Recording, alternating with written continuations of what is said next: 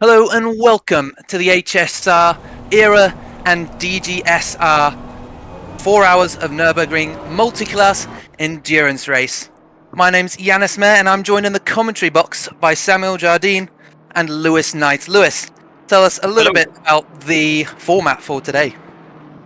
It's 4 hours worth of racing, multi-class. We've got GT3 cars, 22 of them I believe on the track. Different range of skills. We've got different classes amongst them, so you've got a gold, a silver and a bronze. And we've got the exact same, I believe, in the GT4. I think we might only have a gold and a silver or a pro and an AM class. But yeah, that's as it goes. It's a standard 4-hour race. Weather conditions are variable. As you can see, we're already starting in the wet. Or this is practice in the wet. Race could be dry, race could be wet, race could be flooded. We don't know. We haven't got a clue yet. So we shall see. We shall see how it goes. Absolutely.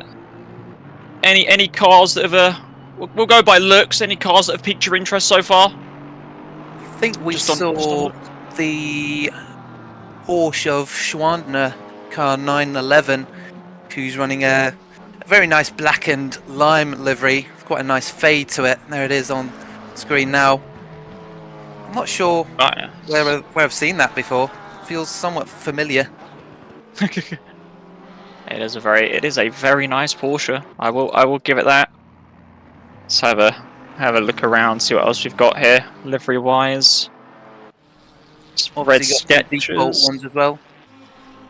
Couple of defaults. That one's not got a sick livery on it. A very nice shade of bronze on that Mercedes. Oh yeah. That is a very nice Mercedes. That's one of the GT4 cars, isn't it? Yes. The nose is slightly higher, and I think the grille is smaller. Yep, that will be... 1 second, he says, referring to his notes. That would be the on-speed team in the GT4, the pure bronze, which does exactly what it says on the tin, looking at that livery. It is a bit bronze. And to be fair, the only Mercedes cars we have out here today are in the GT4 classes. We don't have any GT3s competing today by the looks of it. No, I don't believe we do, but I believe the Mercs are a bit harder to, well, the GT3 Mercs are a little bit harder to set up. Yeah. I can imagine all the weight on the fronts, power going to the rears. Sounds like a great drifting setup, but not necessarily a racing setup. Yeah, not if it's wet either. Absolutely. And that's also another neat livery car, 31. P15 overall at the moment, Stewart. Needs a little bit of ERA advertising.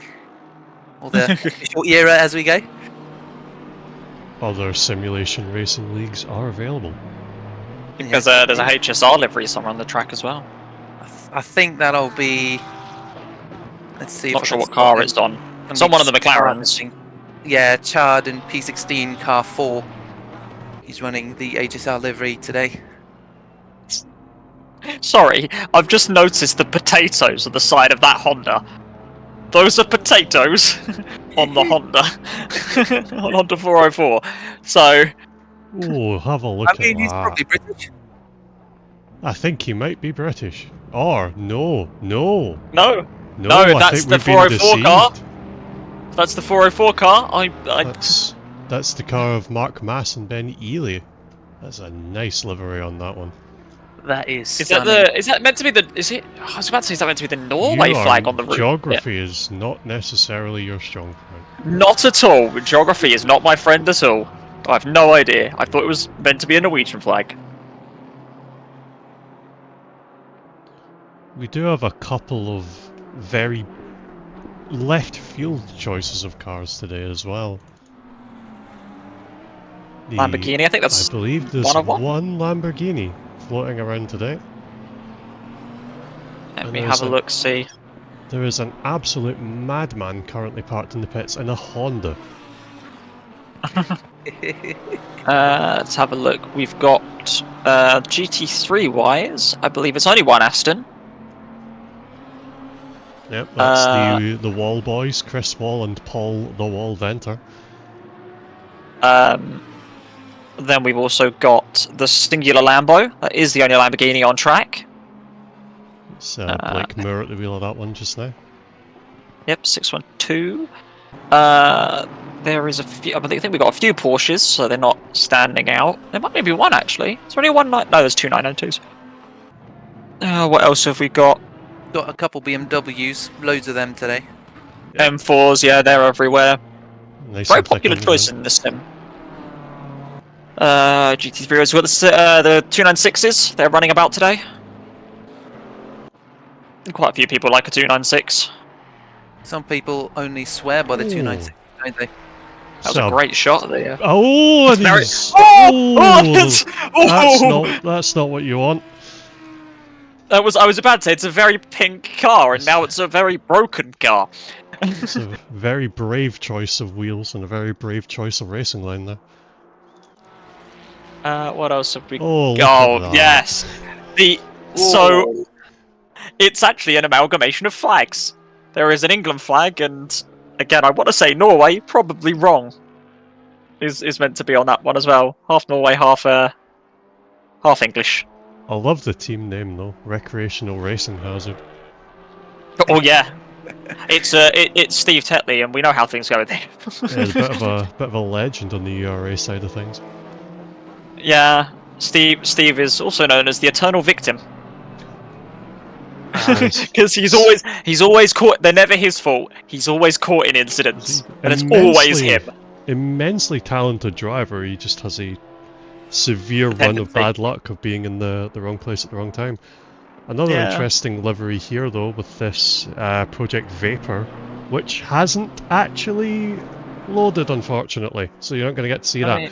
It's a lovely baby blue and metallic red. You'll just have to take my word for that one unfortunately. Hasn't even loaded for me, so and I've just redone all my syncs, so that one obviously wasn't put in the right place, but that's fine. We'll just know it's them because they've got the carbon fiber black.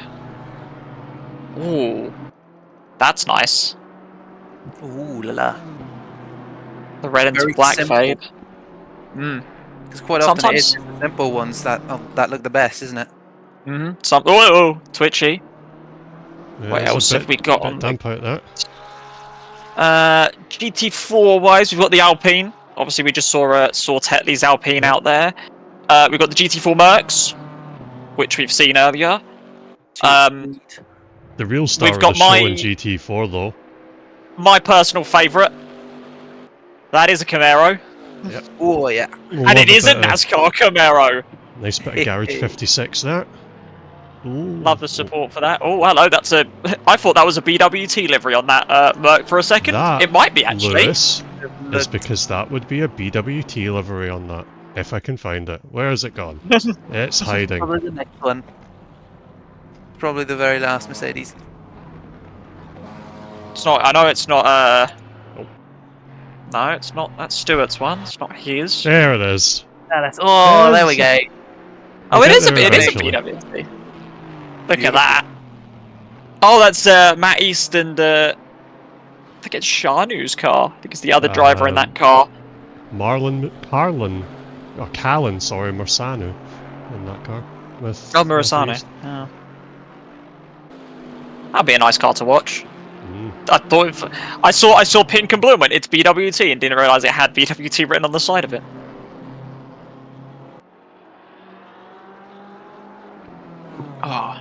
This car, however, the Project Vapor car, is going to be one to watch at the start. They have a serious turn of speed on them. Yeah, he's qualified second behind the LNR Bouncy boys. Honda go burr with its little V6 in the Honda, isn't it? I will say yes. I have to double check that. Bit of a thin grid at the moment up the front of the GT3 Pro class. A lot of the GT3 Pro chaps failed to qualify properly. So we're starting right at the back behind the GT4s, which I imagine will be very eventful into turn 1. So Absolutely. the M4 that we're looking at has an inline 6. The Honda Has a hairdryer. has a hairdryer. has a oh no, that's the newer one. Oh, we don't want that one. That's too new. I think it also has a V6. I think it has a turbo V6, in fact. So we've got a naturally aspirated versus turbo off the line. NA in the Bimmer and turbo in the Honda. So that'll be interesting.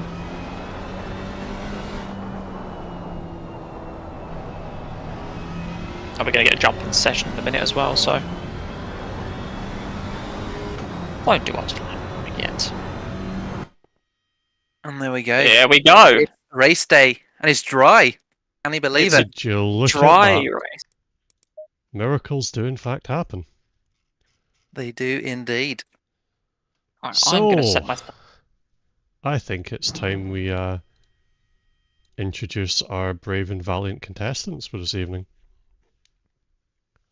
So, starting in P1, we have Darius and Christoph. Christoph starting the car today. If I can check my notes, no I can't, they have vanished. Love that.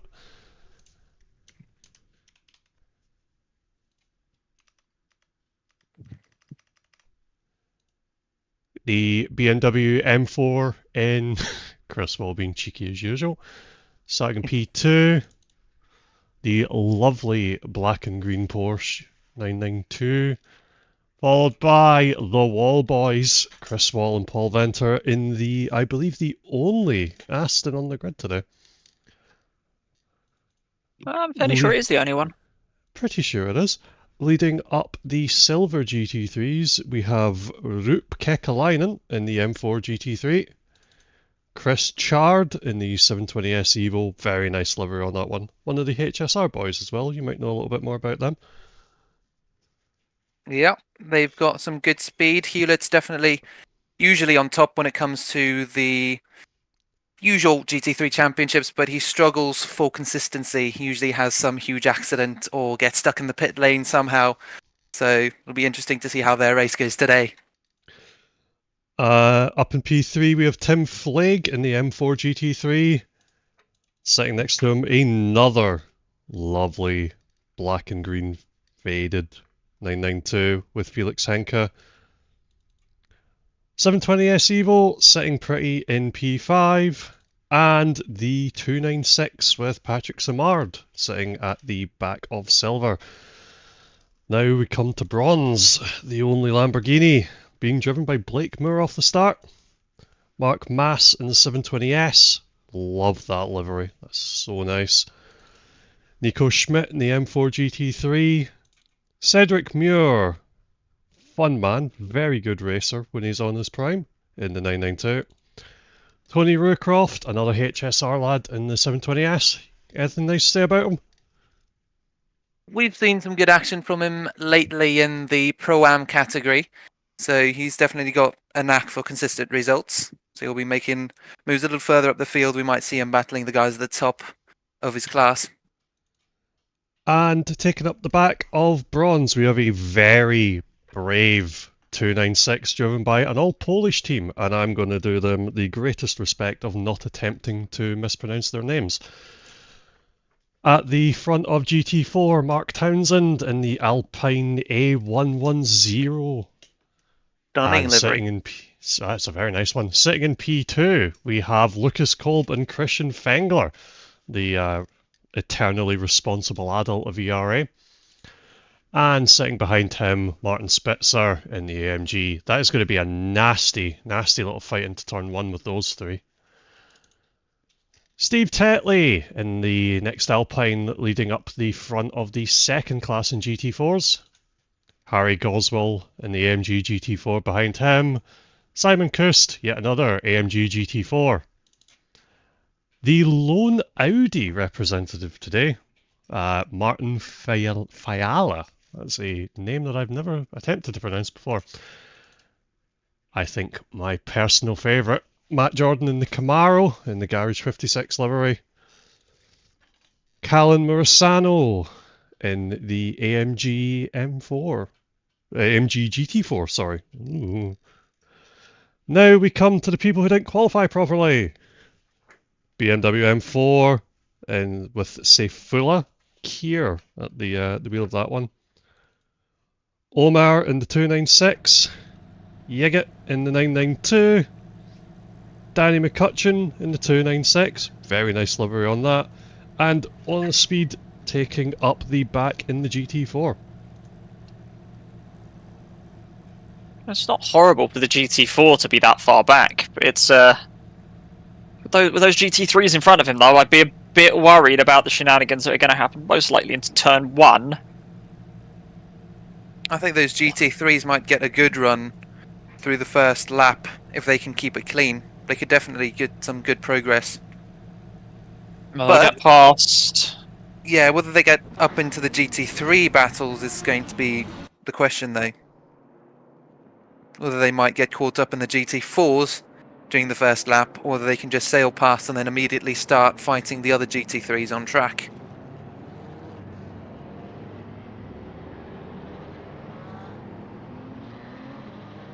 It looks like we do have some drivers starting from the pit lane as well.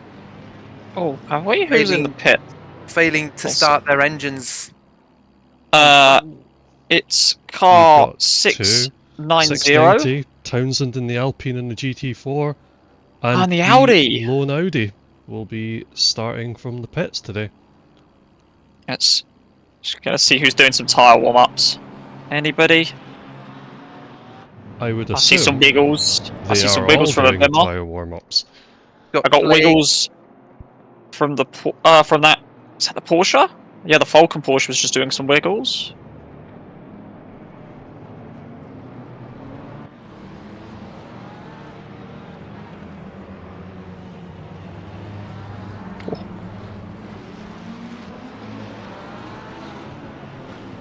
Turn 1 at Nürburgring, it's all going to go either completely horrible for someone, or it's, well, someone might come a cropper and some might absolutely benefit from it. Well, we'll find out when they get round there.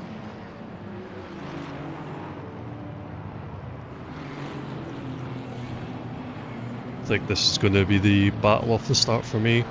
Lucas Kolb and Stewart. They are now starting 1 and 2 with that Alpine in the pits, unfortunately for them. And another one to watch is going to be this little gaggle of GT3, sorry, at the back, starting behind the GT4s. It's going to be eventful. And don't know if... Sorry, Sam. Just to note that I'm a bit louder. Knowing On Speed as well, sitting at the back of these GT3s in his GT4, if it all goes a little pear-shaped, he's going to capitalise something fierce.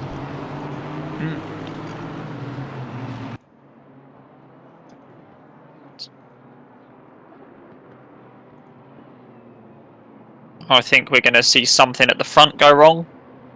Maybe not with the Honda and the Bimmer, but maybe a bit further back, maybe P4, 5. I reckon 4, 5, 6 maybe. Maybe 3 as well. And then it's all good. Oh, there we go. Cars are now starting to line up in their 2 rows to come around the final corner, turn 15. Ready for the green flag. Who's going to do us the honours of getting this race going? I think you're the responsible adult here. Up to you. Yep. As the youngest person here, I'm absolutely in agreement. Let's do this.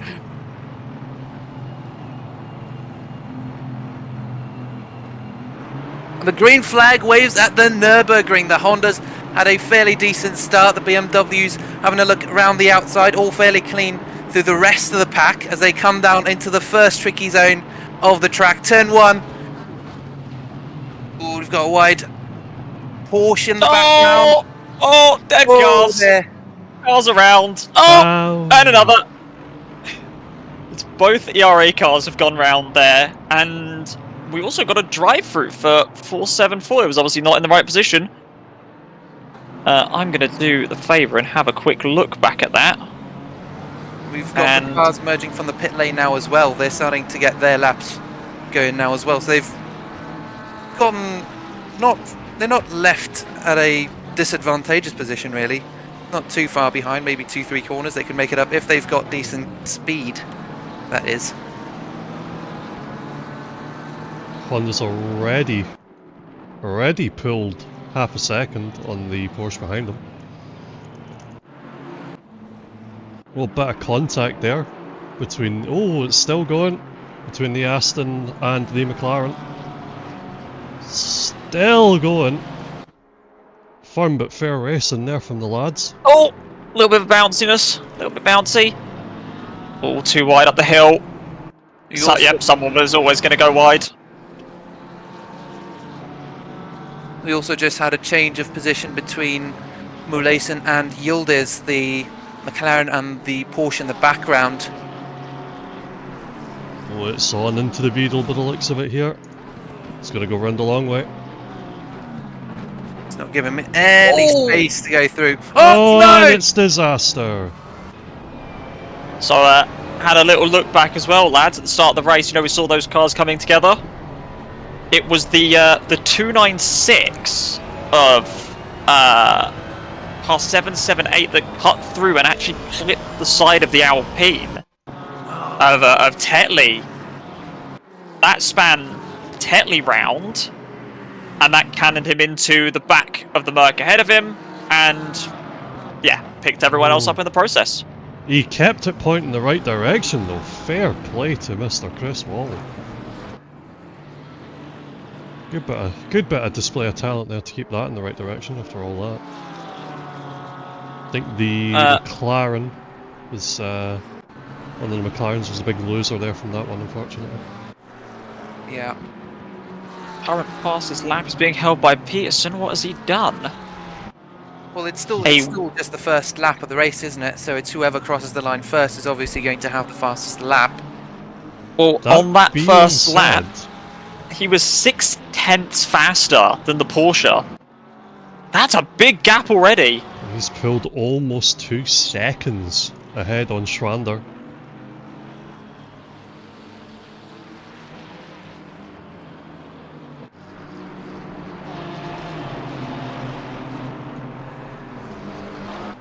I love that camera angle through there. There's a nice little gaggle of cars fighting now in this Cedric's having a bit of a look here. Oh, and a little bit of argy-bargy. They both keep it pointing the right way though. Fair play to them. Oh, I'm going to have some fun. I believe tickets are already starting to come in for me to deal with. And I think...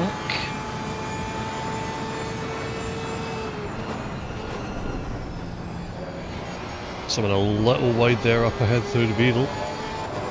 Looks like Lehman or Flag. Oh, that McLaren doesn't have an optimal exit. Could this be the Porsche's chance down into turn 1? It's definitely got some drive on him. Keeping the slipstream. There it is, coming down the inside. Into the braking zone. Oh, and he's gone very deep there. And the McLaren maybe looking at a cutback, but it's not possible.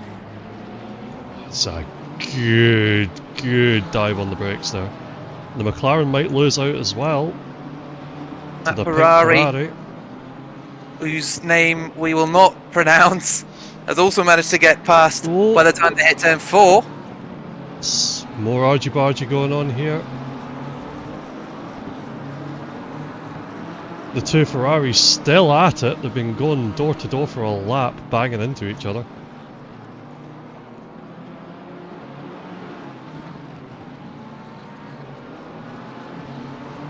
Two Ferraris and the McLaren. Ooh, having a look down into turn 7, and they're side by side, and he gets him on the exit, and the McLaren's gone wide. Now it's the other Ferrari, the red Ferrari's chance to go around the outside. And he gets the move done as well. That McLaren is losing speed. What's happening? Maybe he picked up some damage from the argy-bargying going on. The McLaren, rather infamous for not taking it particularly well. Oh, I forgot to do the fun bit of actually making my be able to give myself penalty commands. Might be on here with the Porsche as well. Not looking good. Ooh. The Porsche almost takes out the McLaren as well. Just got away with it.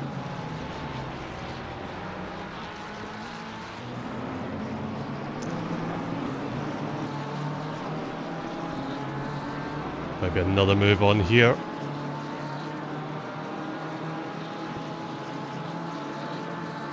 Bit too far. Oh no, maybe not.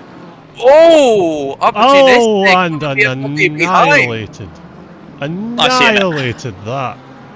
Lambo backwards. What happened there? A clue. Porsche just a bit too late on the brakes. Yep, that might get reported. Does he let him go back ahead of him? He does. Yes, yeah, he does. He lets him go. That's, you know, that's good racing etiquette, that is. Cause a collision, admit it's your fault, let the other car go. Nice way of doing things. Christoph and the Honda now up to 4 seconds ahead of P2. Half of that might be down to how close that BMW is behind Maurice Schwadner in the Porsche. We've also got our first penalty for car 4, the McLaren of Craig Hewlett. 5 seconds penalty. That was for the collision in the chicane, is what that was for. It's not a huge one, but it's bad nonetheless. Absolutely, something that needs to be addressed and dealt with, and 5-second penalty then, which they need to serve in the pits. Just wait another extra 5 seconds when they do their next pit stop.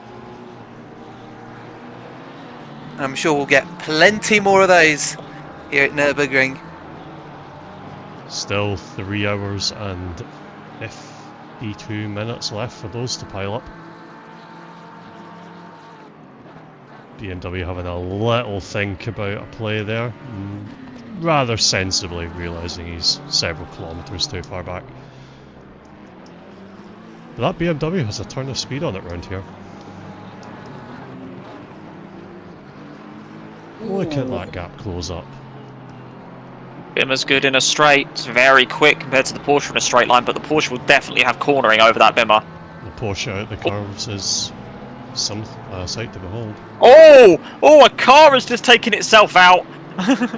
P14 is, there we go. You've just seen it there. There's the backwards McLaren. I believe that was self-inflicted. It looks like he just spanned the car on his own. Yeah, yep. Dropped it on the exit. Drops the rear. Does he keep it off the track? Oh, it's not great, but he's reversing off the track.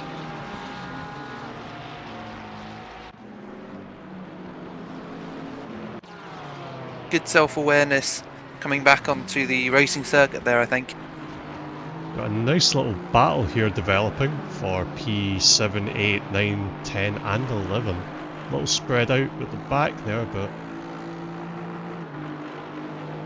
it's definitely heating up back here in the midfield. Ferrari of Lehman and the Porsche of Mur are the ones involved.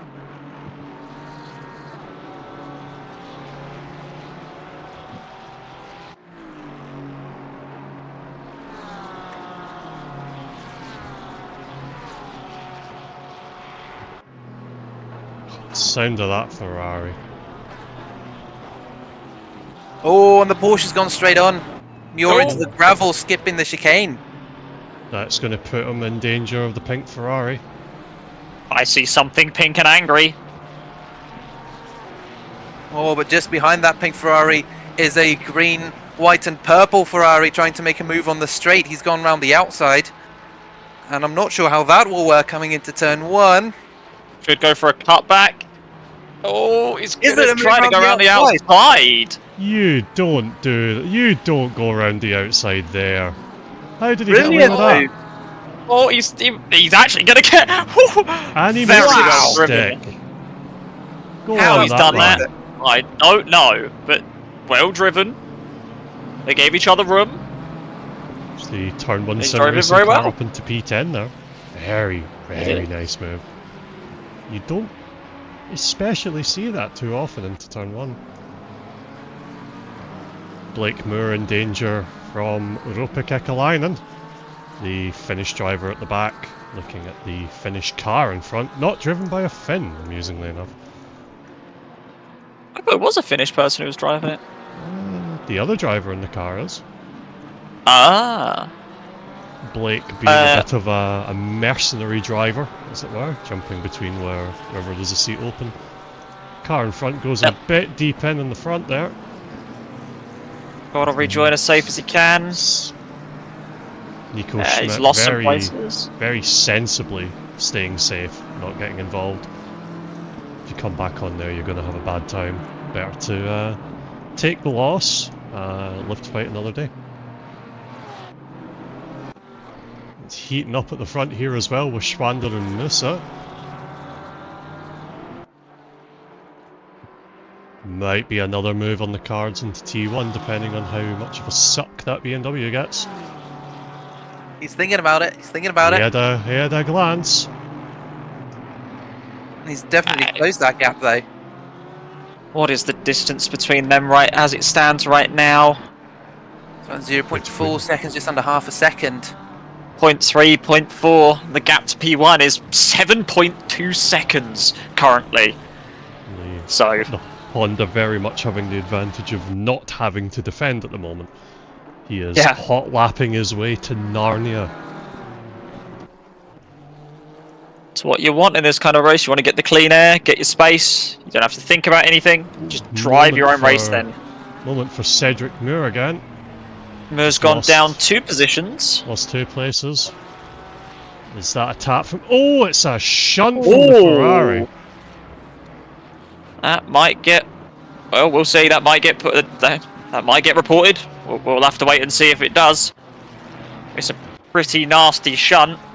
Yeah, Adrian going to be sweating after punting Cedric there. But Cedric, a quick lad, will not sit back there for too long.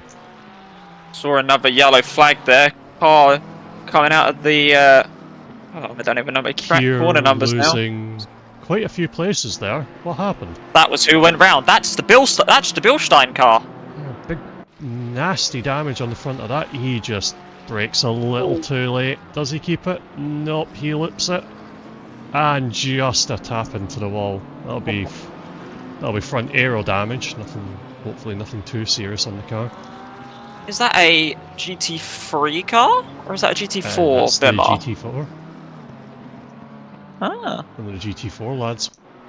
That's so class 7. The aero's not as influential when it comes to the car's performance, though. It just means there's damage to the front of the car, not too much lost in terms of aerodynamic grip, is it?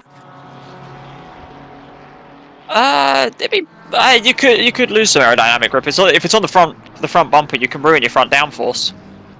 True. So true. it could ruin. I know some cars are more susceptible to that than others. The Bimmer's kind of like a brick anyway, so front downforce doesn't need as much as the other things. Maybe it does, maybe it doesn't. Got a nice little mirror battle going on here. P2 and P3 in the Porsche and the BMW, as we've seen, and P6 and P7 in the Porsche and the BMW, getting a bit close there. Just over half a second between the two.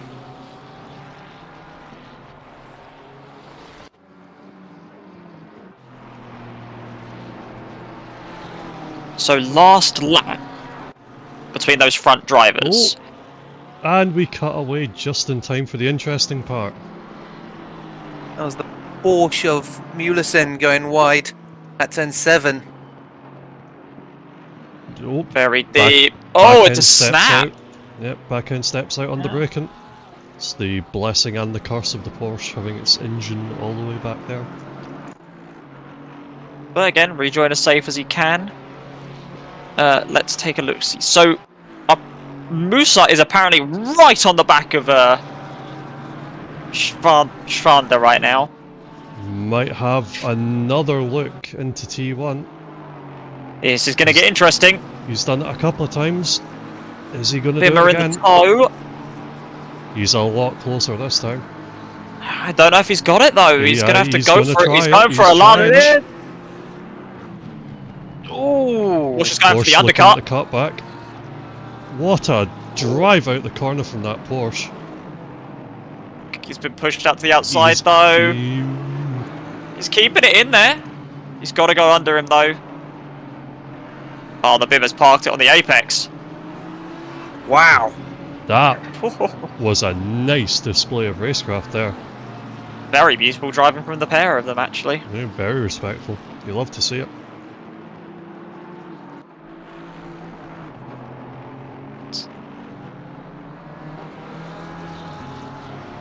Let's have a look at the GT4s. You thought the 10-second gap between P1 and P2 is bad? Try a 30-second gap between Matt Jordan and Onispeed in the Camaro. Onispeed in P2 started dead last. What did I say at the start? That man knows how to keep a car out of trouble. He does. I'm amazed that the... oh, we're starting to see some lapping as well. Lapping about... the GT4's starting to get lapped now as well. But the Camaro leading. I'm... Shouldn't be picking favourites, but I do love that car. Well, speaking of traffic, there's your traffic. There's that is the GT4 Merc of Eastern Murasana there getting in the midst. The little battle for 6th, 7th and 8th coming up on traffic, and there's 9th coming through the back there. Might not necessarily stay in 9th for long with that shunt on Cedric earlier.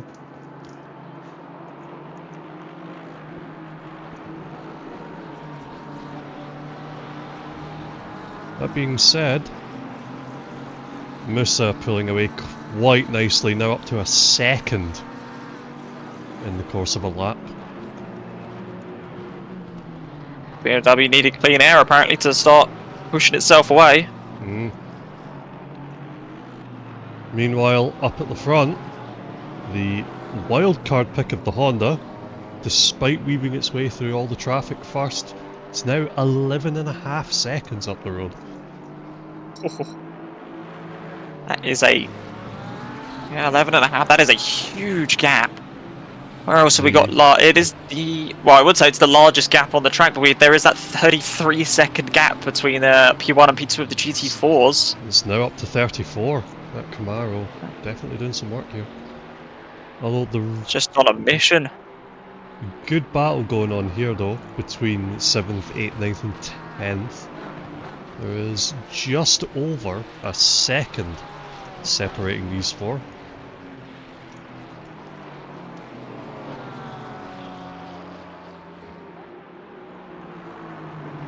I'm going to be sitting at the back hoping that BMW makes a mistake.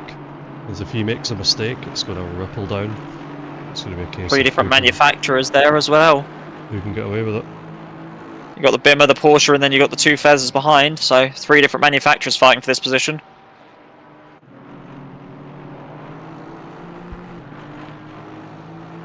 Well, that BMW looks like it is starting to feel the pressure. Going a little slidey through turns 10 and 11. I see a blue flag being flown as well, which means there's going to be a GT4 car somewhere around there. There it is. How much is the GT4 going to destroy? Right in the awkward part of Eagle. He has to brake, BMW has to get out of it. And a Ferrari on Ferraris at the back as well. This is going to be a frightfully exciting turn 1.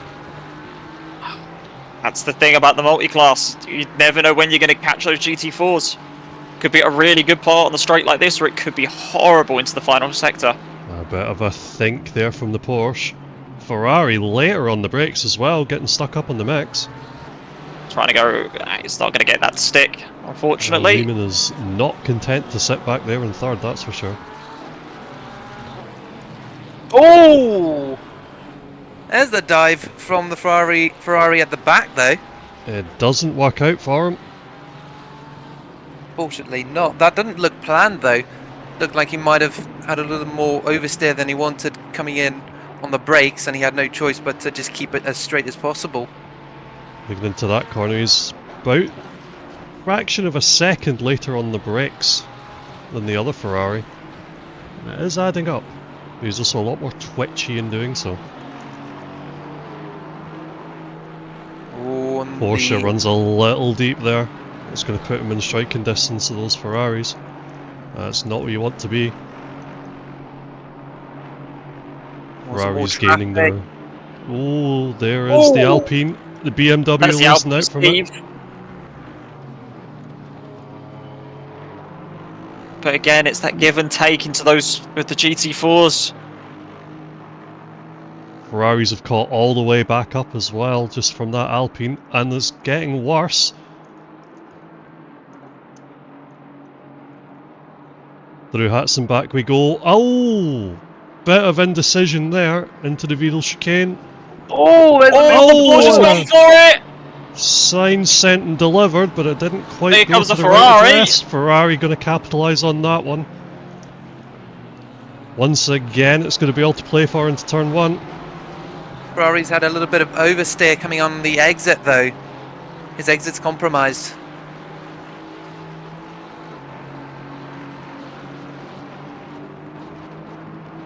There we go, coming into turn 1. Clean. Doing well to keep out of trouble there, the three of them. Good respectful racing across the board. Maybe a bit of contact there, nothing serious. Oh, he goes for the dive up the inside. He's making it work. Sticks it round the outside, they're going to go side by side. A little bit of off track there. The other Ferrari's not over.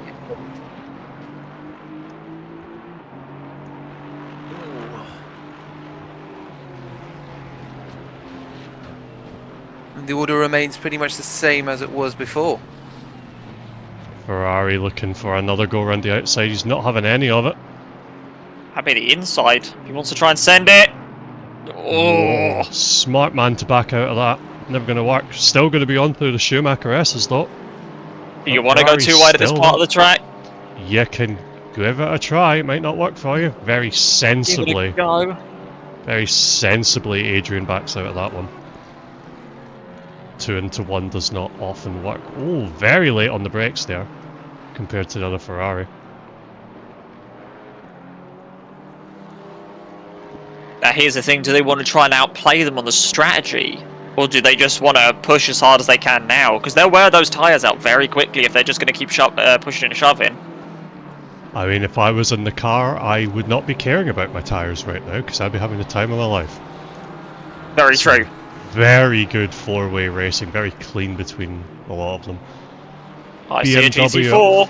BMW up front, very much just buggering off up the road. Mark Townsend in the Alpine, rather outclassed by the big angry Porsche.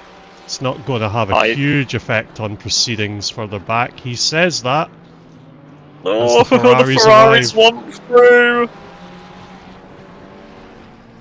Very sensibly stays wide there. Trying his best to... Oh! Hello! I've got a Porsche backwards. Car 992 is now in a wall. Oh dear. I think he got tagged by another car. No, he did. Oh! Very close. Here gonna be scraping some black paint off the front of a splitter after that one. That keeps it clean. Meanwhile, Lehman, disaster. Did they have a coming together? Looks like they might have. Yep. Oh, that's a little tap. And just enough to send them round. Keeps it out the wall though. That is a shame. That was a very good battle going on there. This Ferrari though, Adrian, that's 2 people he's had a good shunt with. Someone going to have to take a look at that at some point. And now that Porsche head is probably going to be very nervous. Muir having behind. Another disaster for Muir. What happened there? Just runs a little too wide on the exit. on the gravel. And once again the Porsche with that pendulum effect just keeps going round.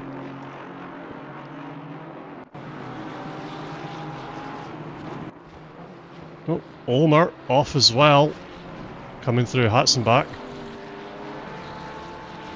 Loses 3 places, unfortunately.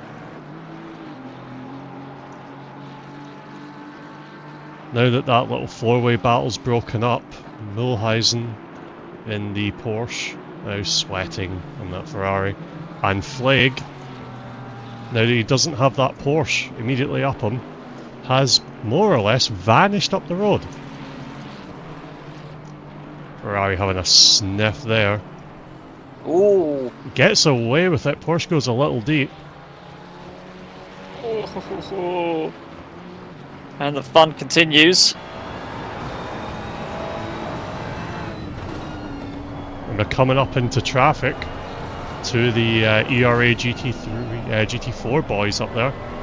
A correction, one of the ERA boys in bonus speed. And they're going to arrive at a very inopportune time, either on the exit of the corner or exit of Dunlop or midway through the Schumacher S's.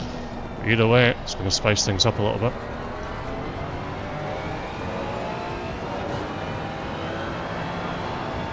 Oh, that Ferrari's got to drive. It's looking very racy.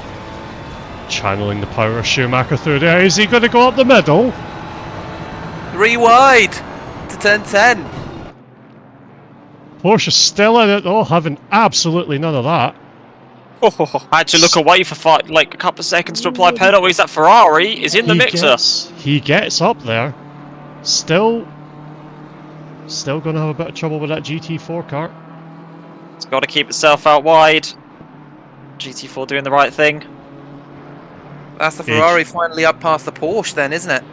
Yep, Adrian finally makes very good use of that traffic. I did say it was going to be pivotal in this battle, and, well, he is gone. Blake Moore having a big moment there, I think, losing God knows how many places on my side. Is it going to be the curb? No. It's going to be the gravel. Is it going to be this curb, maybe? Oh. No, it's a bit slidey there. A bit slidey through there. That could well have been the jump to the garage in... Yeah, it looked like it got pinged. It looked like it was a momentary jump to the garage there, so... absolutely nothing of note happens. That's all he fine. Says cutting turn speaking 1. Of which... Lamborghini famed for their rally cars. Because we've got Moore and Moore. You're coming up to a fight with each other. Cedric with a 5-second penalty, and he loops it. Moore loops the Lamborghini, and Cedric is right there to say thank you very much. Au revoir. 13.5 seconds is the gap between P1 and P2 right now. They are vanishing off to That Narnia. Honda is gone. That's what happens when you put a very feisty German in a very small, pointable Japanese car.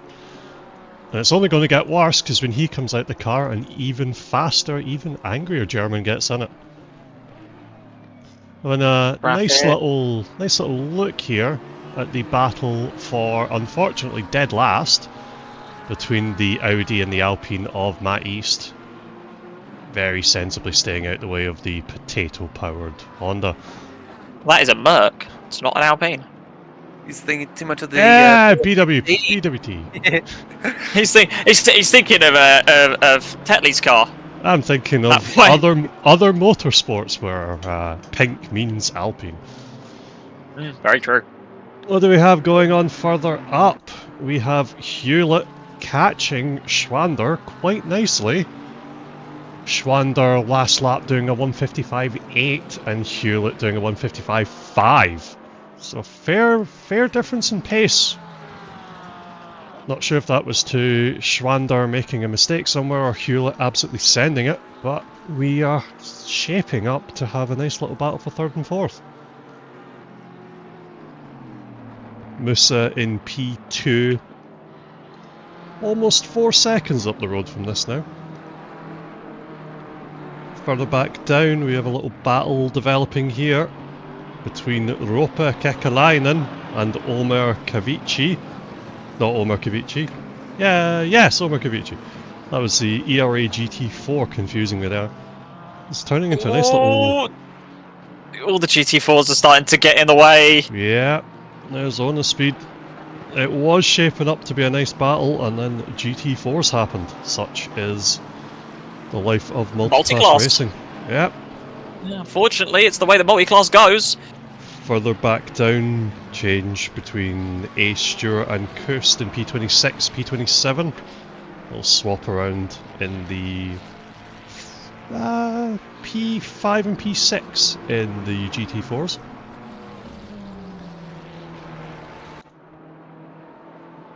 Adrian or Victor from the four-way scrap earlier.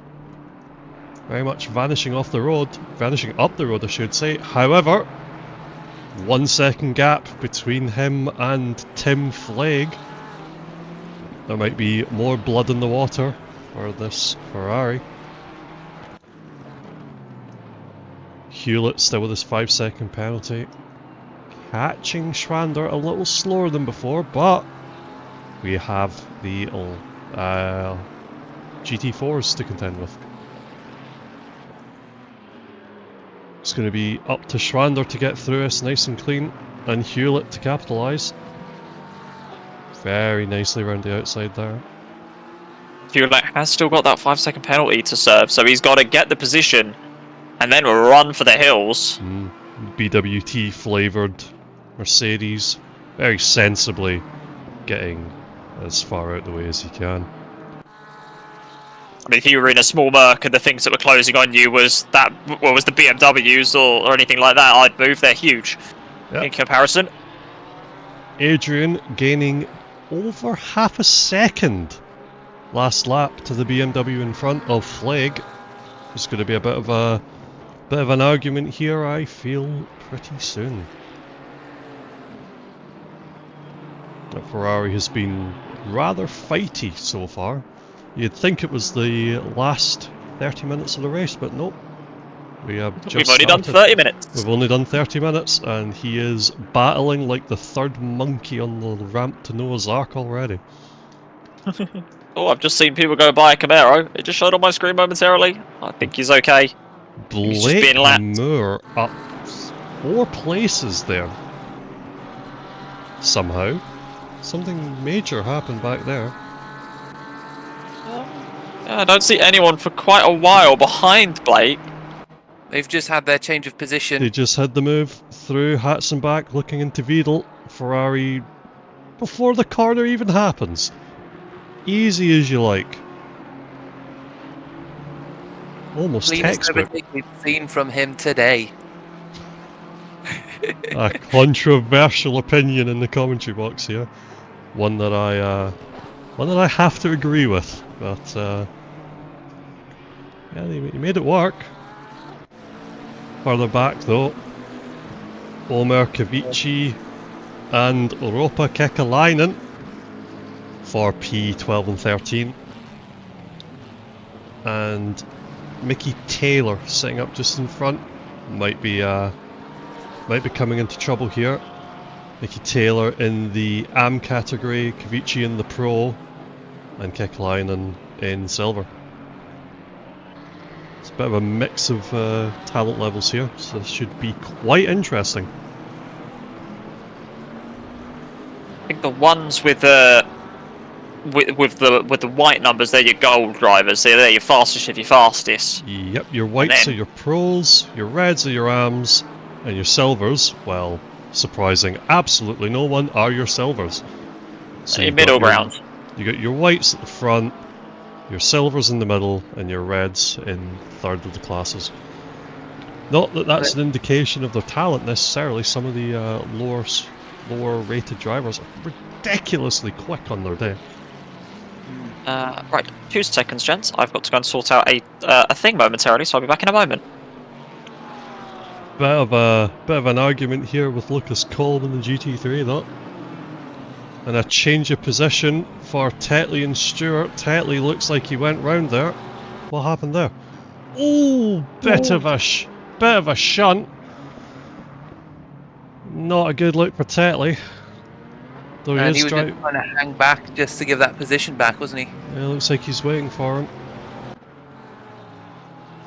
And he's Judging. still waiting for him. Still waiting, yep. 4 seconds between them. Knowing Tetley. That is a long time to wait, isn't it? Yep.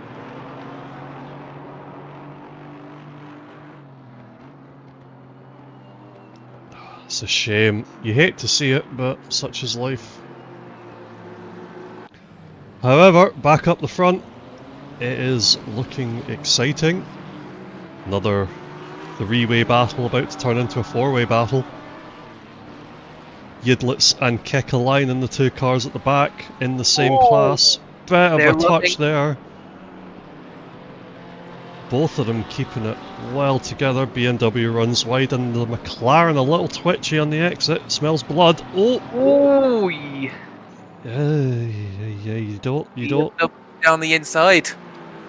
It's not the cleanest, but he makes it work. But the Ferrari not quite rolling over yet. He's going to look to the inside, maybe switch to the outside. And the McLaren says, gamble. Oh, the wisely. McLaren says, I'm not doing that. And another punt there. Bit naughty from the Ferrari. Stays out of it, doesn't capitalise on his mistake. McLaren probably sitting. They are. McLaren's sitting at the back thinking, I'm just going to let these two take each other out and then vanish up the road. If we can keep that oversteer in check, though, we saw him get a little bit of oversteer on the exit of turn 4. So you shouldn't get too excited. McLaren known for being a bit fruity on the handling side, if you get aggressive. That being said, it might be onto the Vidal here for the McLaren. He's going to send it up the inside. Ferrari gives him just enough space. And Ferrari shits the bed slightly. And there is your place change for Yidlitz. Says, thank you very much, I will see you later. I have a fin in a BMW to catch. Lehman. Having the fun of getting some incidents in now. In the German performance Ferrari, that is the black one, coming up at a significant rate of knots on the pink Polish Ferrari. Almost a second a lap difference between these two drivers here. That being said, things are getting interesting up here as well. Craig Hewlett, he's made up that deficit to Schwadner.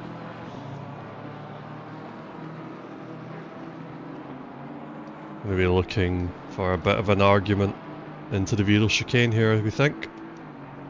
He may be a bit too far back. I think we're going to see a run on turn 1. I think that pit straight is going to be the area of operations for these two. A bit of GT4 in the middle to confuse things. Ooh. Very, very well done from the Porsche to not punt the 474 AMG into a wall there. Right, this is going to be fun. Where's my mouse? Adrian, something happened there. Loses 3 places on his own.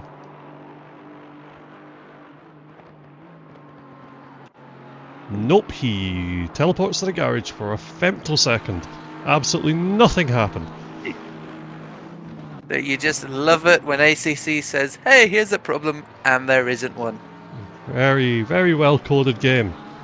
Italians. We can't hate on it, it's one of the sims we use. Yes, to be fair, the rest of it is lovely. Just this one certain incident, that's always a bit annoying. But There's always one or two. But it's quite niche though, isn't it? You have to be doing the commentary for it to actually be annoying. So to be fair, yeah, it's not really an issue we should be flagging up too much.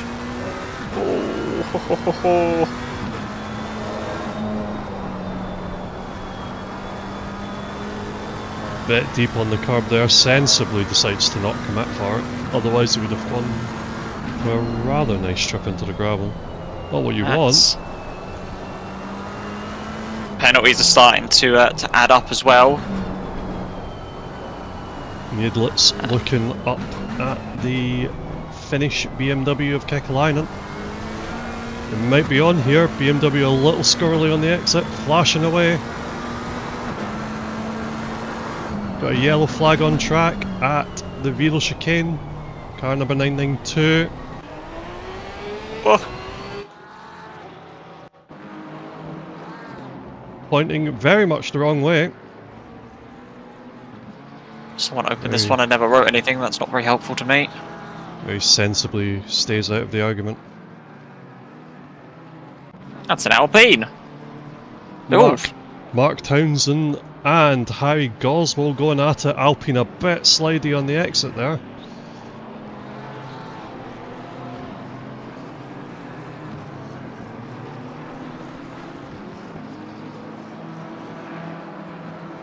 Some very close racing between these GT4s.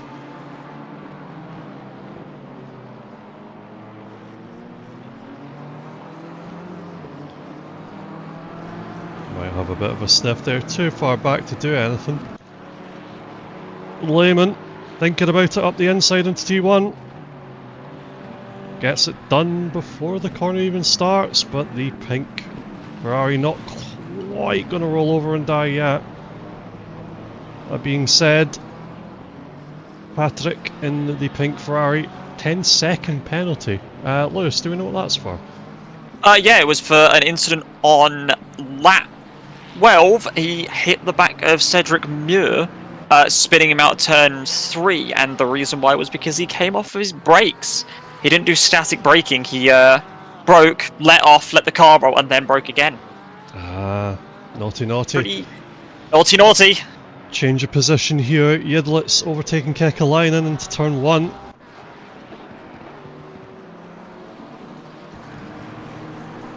What have we got going on further back?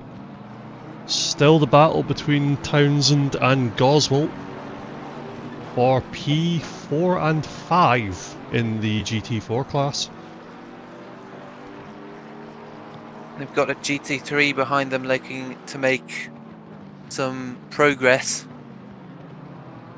So, as a note, GT3 sees that there's a battle going on here, thinks, I'm not going to ruin that. Oh, bit of a look up the inside there from the Alpine. Go on! That should be done, that should be a move by the Alpine. Yeah, potentially. Yeah, he's ahead of him. Left out to dry. Very nicely done there. Very respectful racing between both of them as well. Looking across the track right now, gents, 14.6, well, growing, nearly 15-second gap between P1 and 2.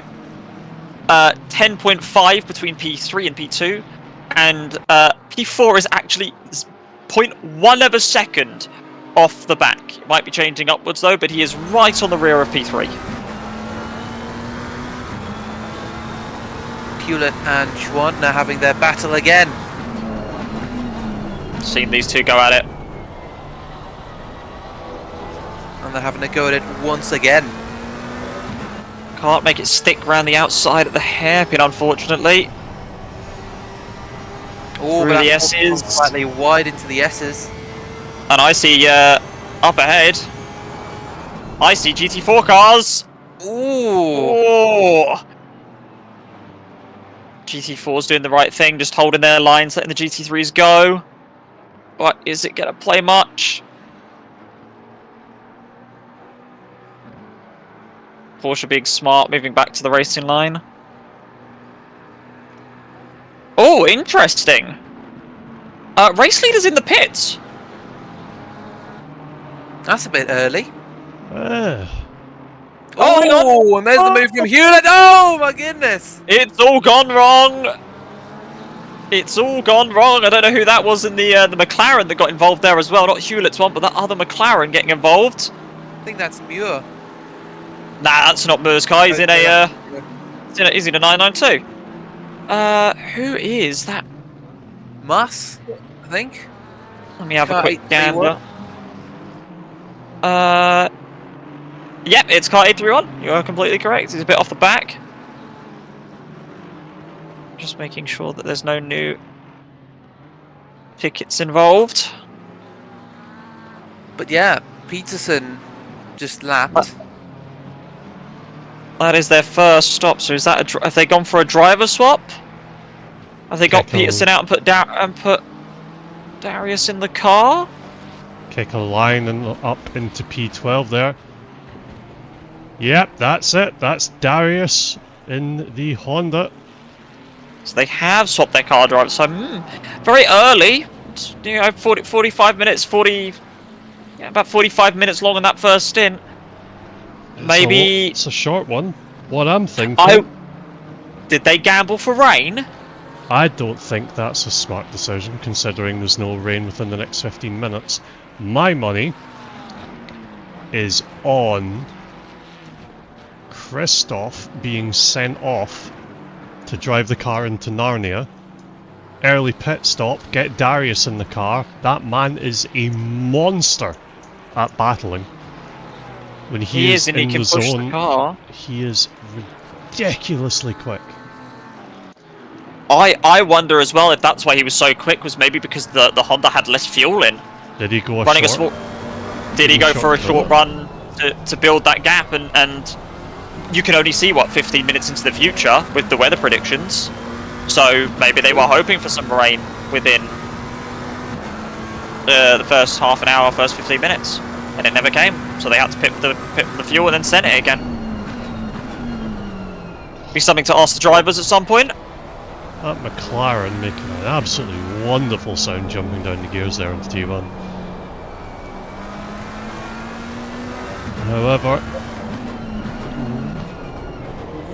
bit of a sniff. Very optimistic from Mr. Hewlett there. Bit of a twitch on the exit, to be expected from the McLaren, rather infamous for it. However, GT4's ahead, and you know what that means? Interesting times. Means carnage whenever a GT4 shows up. It's Lucas Kolb and on the speed up ahead, Lucas driving with Christian Fengler, the designated responsible adult from ERA. Kolb not quite getting out of it. Going to be an awkward place to come up on the speed here. Bit of a slide there through the Schumacher S's from Craig. Disaster there for Craig. Horse gets away unmolested and Craig has to deal with it through the corner. It's not what you want. Taylor in the pits as well. Down P17. That unfortunate GT4 timing has given Schwadner 3/4 of a second through here. Doesn't look like much. Although the way Craig Hewlett's driving, you wouldn't know. He's absolutely rapid, just waiting to get past Schwandner. Oh. Ooh. How does he get away with that? Very close. Yep, more GT4 traffic here. Make things interesting. Where's that car I need to look at? A bit of a battle developing further back as well between P4 and P5 with between P4 and P5 with Chris Wall. Darius in the Honda dropping a nice little 156.6. Puts him currently 4th fastest man on the track, but that Honda is just out the pits and that man is just getting warmed up.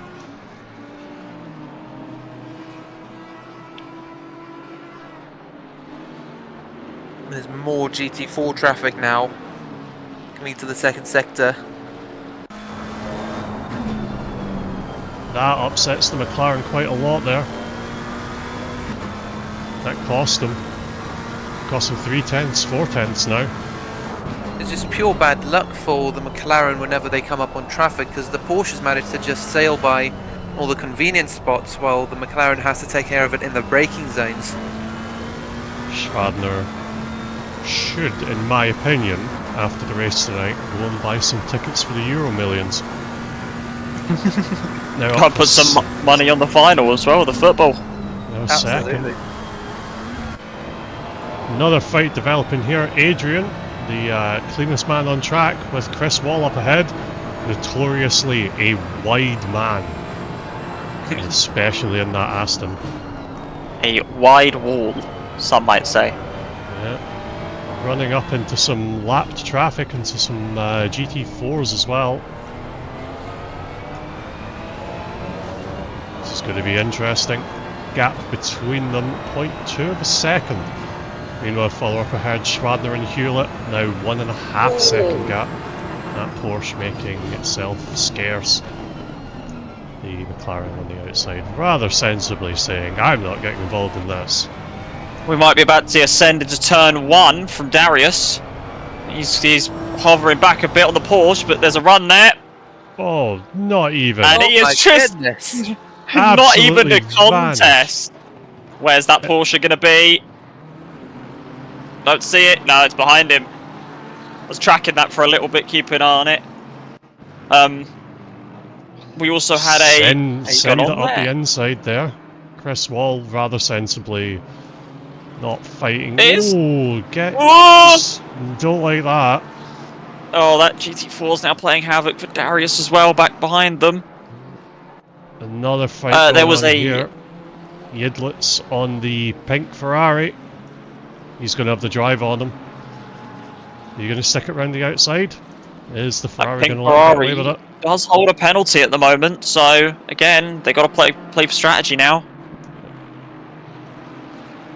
Ooh, that's close racing between these two. Very fruity. Oh lordy, that was close. We've got 10 seconds penalty for car 992. Yep, that was an unsafe rejoin in front of a GT4 car. GT4 had to take evasive action. It will be Atez in P19 at the moment. Yep, he picked that up. Still going on here though. McLaren thinking about a send up the outside. Not going to work there. Still going for it though. Bit of a lunge. Couple of cars in the pits. He's going to be looking for a run through Hats and back into Beadle, see if he can catch right up and send it up into T1, I'd bet. Got the slipstream, maybe down into turn 12. Apologies, 13. Who's Similar in the pits? story going on back. Goes a bit deep there, but he's going to be straighter for longer. That might be what he needs. He's gaining, look at that. Like a Henry Hoover. Has he got the enough tow though? That's the real question. Let's throw a GT4 car into the mix, make it awkward. Bit of an argy-bargy. Makes it work. Bit argy-bargy. Firm but fair there. I have to give it to him. they both had to watch for the GT4 car. Here we go again. Same turn. Cedric and Kavici. Hit it outside. Go for the undercut. Porsche with the better drive out the corner. Still on though. Might think about it. Nah. Very sensibly says nah. Not going to deal with that. Mercedes Arena is a difficult place to make some moves, so only the brave. Only the best and only the guys that are brave attempt to make moves there, and we've seen that happen already. Yield is very much making himself scarce from the pink Ferrari, rather sensibly in my opinion. Cedric. No, I would too. It's pink. Cedric and Omer still 0.3 of a second between them. Closest battle on track at the moment.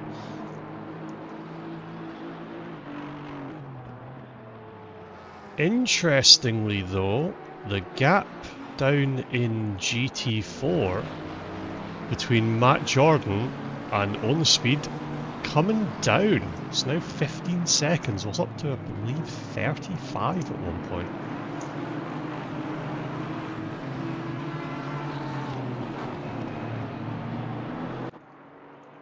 Back to Cedric and Omer.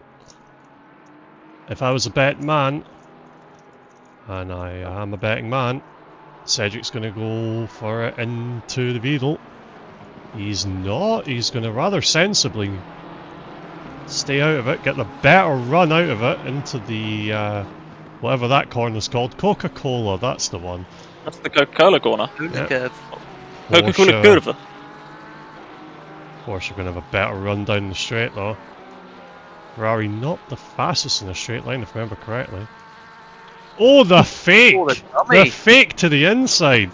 Cedric! Oh, but he's going to get his nose cut off again.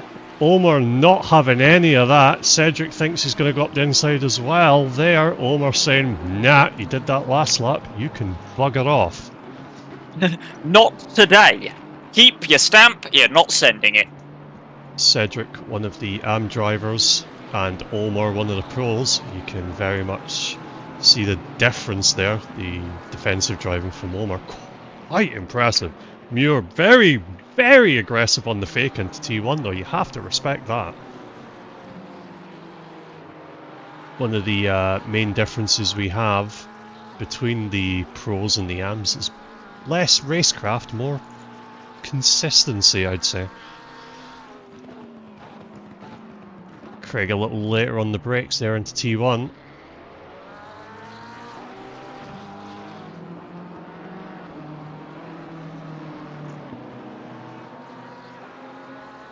Not gonna happen through here, I don't think.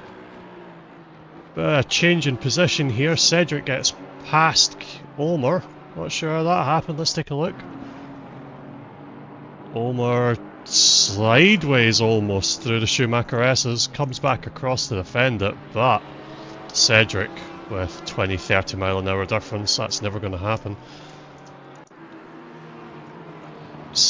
Not giving up though.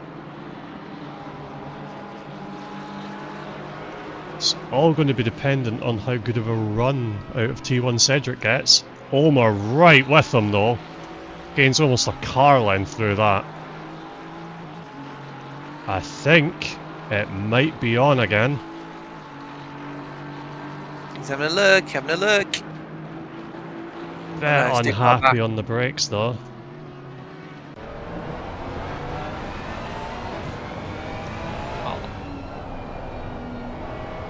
That's finally Muir then past Kavici for P12. However, more GT3 traffic coming up. Schmidt in the pits from P15 in the BMW. I think it is safe to say that Cedric has gotten away with it for now.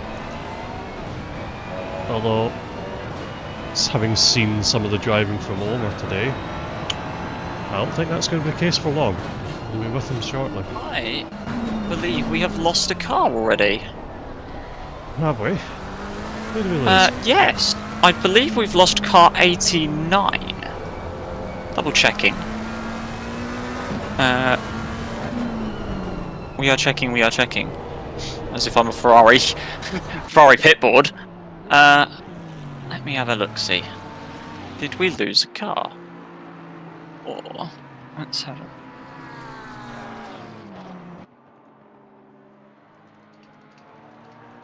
If I go from this car? You'd already been in the walls at this point.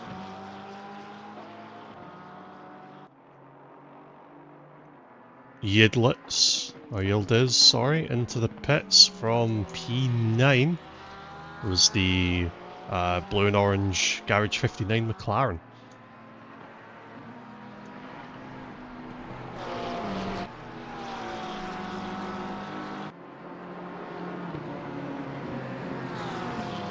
That McLaren is looking particularly racy now. Never mind, it's because the car number was incorrectly entered. So good thing I can see those in game. Love that. Yeah. Battle here for P2 still going on between Craig Hewlett and his name escapes me, Harish Schwadner. However, up ahead on your track map, two GT4s battling for position as well. Car number 474 is Kust And I believe 308 Goswell. The 5 seconds that just went on to car 98 was for removing a GT4 car from the track. Ah. In fact, it probably flag. It's the BMW. It's flag. Yeah. He that will decided be good news to for Darius, who is coming right up on him like a rat up a drain pipe. He decided to remove. He went up the inside of a GT4 car and went into the side of them. It looks like going on the defensive, or nope, he's just letting them have it. Sensible. I think I heard a stutter shift as well. It sounded like the car double geared up, and well, so he's purposely slowed himself up. Probably let the Honda go. Darius in the Honda, one of the few GT3s to have already done this pit stop. The first of many. Oh, what on earth was that? Was he diving into the pits? He was. Yes, he was. That was a bit alarming there, not gonna lie. Milhausen into the pits as well. Kekalainen will be happy with that one. Hewlett and Schwaber still going at it. Once again, luck of, well, maybe not the Irish, but luck of the Germans on the GT4 traffic, throwing Craig Hewlett under the proverbial bus. 6 cars are in the pits, 4 of which are GT4s.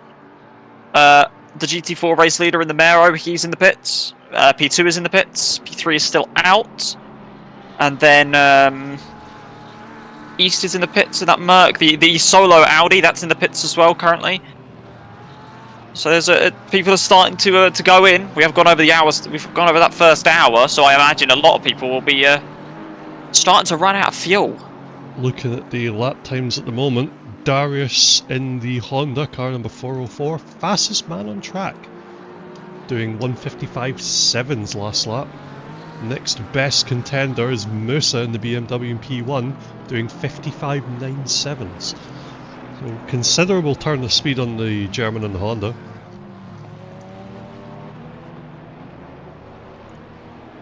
The question is, can Darius close the gap enough to Musa that when Musa goes into the pits, Darius will be ahead? Garage 56 appearance from the Camaro there, love to see it. Keeps right in the midst of things. Keeps himself sensibly out of trouble. Kekalainen in P9 closing up on the pink Ferrari at quite a reasonable rate. Gained about 3 seconds this lap. My money is on a significant emotional event for the pink Ferrari. Karma do be like that. Little twitchy there in the Schumacher S's from the McLaren. Car 912 has dove to the pits, which is the Ferrari of Omar. 912's in. Battling Blake. Sorry, battling Cedric. My mistake. And the Porsche 992, the one that had the penalty, they're also in at the moment. They're serving their penalty as we speak. 8's currently in the pits, yep. I'm starting to see a little more green. Oh, and here's Hewlett diving into the pits as well. He's got to take that 5 seconds, so if he wasn't going to gain anything on the Porsche's going for a very long stint. They really fueled up that Porsche. BMW's taking a long one as well. Project Vapor. I think their stint timer is 75 minutes. So they might be really pushing to get that time down. If so, then Musa will be in the next 10 minutes. Schwandner will have to be in the next 10 minutes. P4, whose name I'm going to fail to pronounce, which is why I'm not even going to try. Chris Wall's just... No, P4. The 778 Ferrari. Hanevich. He's got a pit still. Wall's just gone in now. So he's serving his. It's the closest battle on track here, though, between the pink Ferrari and Kekalainen and the BMW. Has the 992 retired? He's been in that pits for quite a while now. Gonna go up the inside into T1. BMW gets it. Oh, not the best cutback from the pink Ferrari there. You don't like that. BMW gets away mostly undamaged by the looks of it. Whoa! Bit of a greedy on the throttle there, twitch from the Ferrari. Which ERA Merc is that? There's two of them. Slightly sideways there. That would be... Is that Fengler's one? Or is that Spitzer's one? I think they're both in the ERA Merc. Yeah, Fengler's number 30. That is Fengler's car. No, it is. It's Fengler. Oh, yeah, it was Fengler's. Fengler's staying out of trouble for once. No wonder this. GT4 car. He can't really get involved in them.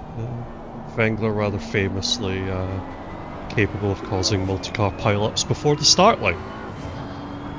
And known for exploring the grass. A couple of them under his belt. Love the man to death, though. Oh yeah. Absolutely adore him. Kekalainen running into all of the GT4 cars in the world. Whoa! Big dive there. Well, if that comes in, that's a big penalty. That gets reported, which it probably will be. That looked monstrous.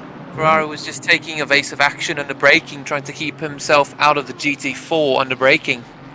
Was he? Yeah, because the GT4 was unfortunately parked at just the wrong space. There you can see it's going to be the BMW onto the grass coming in, and that Ferrari has nowhere to go but down the inside. Ferrari steps out under braking. Should be wary of the GT4s having to brake earlier, though. They do have to brake quite a bit earlier. And he's been following a few of them, so... Quite unfortunate, that. Pink Ferrari has been in the wars. Flag in the pits as well. That'll be serving his penalty. And maybe a driver swap there for Flag. Timo Sprackman having a argument with Kier in the BMW. BMW on BMW violence into T1 by the looks of it. Kekalainen is also in the pits. He's 95, he's dove in. Sprackman a little slow out in the exit. BMW thinking about the going up the inside, the Bilstein BMW. Just lets him have it. An eternity later on the brakes, but he gets away with it. Love that Bilstein livery. Beautiful driving as well. Oh. But yeah, looks like 8's in the 992 Porsche. He's been in the pits for 8 minutes now, so I suspect it is going to be a retirement for them. Rucroft and Corniel having a bit of a argy-bargy there. Porsche just steps out, snaps, catches it. Into the gravel. Towards the beaches. Yeah. Kekalainen still in the pits though. Yates. How long have they been in the pits for? I think they're out. I did see a message earlier in one of the chats saying that there was a screen freeze on a car. They didn't specify which one. And then they retired the car. So I'm going to take the gamble and say that that was the car that wanted the retirement. A little battle developing here. Christian Fengler and Gossel for P1 to do about 6th and 7th in GT4s. Bit of a lift there. Car in front didn't look especially happy. The pink BWT flavoured AMG not in this argument. Lap traffic here. I believe he is down in P27. Bengler rather sensibly thinks better of trying to go up the outside there. Nice little car cross though. Ooh, Bengler's looking quick. You're looking fighty, he's gonna go for it. Thinks better of it.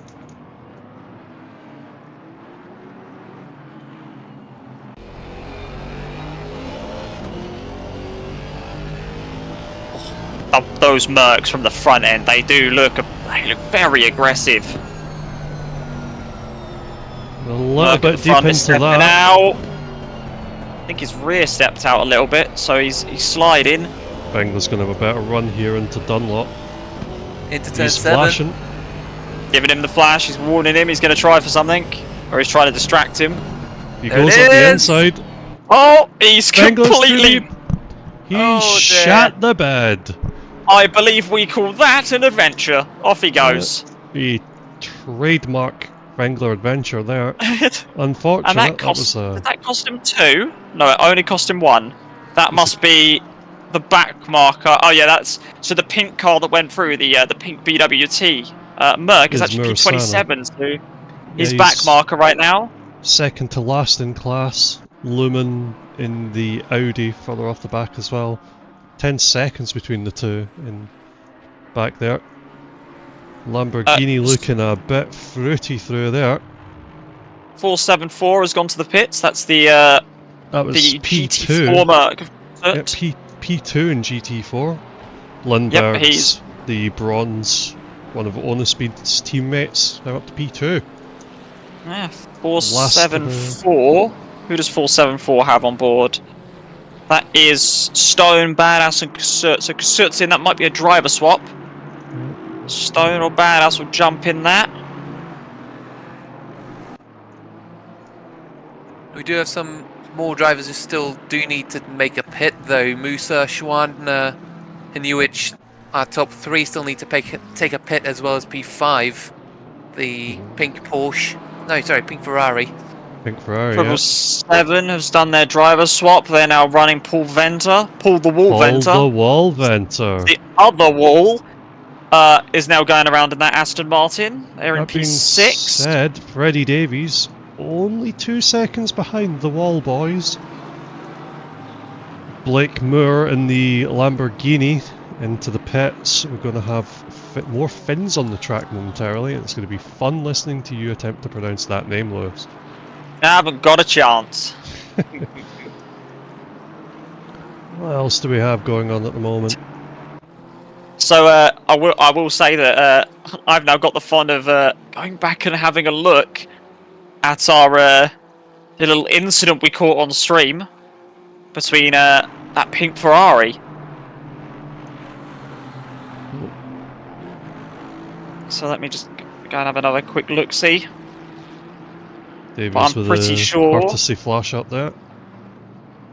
Oh, that BMW was looking a bit late there. Got away with it though. If I was in that AMG, I'd be looking for a change of underwear about now. I'm sure we've got plenty of drivers who are looking for some new underwear in their drawers as they make their driver stops as well. Blake Moore back on track. Sorry, Yuri Mata now in the Lamborghini. Straight into a battle with Kier in the Bilstein BMW. Kier and the Bilstein team haven't pitted yet. Might be a sensible move for... Yeah. He's going to get past him. I think the sensible money here for Yuri is to just let it happen. Yuri on cold tyres, as you can see there. Bit twitchy. Bengler and Gossel getting a bit closer. Bengler with his adventure, and now Gossel on an adventure. Nope. He might be on for some GT4 argy-bargy here. Here we go, top 3 are all going in now. Musa's in, Schwander is in, and Bengler up the inside. Makes it work. Gets away clean, says thank you very much. I will see you next week. Did that work in the favour? Let's see, I'm just checking this over. Did the early pit stop work in favour of car 404? Because everybody else is in the pits right now. Moose is in the pit. There he goes. I think he's got all 3 of those. He's got it. All day, every day. So yep, there goes the BMW. There's Musa. So Musa's going to be slow out the pits. And that the 97 Honda going to have 10 or so seconds gap there. I think they made it work. I think the 971 is either going to cut it very close or might just miss the window. Coming into the pits right now. Yeah, but I think he's going to... Yeah. Drive through.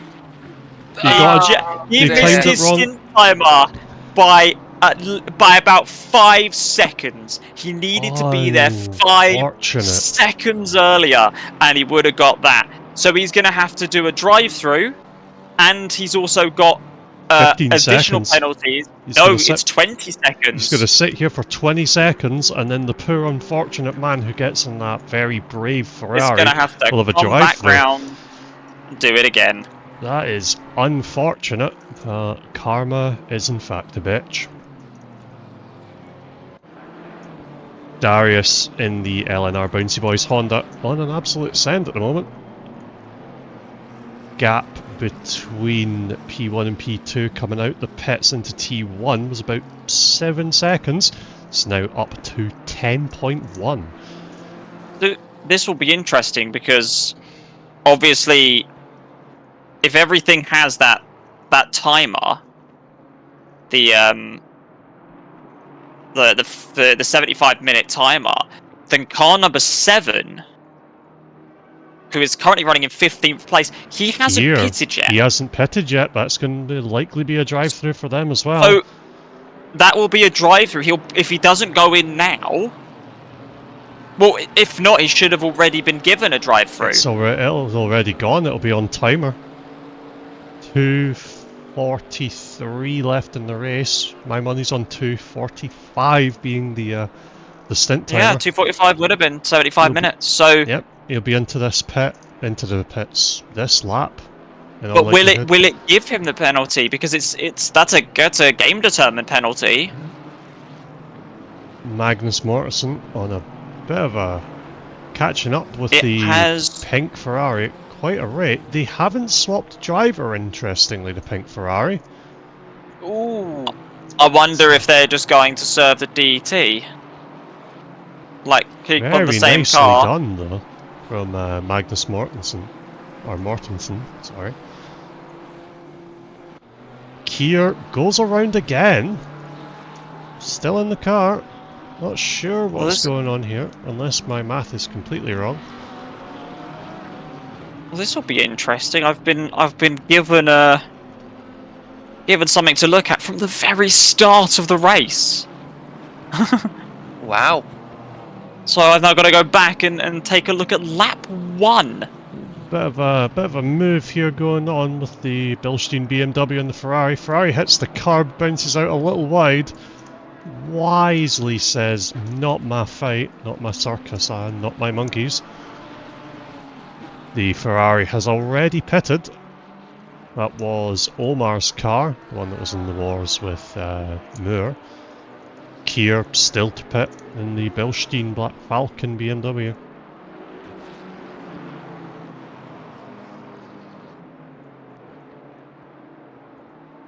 However, I don't think he can be faulted for that, unfortunately. People aren't going to like that, but I don't think he can be faulted for that. Bit of an update at the front. The gap between P1 and P2 now down to 8.5 seconds. Domingo in the BMW coming up at quite a rate of knots. Something went wrong for the Honda last lap. Did a 157.4 compared to the usual 155s that he's been doing. Once again, the BMW goes round for another lap. Did they pit and we just haven't seen it? Did they pit for damage? No, because they would have been further back. It also would have said that they've been in the pits, and you know what? I'm going to have a quick look at the replay. New personal best here from Ben Healy last lap, 157 dead. What car are we looking at? What was the one that's not pitted yet? It's the BMW. Car 14, number 7 BMW in P14. He's car 7. So he actually started at the back of the... he has been in the pits. He came in at lap 31. So he has been into the pits. The game has just not recorded it, but he has been in. Okay.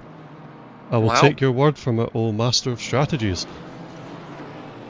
No, I just had a look back at the replay, and lap 31, he had a little looky. He's been in there, but things are. I think things are starting to heat up from the reporting side of things, because those first drivers are obviously all getting out the cars now. So they're bringing in all their reports that have gone on. So we've now got the fun of looking back at some of them. 9.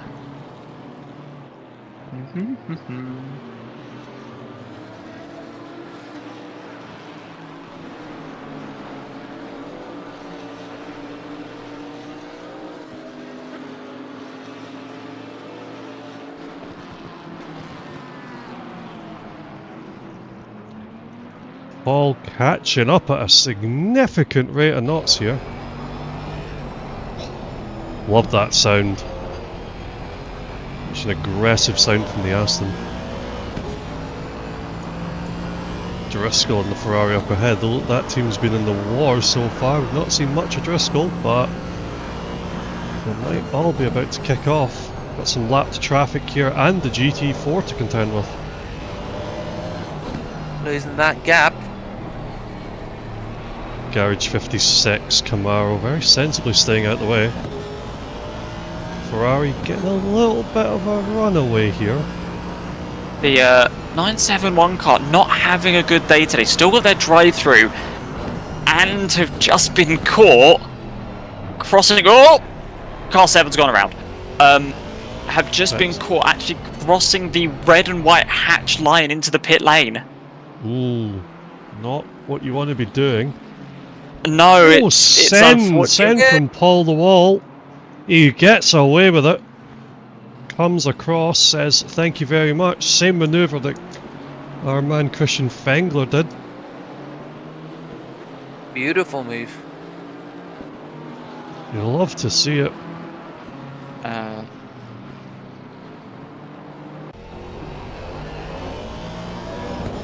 Cannot get enough of that engine though. Good God. Love that.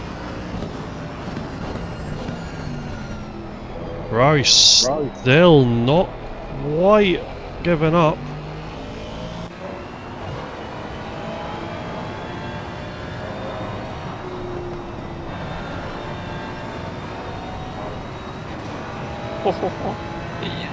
Another car, same thing. That cutting of the pit lane line. Car number 971 into the pits here.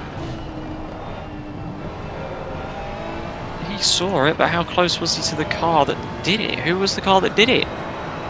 Car numero 4. Kramer serving the drive-through for car number 971. That's the pink Ferrari.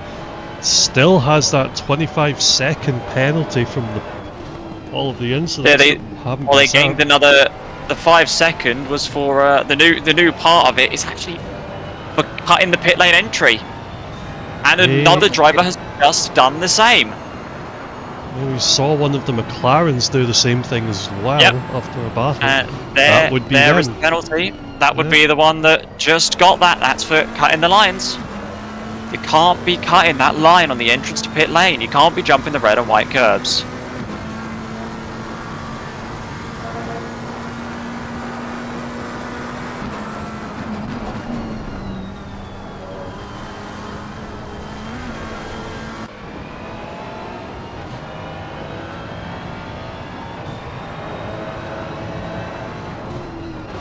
See, now this is interesting because now we're getting people reporting other people and there's stuff going on. The handbags are coming out here. The handbags are coming out because this is to do with the incident that happened with the 971 car. On board here with Felix Henke. Move up the inside from the McLaren. There he is on the inside. Beautifully done. And he's already a second and a half up the road. Significant turn of speed from that McLaren.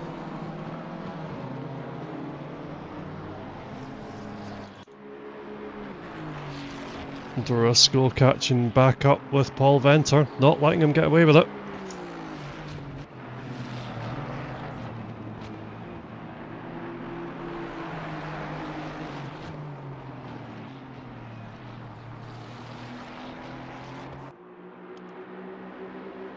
Up at the front, Darius Milewski. I will pronounce his name wrong on purpose now. In the Honda. P2 Domingo in the BMW, gaps up to 8 seconds. Bit of an argument into T1 here. The P3, the man with the best name on the grid, Timo Send. Speaking of sending, Martin Spitzer on Milestone through the Mercedes arena. And here comes Paul the Wall Venter. The boys battling for P4 and P5 at the moment.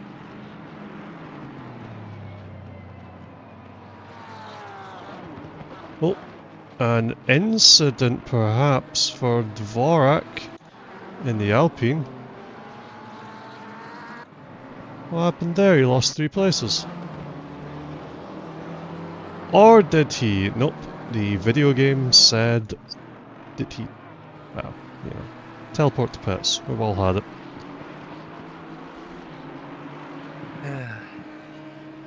You'll love to see it.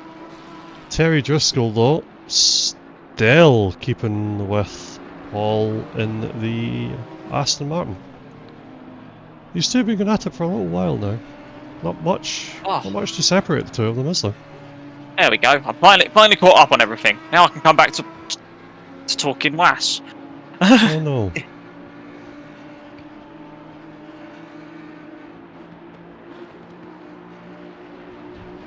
I think it's safe to say car number 992, Atez, is out of this one. Still not moving. We are a good 20 laps down at this point. Traffic for Paul, though, coming down the main straight. Well, Terry making the absolute most of it, though. Not enough. GT4 on the inside making this fruity. Very sensibly stands on the anchors and says no thank you. No, I want nothing to do with what is about to come around that corner. They may be in last place in that Audi. They said Auto Union in the Audi. I see 4 rings, you know how it is. Maybe in last place, but absolutely the highest amount of respect from them, though, staying well clear of the GT3s fighting up there. We do have a man who would like to join the commentary box. Shall I drag him up? Who do we have? We have a Mr. Wall. Not the one that's driving, but the Wall. The other Wall. The other Wall. I've invited him to see if he joins. Hello, Chris. The Wall number 2. Hello, how are you guys? Yeah, not too bad. How's your race been? Yeah, good. Yeah, not bad at all. We're currently running P4 with Mr. Venter behind the wheel. We are being hassled by this Ferrari though at the minute. I think this is one of the cars that didn't qualify, and or they're sandbagging like hell. Really. Where did 778 start on the grid? He started very far down, didn't he? I think he didn't. Yeah, I think you're right. I don't think he did qualify that car. Yeah. But he's up there. He's been pushing his luck.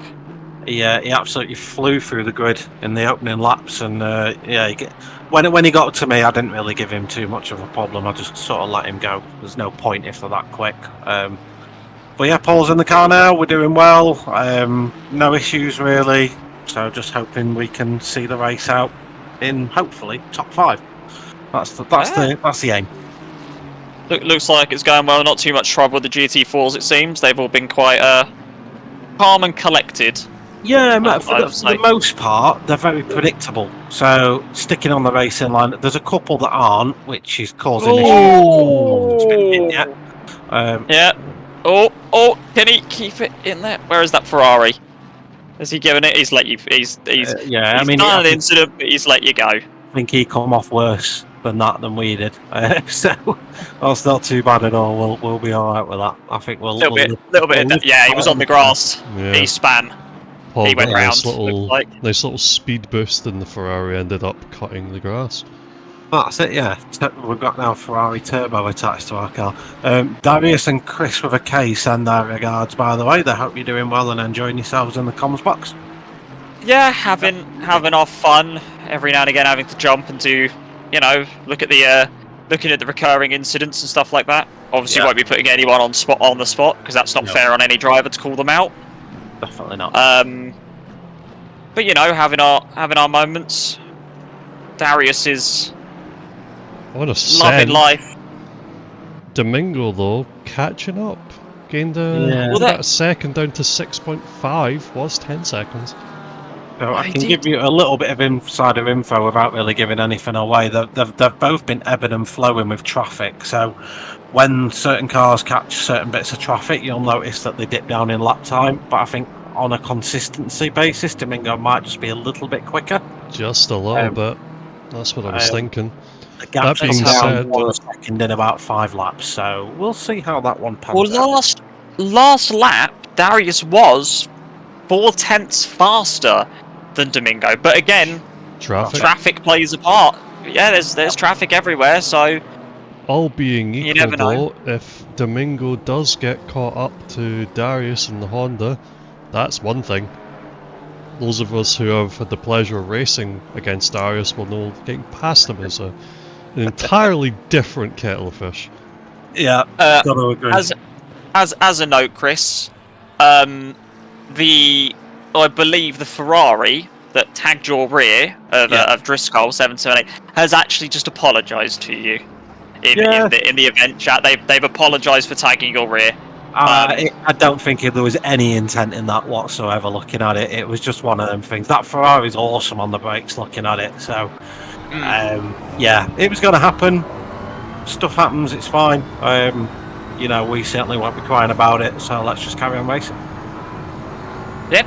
Enjoy the rest of your race, mate. Hopefully you can stay top 5. If not, go for top 3 maybe. You got a Porsche to get to. Yeah, the cars ahead are all. I think they've all got very good race pace. Even the Ferrari behind on race pace probably should be ahead of us, but Venter's doing his thing right now. So we'll see how it pans out in the next 2.5 hours. We're hoping to be there, but you know, it's been good racing so far and enjoying the event. So I might come and speak to you later on. Awesome, mate. Will you enjoy the rest of your race? Give our regards to the rest of the team. I will do indeed. Enjoy yourself. Yep. See you soon. Enjoy yourself, mate. See you later. Bye. Good luck. Bye bye. Love the attitude when these guys know exactly what was going on in terms of it wasn't on purpose. Disaster there. Oh dear. Just steps out of Here's line. the question: Is he gonna? Is he? I'm not gonna. He's being smart. He's being smart. I was gonna say naughty, it's a bit but I'm not naughty, gonna. but you can expect I'm not gonna. it. I can. He's totaled that car coming in there. He's absolutely destroyed the front end. So Yeah, the Ferrari's rather sensitive to the suspension damage as well. There'll be plenty of that. That'll be a good 30 seconds. Was that a curb run? Did he run up the curb? Is that what caused it? He just stepped the back end out on the throttle, getting a Might bit have the too exit curb. hungry behind Paul. That'd be turn 14 on that chicane. That exit curb can be really vicious if you take it wrong. Who will be happy though? Paul. Paul will be running from that, yeah. He'll be enjoying that. Room. Davies That's now up to P5 with that Ferrari in the pits. Absolutely plummeting down the order. That being said, Magnus Mortensen and Ahan in the McLaren. These lads, Magnus and the other Finnish chap whose name escapes me, they've been on an absolute... Kekalainen, thank you. They've been going at it Apologise if it's wrong. today. Apologise in advance if I can't pronounce that. But they've been having a good drive here as well. Around the outside. Bimmer versus McLaren in the corners. I think the McLaren's got the cornering. Not many drives on the grass like that though. Slammed the door shut. Magnus will be happy with that. He'll be thinking about it here. Into the hairpin. Is it going to work? Oh! Days of the day has just turned from bad to worse. That's a brilliant overtake by that BMW. That's a I see what you're talking about. Absolute disaster. Stop go 30. 778. Speeding in the pit lane. That was speeding in the pit lane. He must have gone in too quickly. That's Hey, that's just gone from bad to worse for them as well. That's unfortunate. That is. Such is racing. Pit lane, in terms of hitting the speed limiter before you hit the pit lane, isn't that a drive-through though? It depends on how quickly you go in. Yeah, true. In fact, you know what? Let me go and because I can. I'm going to go and have a look, and I'll see how quick he was on the entry. Car is absolutely totaled. I will say that.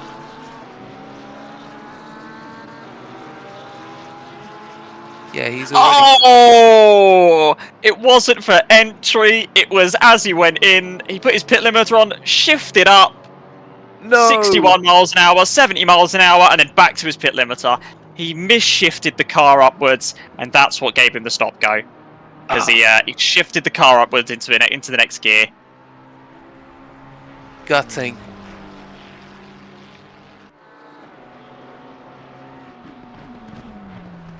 Absolute disaster there for those lads. The field is spreading out rather nicely.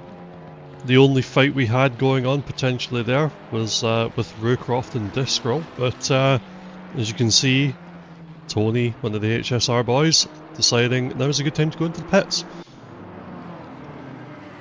He's definitely left a lot of space for the pit limiter to come on before he hits that pit lane. Sensible. Not taking any chances. You do not want to risk it. Mickey Taylor will be getting in that car next if they do the driver swap.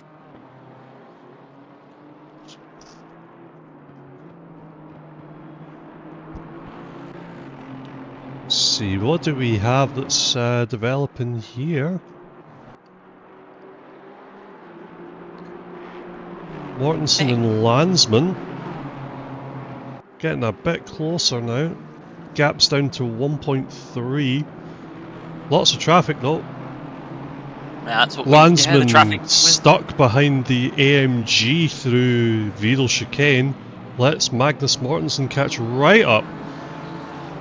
He's going to be thinking about a manoeuvre here. Sticking just a little bit to the inside. He's going for it. There it is. Same time on the brakes. Bit deeper from the BMW in front though. Magnus staying with him. Right, I needed to take a look at this. He's taking the wide line. He's keeping the speed up. He's going to cut through. Have a much nicer line for the next corner. He's going to have a bit of a drive on him here. Not quite. But he's making him sweat. Landsman having to think about things as he goes now. Catches right up through there. That is beautiful. Landsman staying quite far to the right on exit there. I was about to say Mortensen's probably just hoping for more traffic, but the next bit of traffic is 10 seconds ahead, so it's going to be purely on pace now. There's not a GT4 for some time. Bit of a moment there for Landsman. Yeah, he's got him on that outside though. Round the outside into the Michelin curve. The BIM has been smart. Landsman says, this man is considerably faster than me at the moment. Off you go. Because he's just going to lose time battling him. Probably discretion being the better part of valour here. Okay, that's easy to sort. Closest gap between any two cars on track though, 3 seconds. So everyone's spread out rather evenly.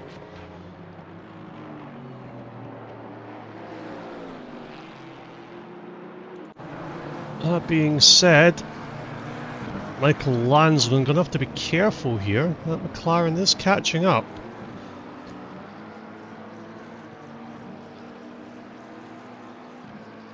Also up at the front, the Honda, gap to P2, down to 5 seconds. Either some good luck with the traffic, Or Domingo's having a better time of it. So 5-second penalty going over to car 13. Car black 13? Not a Lamborghini, it's that BMW. Reason why, unfortunately, they were blue flagged for nearly an entire lap and not allowing another car to pass, and then turned in on them and caused a collision. Other car did get past at that point. Other car did get past, but it, you know. No, you can't be doing that. You need to respect your blue flags. Speaking of respect, Terry Driscoll coming in for his, I presume, his stop go 30 now. Well, I think. I thought they only had a 25-second penalty. Where did the stop go 30 come from? Speeding into the pit lane. Oh, when they had the damage, yeah, they will still have their 25-second penalty as well. No, they never had a 25. The 25 seconds was on car 11. 7. No, it's the pink. It was the pink 971. Car. Yeah, 971. Yes, he was the one who has the 25 second. I think that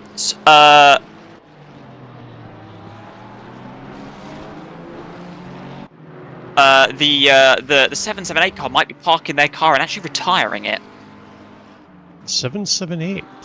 Driscoll. Oh no, they're coming back out. Oh, coming back out. Good lads. Good lads. They're still in it though.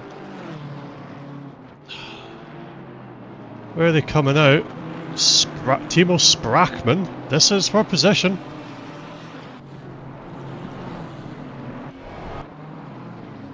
Not much to separate them. Actually, am I being silly? No, my timesheet's slightly out of order here. So there's a Lambo there. The Lamborghini is P13, Driscoll P14, Sprackman P15. Yeah, no, it was just being slow, like me. So, Sprackman going to be coming up on Driscoll. Driscoll, can they change tyres and fuel during the stop go 30s in addition? Oh, no, they cannot. So they'll be on slightly cooled down rubber at least. Take a bit of time for it to warm back up, but it'll definitely work for them.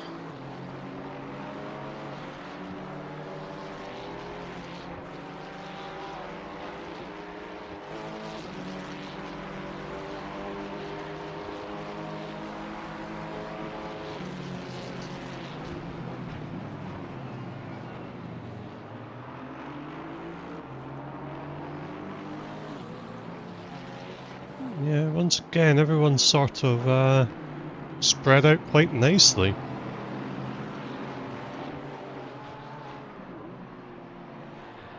Bit of a moment from the pink Ferrari up the inside there. Kramer in the 971 Ferrari. Still with that 25-second penalty though. They're making a bloody good show of it though, even with all the penalty. 8.5 seconds to P2 in the AM class. Oh, hello out of nowhere!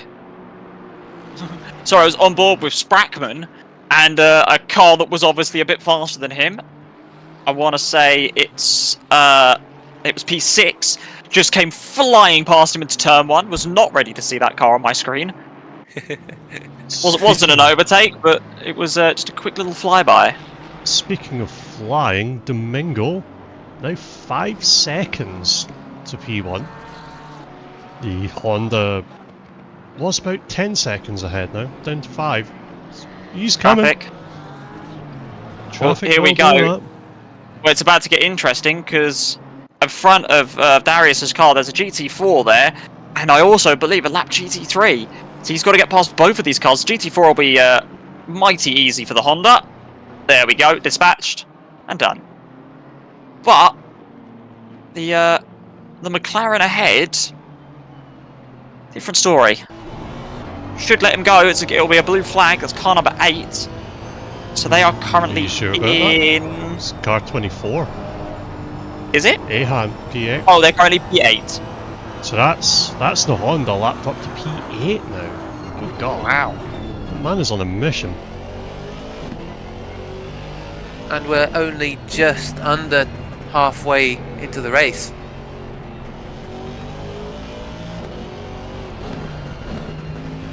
Two hours and 14 minutes to go, so we've still got...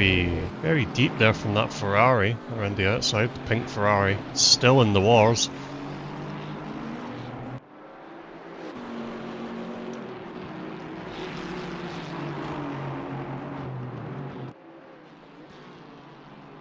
Is everyone still quite spread out? Closest gap we've got here at the moment.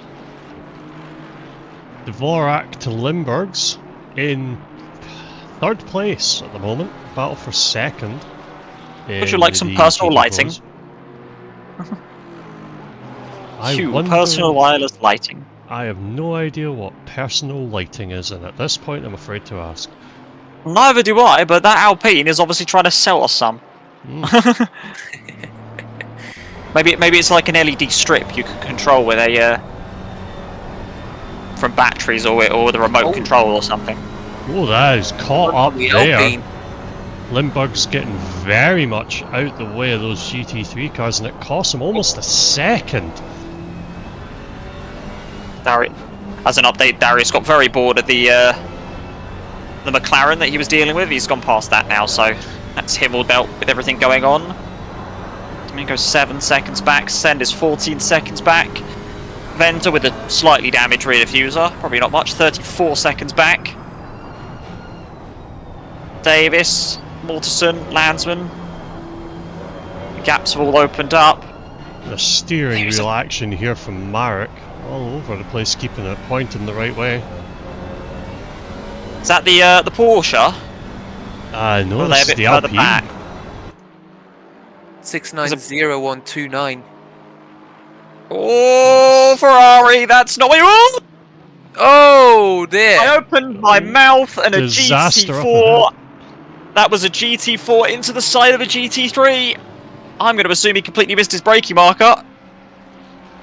It was the yellow GT. Who is that? Is that Limburgs? In the Mercedes.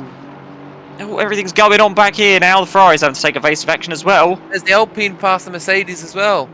Yeah, the Alpine has just passed the Mercedes. Oh, there was not a gap there. That's going to be nasty. 474. Someone have a word with that man. You don't like to see that. That's Stone. That's Kasut's car, I think, is the original driver. Yeah, Kasut, Banas, and Stone in those in that GT4 Merc. What happened with Limburgs? We'll watch it back. The bronze AMG no longer bronze for a reason that escapes me. We'll have a little glance. Oh, they make it through. The Ferrari sticks his nose in the gap. Oh. I thought Limburgs was in the other GT4 and the yellow one. That might be my call wrong, because I thought he was in the other one. Ferrari just sort of parks it on the inside. The Ferrari almost collides with the second Mercedes there. Oh! Yep. That'll be it. That puts the Alpine. That's how the Alpine got by. There we go. Very well handled very well handled from Dvorak getting through all that.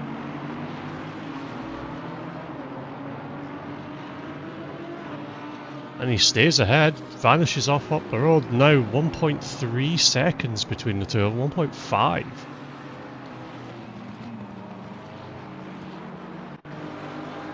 And now back to bronze. It's amazing how the car does that.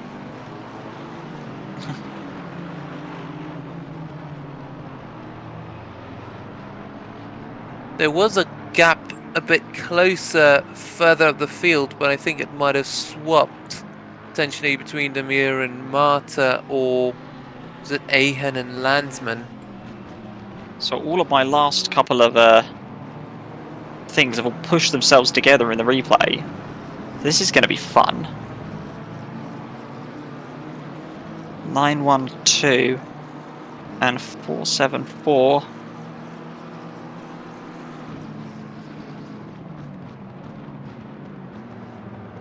Oh! Sorry, ignore that. That was me just making weird noises. Absolute send there. The Garage 59 oh, sideways on the grassy bit. You don't want to be doing that. Well held though. Credit where credit's due. Gap to the car ahead, Landsman, the BMW you can see just in front there, the red one. 1.2 seconds. Traffic a little bit in his favour there as well. Landsman was held up. Oh, so that's why that occurred. Went back, had a little look at our that little collision we had at turn 1 with the 474 car. Under braking, he steps on the grass. Oh, you don't want to be doing that. No, and it's a pretty big collision because that's 2 cars that got tagged there. New personal best from Taylor in the car number 69 McLaren 156.9. If I'm not mistaken, that makes him fastest out of the bronze. Sorry, it makes him second fastest out of the bronze drivers. Down in P16, 5th in class. It'll be one to watch for later though, if that pace keeps up. Ahan catching up here through Hatzenbach.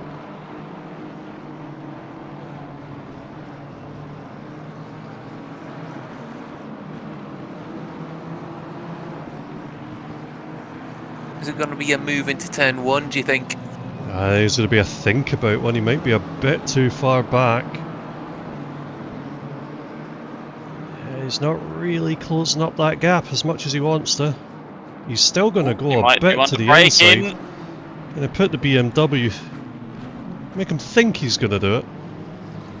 Rather sensibly doesn't. That's what you got to do there. You got to keep putting the other driver under pressure. Keep showing your nose. Keep doing it. They'll make a mistake. In regards to traffic up ahead, the gap between P1 and P2 now 7 seconds. The racing gods giveth and the racing gods taketh. Timo Send in P3 in the Porsche. We've not seen much of him. He's a bit of an island on his own. Oh dear! Oh, and they touch! It's all gone wrong. It's all gone wrong. That is the power of GT4s and multiclass racing. He should give him it back. He'd be a bit naughty. If he doesn't, it might be a bit of a penalty going his way for that. If it gets reported, that'd be an easy one for the stewards to deal with. He's flashing him. I'd be flashing him. I'd be furious. I'd be one hand on the steering wheel, the other hand out the window, indicating my strong feelings. Would it be doing a very well-known gesture that happens to involve a couple of fingers, maybe? In the words of the great Murray Walker, I'm going for first, says John Cleland. Taylor getting past Sprackman there a few seconds ago. Let's take a run back. Dives him up the inside. Taylor into Dunlop. Sorry, I didn't quite catch the start of that. 912 is in the pits, just to give you an update. We've got 1 car in the pits, 912, and it's safe to assume that 992, that Porsche that we saw had its incident, they've fully retired their car. Sad to see. Packed up, heading home for the day. Can't say I blame them. Yep. They were in the wars. I believe currently only 4 cars are on the lead lap. Here we go. Mortensen under attack from the Ferrari we know is violently quick. In traffic as well, that's a lapped car ahead. Not sure who that is, he needs to get out the way. No, it's actually the battle between Davies and Mortensen. No, I'm wrong. And the McLaren. Yeah, the 4 and the 6 are going at it. The Ferrari is The Ferrari's not involved, he's got me confused. That's Driscoll in P13. Yep, he's just hanging in there. He's just existing. He wants to get back ahead. They've been in the wars. He's got to find those positions. It shouldn't be too hard if these two if he just looks for it smartly and goes for it. They're bloody quick. Almost goes around there. Big slide for the Ferrari.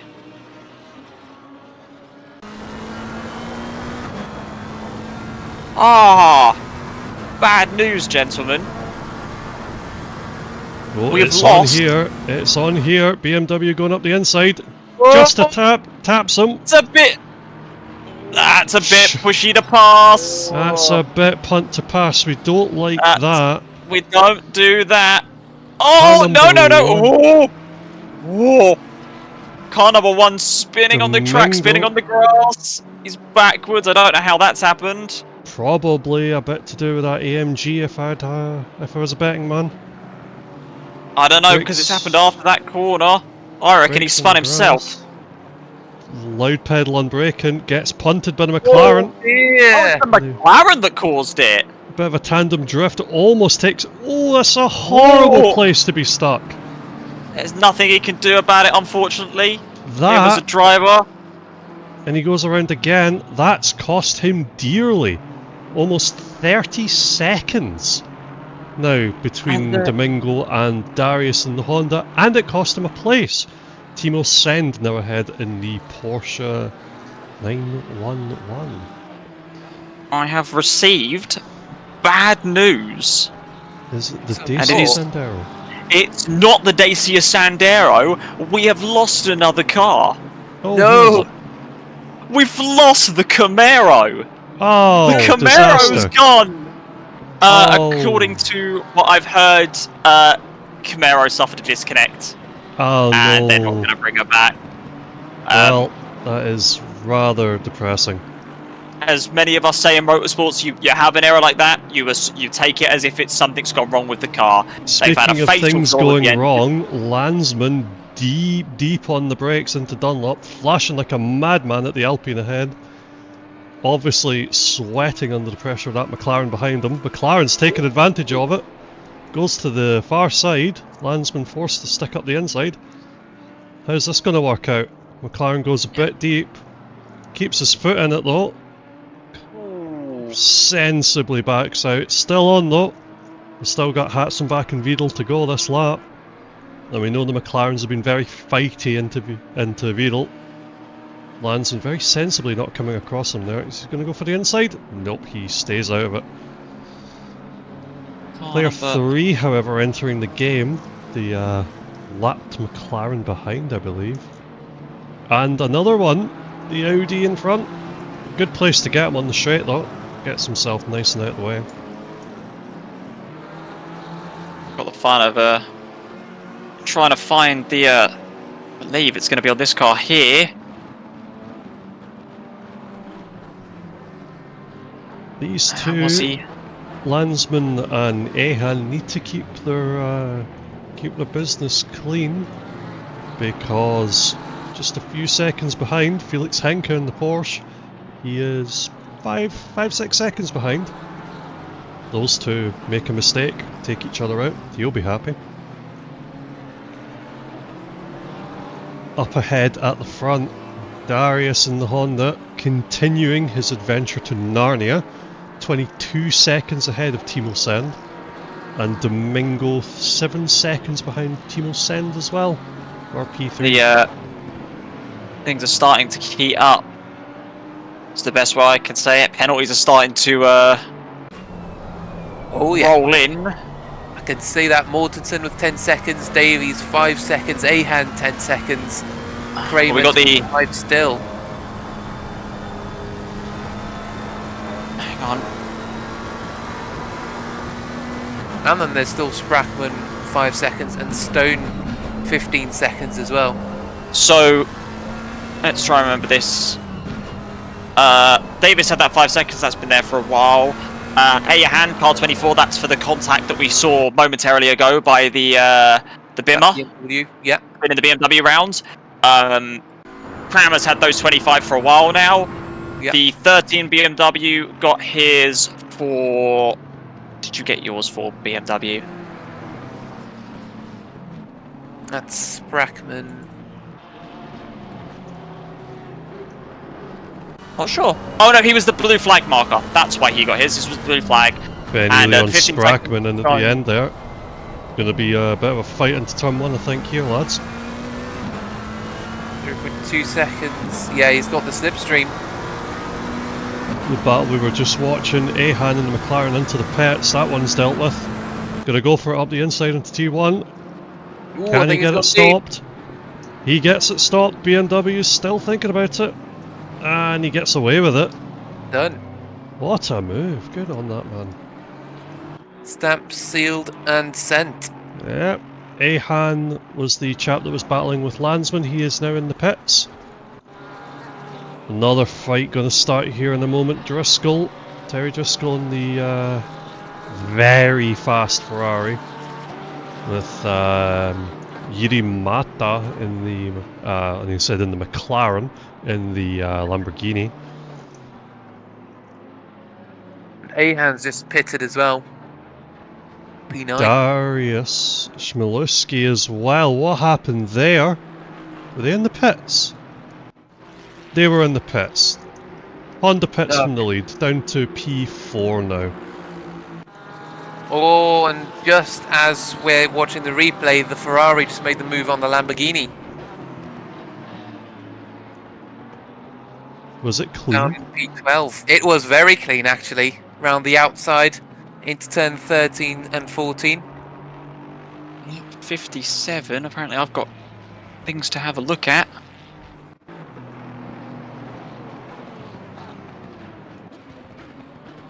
Is looking next victim. Jules Cornelia in the Porsche. Should Race though. say again, sorry? They're having an absolute cracker of a race. Oh yeah. It's just I got back in it. next person. Davies in the pit as well. Landsman will be happy up to P6. Sprackman overtaking Ely into the pits, the McLaren.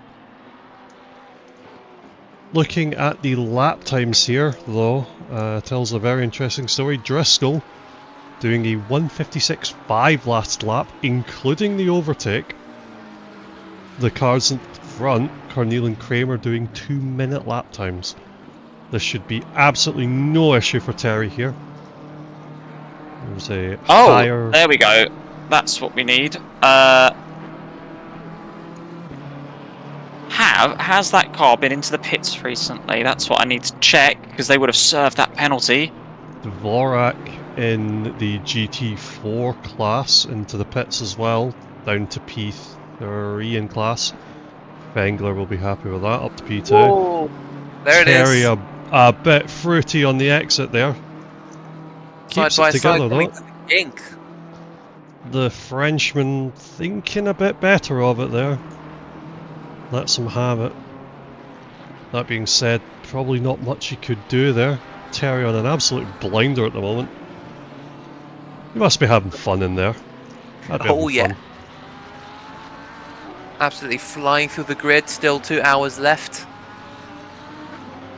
I said it before, I'll say it again, you'd think it's the last 5 minutes with the way some of these boys are going at it. But the next car's 12 seconds up though, so he's still got a while to go before he gets some more action. Yeah. Car number 404, our favourite little Honda, just out the pits. 3.4 second gap to P3, Paul the Wall Venter in that one.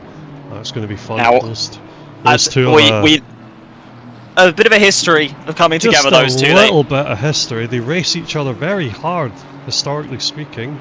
Very hard, but very fair. So this will be one to watch as it comes. I'm being diplomatic. Moving swiftly on. There's normally a wall involved, and not either of the drivers. Yeah. Timo Sando up in P1. He's everyone's sort of moved their way around him. He's been keeping, in fact, both of the drivers in that car have been keeping their nose very clean. Not had any issues at all. Everyone else around them, Domingo been round twice. Car 404 been in the pits as well.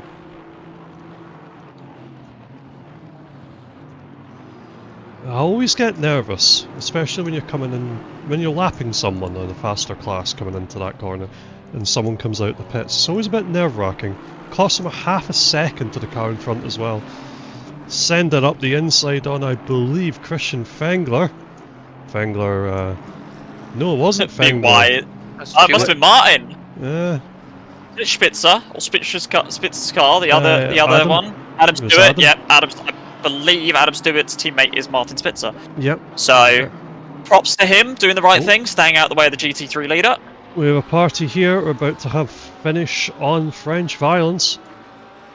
Oh, this is going to be tasty. It's turn 1. Love the sound of that Lamborghini. Too far back though. Very That's not going to angry stop him. V10. He's thinking about it. Very late on the brakes. We'll put the willies up the Frenchman, that's for sure. He's having a go. He's going to stay with That it. is what we like to see. Into the Mercedes arena around the outside. Too optimistic. Ooh. Almost are coming together there. Up ahead as well between P3 and P4, the 777 Aston and the 404 Honda. 2.5 seconds, that gap coming down at a significant rate of knots. Almost a second a lap at this point. They are really keeping each other on their toes here, these two. Mm.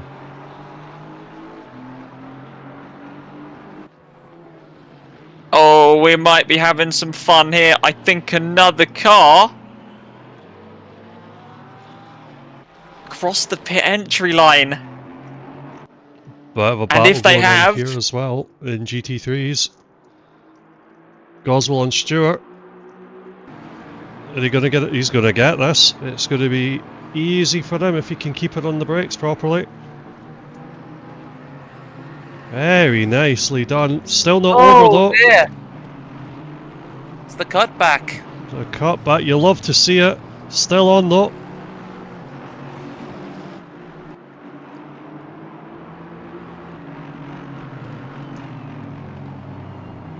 Very well done from both of these gentlemen, keeping it clean. And it's happened. There it is. Cornel into the pits. Yurimata let loose. And up ahead, here's your battle. Going to be coming up any moment now between, well, I say battle, between P3 and P4, Paul de Walventer and Darius in the 404 Honda. Darius is pretty lucky actually.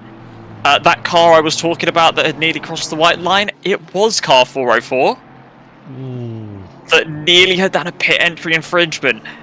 Really looked at it, it's just on the limit of what I would say is safe for that entry. There is a white line on the floor, and he's just before the entrance line. By the skin of his teeth, then. By the skin of his teeth, you'll see the line.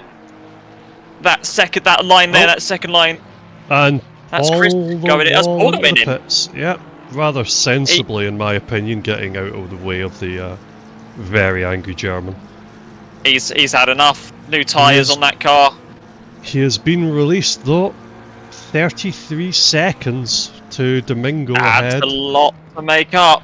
It's a lot, but Darius and 404, they're on their third pit stop. Domingo's on their second. Time-wise, The Honda's up a pit stop. that Domingo for track position, by the way, Domingo has just entered into the hairpin, so that's for the differences on the track. Mike Mulhassan coming out the pits now in P8. There's a very There slow car goes going on up P9. there.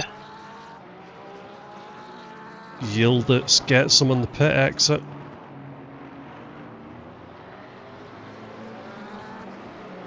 We've got a bit of a... Ooh! Still ongoing back here. Mischief Stengler is in the pits. Oh, did he hit the wall this So time? he's... no, I think he's just gone in for a normal stop this time. Wow. Miracles do happen. I was And have we had actually just about to say the same. Have we had a driver swap? Hang on. Have we still got Mr. Let's have a look. Is Paul still in that car? Let's have a look, see. It's not. No, they've it's swapped Chris. out. It's Chris. It's the actual wall. The man they call Wall is out of the car. He is... So that's going to be a bit fun.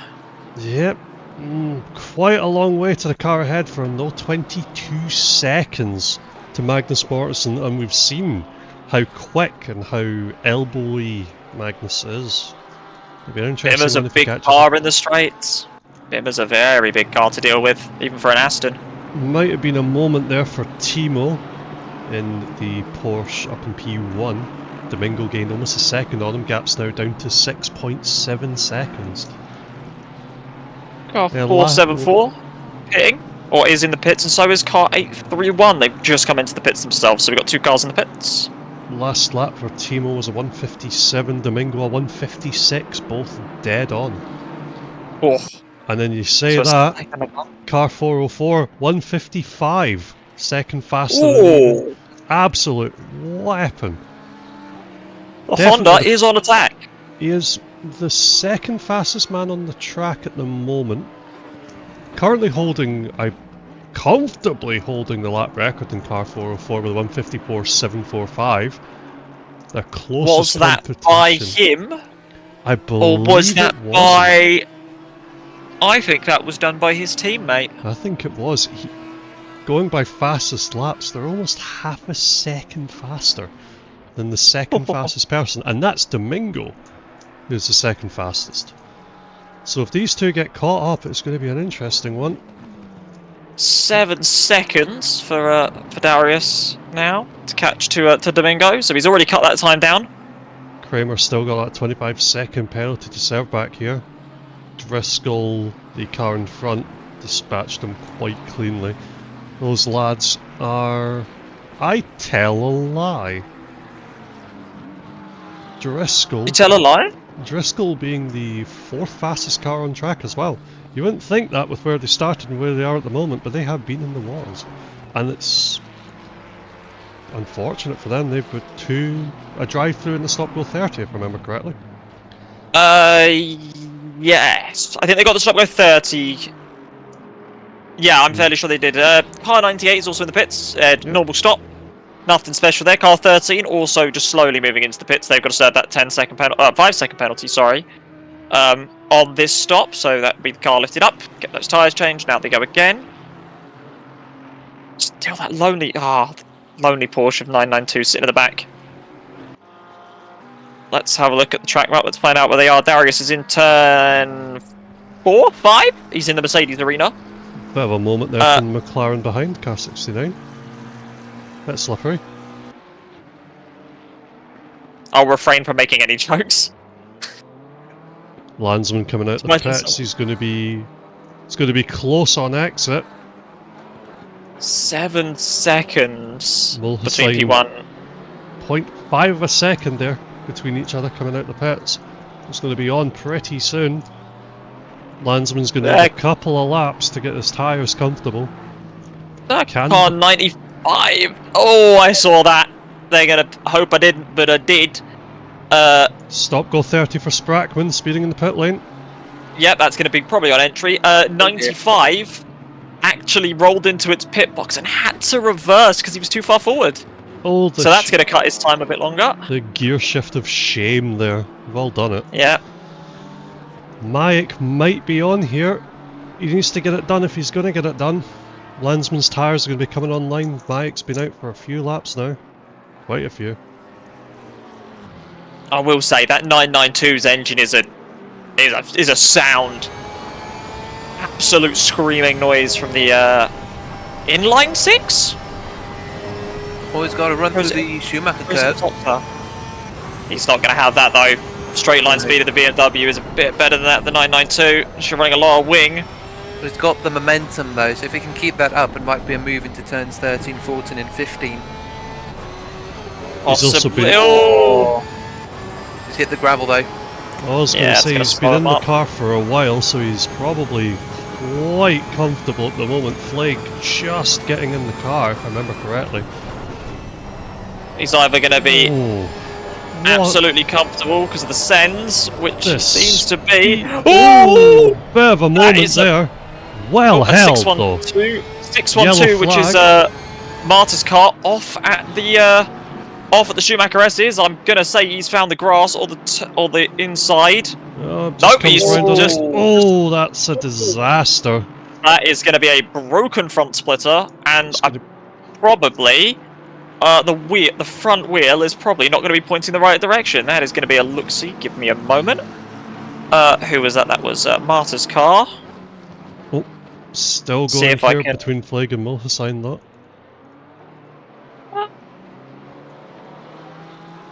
I think he's avoided that front suspension damage. It does look like the car is a bit... Schmidt like coming into the pits to serve their stop go 30. Car number 13. Very unfortunate for them. They were having a good little moment. However, up ahead, Domingo now 6.5 seconds to Timo. Darius in car 404, 29 seconds. So he's not gaining especially quickly, but he is also pit stop ahead at the moment. 3 pit stops to the car in front's 2. 13 doing its stop go 30. Kramer still staying out in the 971. Wonder when that's going to come in, because that's going to need to come in at some point. Grab himself, get rid of that 25 seconds on his next stop. How many cars are on the lead lap?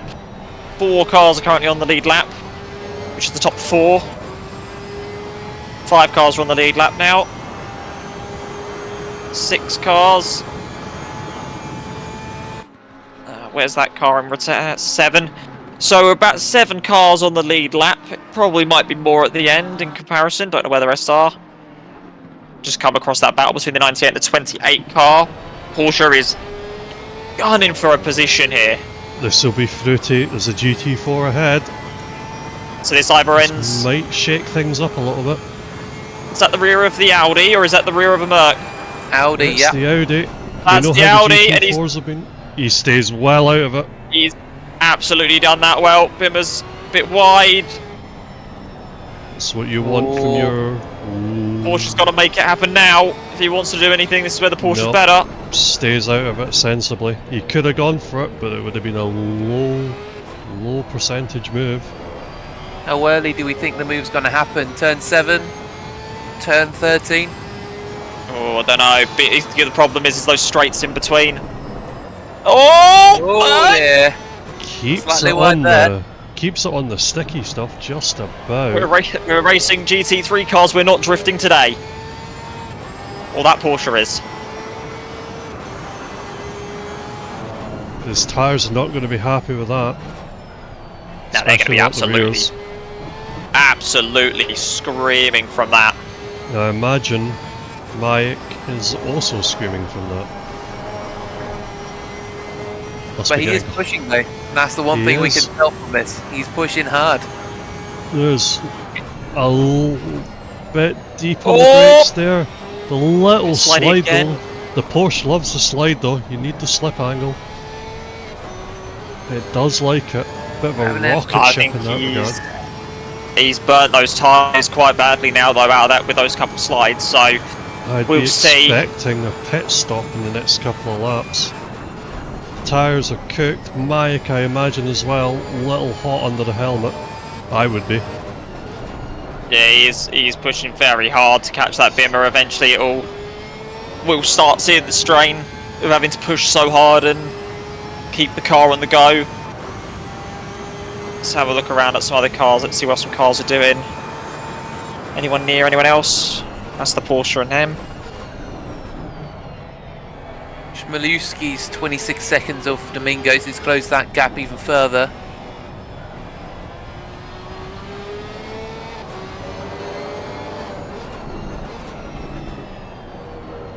Just as a side note, the car leading the GT4s actually right now is an Alpine. You'll love to see it. Little Diddy Alpine of Townsend. He's leading the. He's comfortably leading. He's not leading. He's 22 seconds up the road. He's not even in the same postcode. He's gone. He's gone. Where are the? Let's have a look. See if we've got any fights going on GT4 wise. The answer is no. Everybody's spread out quite nicely. The closest 2 cars is Roth in number 29 and Kolb in car 30, and they were 5 seconds. That's not close, not around here. Closest guys on the track at the moment though, this Porsche and the BMW in front, and they're getting closer.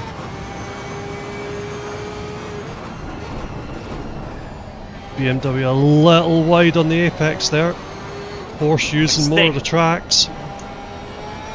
I think Darius is beginning to struggle as well. He's dropped to 25 seconds off the back of Domingo. There's a bit of a gap forming there. BMW on the defensive there a little bit. Mike much later on the brakes. Almost loses Is he it. gonna go for it? Oh, yeah. He keeps getting so close. I don't think he can get past him. I think These he'll get drivers. past at some point, and it'll just take a lot of time. These drivers very clearly quite evenly matched. Both really talented guys.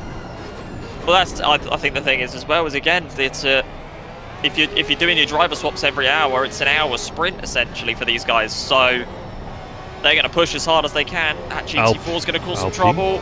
AMG causing a little bit of a moment. Yeah, Mike clocks it, goes a bit wide as well. Can't say I blame him. I think that Porsche is going to want to come in soon and put new tyres on itself. It's been I think it's pushing too hard, burnt its tyres off, and that's why it's losing too much on the Bimmer. Well, I mean, he was keeping it nice and smooth quite recently, and that's when the gap closed. So there's still some good pace there. Checking the stint timers though, guys. Flag in the BMW's been out for 8.5 minutes. Mayak 12.5. So they're both on pretty similar age tyres, both quite fresh. Payne for the lead. Domingo is now leading the race. Did Sen go in the pits? Sen's in the pits. Yeah, Sen's in the pits, and there goes the Honda. Honda's going to get him. So that's the Honda getting on the strategy. Wall's probably not going to get him. No. No, that's going to be 1, 2, and 3. Domingo, Darius, and Send. Speaking of sending, there's nothing here. There's cold. No one around him. Closest gap though on the track at the moment between him and David Roth, which is the car in front. Speaking of the car in front, we were just going to go back.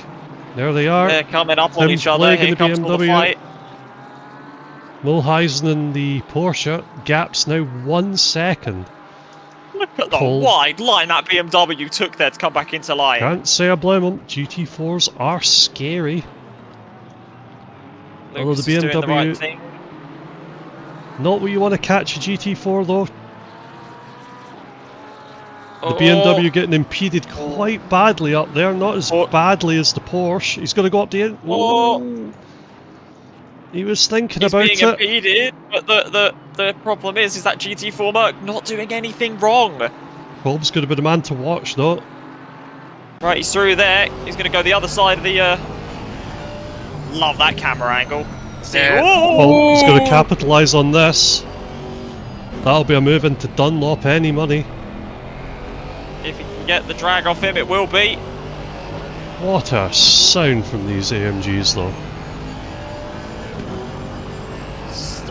Just a little bit. Of V8, I think, in the GT4 Merc.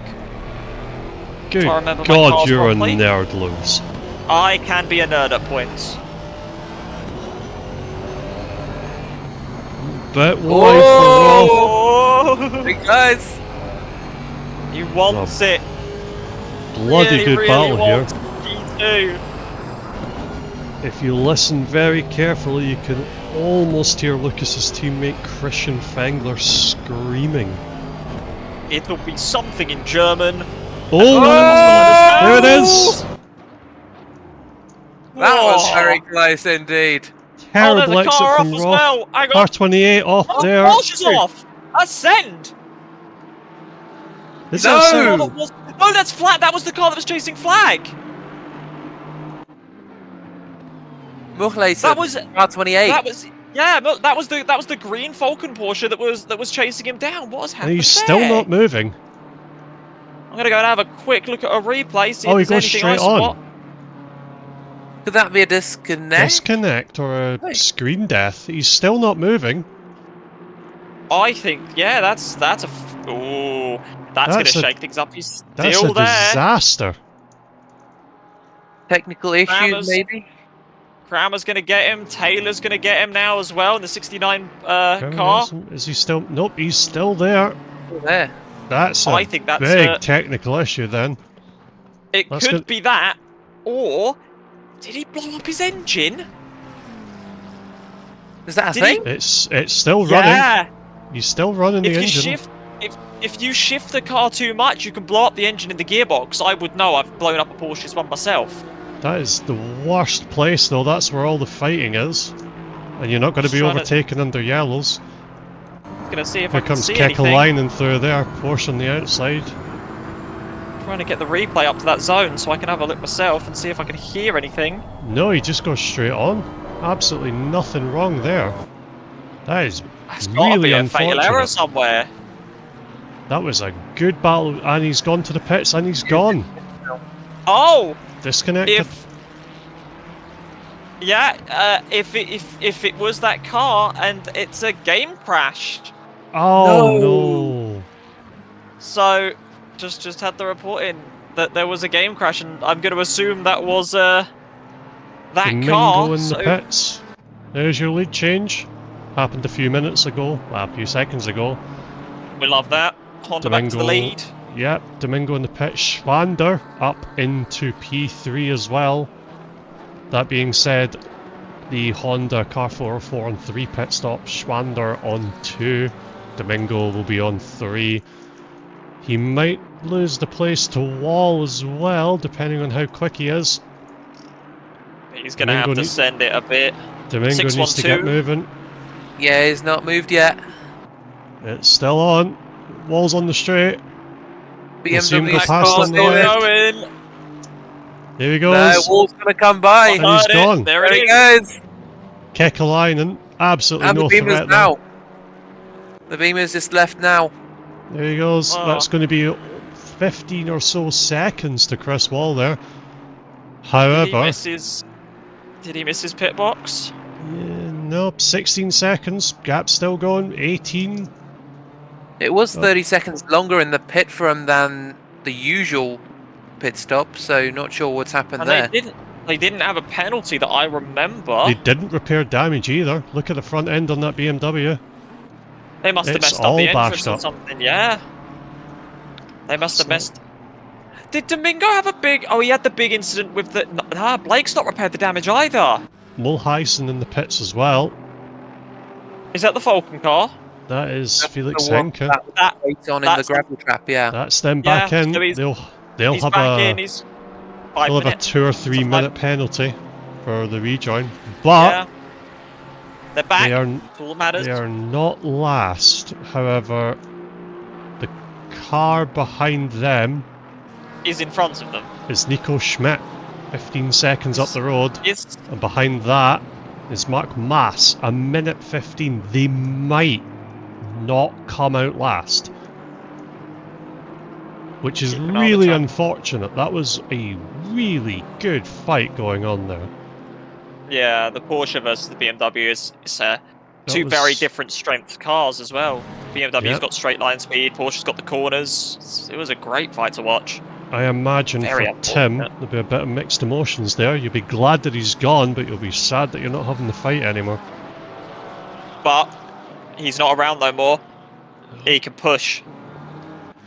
So 13 seconds. Up in front. Hour and a half to go. Yeah, just over. Up in front. Car 404. The LNR bouncy boys. Love the potatoes on the side of that car. I do wonder. Bit of a spirited apex there from Darius. I wonder if they're going to go for an extra pit stop, and instead of doing the hour pit stops, they might go for something else. You know, go for 4 or 5. Good news. Oh, it's on, boys. There it goes. The Porsche's out ahead of Mass. Mass is just coming around the final ahead corner. Of Mass. Not or by is he a lap much. Down on Mass? Is he a lap down? No, he's a lap down. I think he's a lap Car down. Car 778. Driscoll's around. Oh, how's he done that? He's put it in the wall. He's clipped a curb, or someone's clipped him. Was anyone close enough to have caused that? Very sensibly stays back on the rejoin. Yeah. Oh, it's a bit spinny, but that's not going to be great for them. Self-inflicted. Bit of a fight going to be happening here. Taylor on Kramer. Oh, the GT4 Merc again. He's there. He exists. Very sensibly gets out the way. The Polish pink. To say I wish... I was going to say the Polish pink Porsche, but that is definitely not a Porsche back end, that's a Ferrari. It's a very slidey Ferrari. The Ferrari that looks like it's smiling at you from the back. Look at that rear grille, looks like it's got a very big mouth, it's very happy to see you. He's all over the place, that damage will be not the best. Mickey Taylor thinking about it there. Oh, I'm on board. Nicky Taylor didn't get the damage, it was Driscoll that had the damage, wasn't it? Yes. But that Ferrari's been in the wars. Has to back out of it though. Smart move. He's going to go for it into the chicane. Oh yeah, he's got a little bit of a run on him round the outside. Is there going to be a cut up the inside? Nah, backs out of it. Still in it though. Backs out of it. If I was him back there, turn one. He's in the pits. Smart move by the Ferrari. Got some damage. Let's go get the repairs. Let's leave it for now. In fact, if that's Kramer, yeah, I'll have the extra 25. Yeah, he's still got 25 to serve. Little update for you here. Now. Lucas Kolb in the AMG, new fastest lap of the race for the GT4s. 2:05. But he's still half a track. He's 26 seconds behind Mark Townsend. That is a distance. Only 2 laps behind the last GT3 car though, which is and I don't think he impressive. started horribly either, Townsend. No, I don't think he was near the back. I think he was P2 on the start. I think it was Townsend. He's done it well. Townsend, the 2 ERA cars. Lucas Kolb on a bit of a mission. Pulled 3 cars in the 8 pits. seconds ahead of Roth though. They had a good fight earlier. Behind Roth, 46 seconds for Harry Goswell. Really much in it. Bit of a 2 cars have gone in. There are 2 cars in the pits right now. The 971, that pink Ferrari, we've been seeing the service penalty, and the 28 Porsche's gone back in. I wonder if they're oh. Nope, she's going back out. I thought they were pulling her into the garage. Nope, the 28 Porsche rolling back out again. Love to see that. Doesn't matter whether you're first or last, staying in it, it's all experience at the end of the day and it's all for fun. So props, big props to the 28 guys. Absolutely. Very big props to these guys. Just over a lap behind. Well, we say that. 1 minute 10 between P17 and P16. And then it's a minute 20 between P16 and P15. So there's almost a lap. Quick. I would expect Maik to be on one hell of a send now. There's still room in it. Driver swap for 971. We now have Gregor Sotis taking out the 971 pink Polish Ferrari. Blake squirrely on Muir those tyres. just nailing a new personal best for him and the team, 157.1. Pushing that Lambo then, they're pushing it quite hard. Yeah, staying in it, pushing the Lambo hard. Especially with the caved in front end they had. Oh, has he repaired that? Do we know if he's... I believe he has. Nope, it's still absolutely buggered. Good on him though. I've just realised, the side of his Lamborghini says DeLonghi. Yes, they make fridges, if I remember correctly. Oh, do they? I don't know. Oh, hello Bimmer. Again, BMW popping out of nowhere, scaring the hell out of me. Not for position on the pink Porsche. It's not a Porsche! Pink Ferrari. Their car ahead though. That BMW, Kekalainen, that is for position. That was the one that I was just saying about that just appeared out of nowhere. That's a horrible place to find a GT4. Oh, they both wisely got gets out the way. Even the chasing car of Sotyis, apologies if I say that wrong, but he got through as well. These HSR boys though, giving us a very good show today. Yeah, they're having a good old push, keeping themselves in it. half a second now to Kekalainen.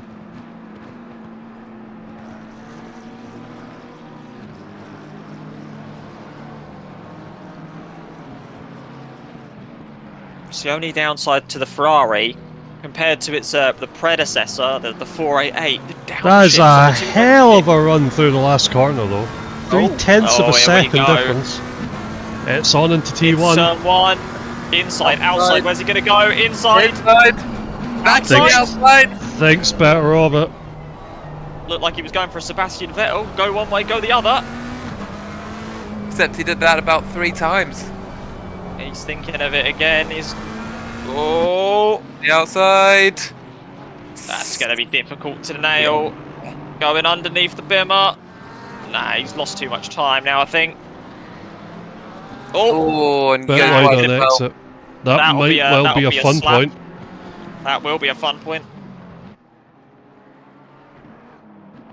McLaren very squealy onto the brakes. Keeping its nose in. No one in the pits currently, which we love to see. Oh no, I'm a liar. No. No, it's just the 992. 992. They've been in there for well over an hour. Yeah, they retired that car out. Jared, he's going to go for it. Thought about it. It's the curbs on the inside of the Schumacher S that really throw you out. If I was Kekalainen, I'd be sweating thinking about Vedal. I'd be worried about that car ahead. Or is that Vedal ahead of him? Vedal, the chicane, Lewis. Vedal's the chicane. There we go. That's McLaren the car I was worried about. He's very sensibly gets out the way. Oh, and that McLaren is gaining slightly. Got to look up the inside here. Stays out of it. Backwards car on the straight. Car 31. Stewart's put it backwards. I'm going to say that was lost on his own, but I can't. Might not have been. Oh, again wide on the final corner. It's going to be side by side down the straight. Look at this. Oh, get the side draft. You know you want it. It's right there. BMW's got the legs though. Car 31's incident completely self-inflicted. Wide out of the corner, on the grass, span the car around. That is a send I'm seeing. Oh. McLaren couldn't get the move done under the throttle application. BMW just kept it steady and kept the inside line for turn 2. Oh, Blake backwards. Oh! He's just got rolling again. I'm going to assume that was self-inflicted because those were the only 2 cars around him. But very nice of him to stay out of that, stay out of trouble.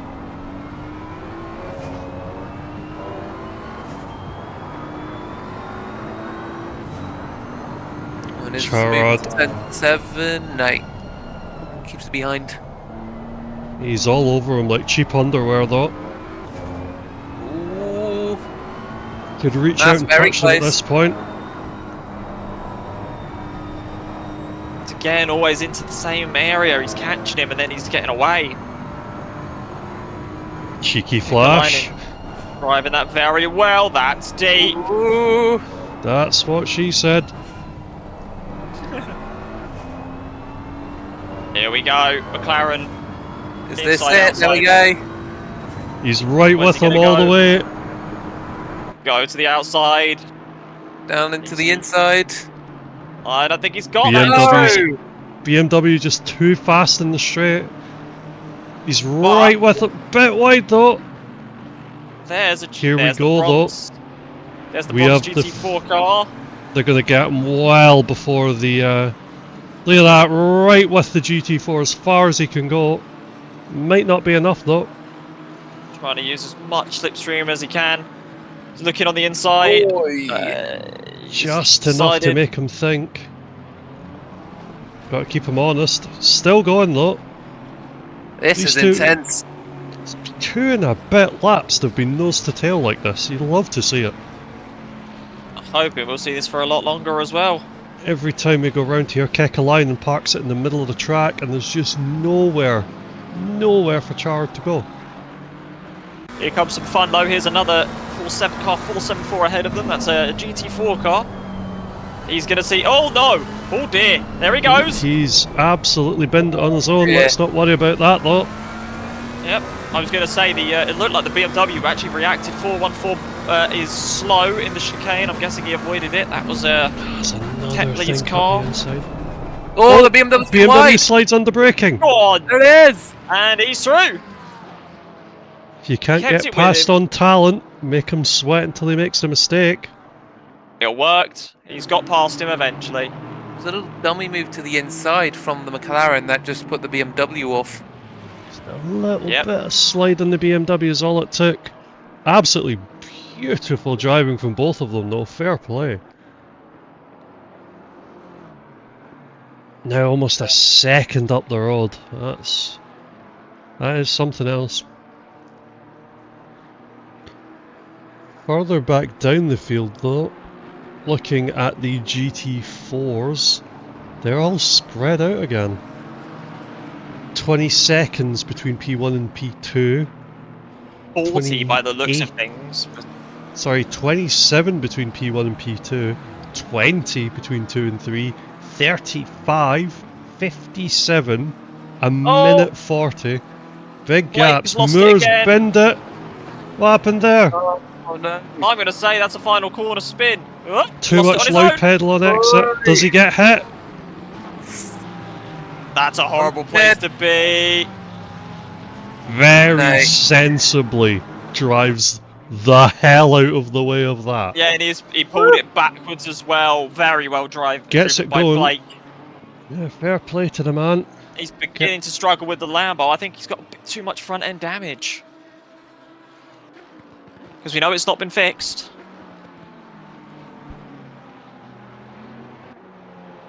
Gap between Kekalainen and Chard now up to 1.7. Chard's been released. However, he's not been released into much.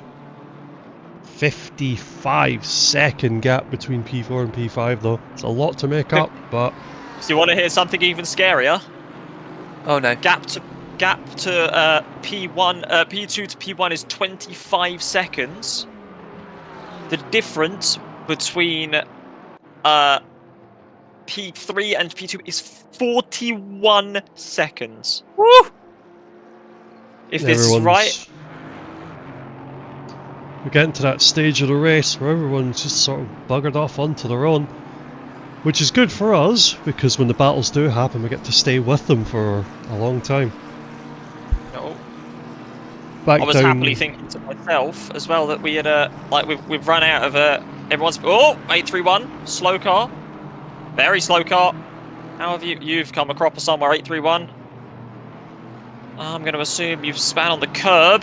That's Must That would in the be McLaren. my guess. Yep, he was off in the gravel, so bad exit probably from the last turn. Put let's himself have a off the look at gravel. that. That's not the breaking straight point up. for that. Oh, wee! You know Bit what? of a whoopsie. Stays. That'll be and he's slow, and it's very slow on the rejoin. He's just, I think he's an abundance of caution there. Where does that put him though? That is good news for car number 28. Not for the Daisy Mike. Sandero. No, Mike, the chap that had the unfortunate crash through Hatzenbach, gap has gone down from a minute 30 to 47 seconds. Wow. He is He is on a absolutely mission gunning it. for Wow. That's exactly the same amount of time that the gap is at now. So he's Yep, halfway there. you have to. For a bit of pace comparison, Mass in the McLaren, I don't think they've done the driver swap yet. Personal best of a 157 dead. Mike, 155.8. Considerable pace difference between these two chaps. If we can keep that consistently, that's 2 seconds per lap. Yep, it's a lot to make up, but there's pit stops in it. Slow car up ahead, number 24, Yidlitz. Wow, ooh, all over the front of that GT3 car there. Whoa! keeps it pointing the right way by luck and or skill. That, however... Is that self-inflicted? I don't think so. We can go back a little further.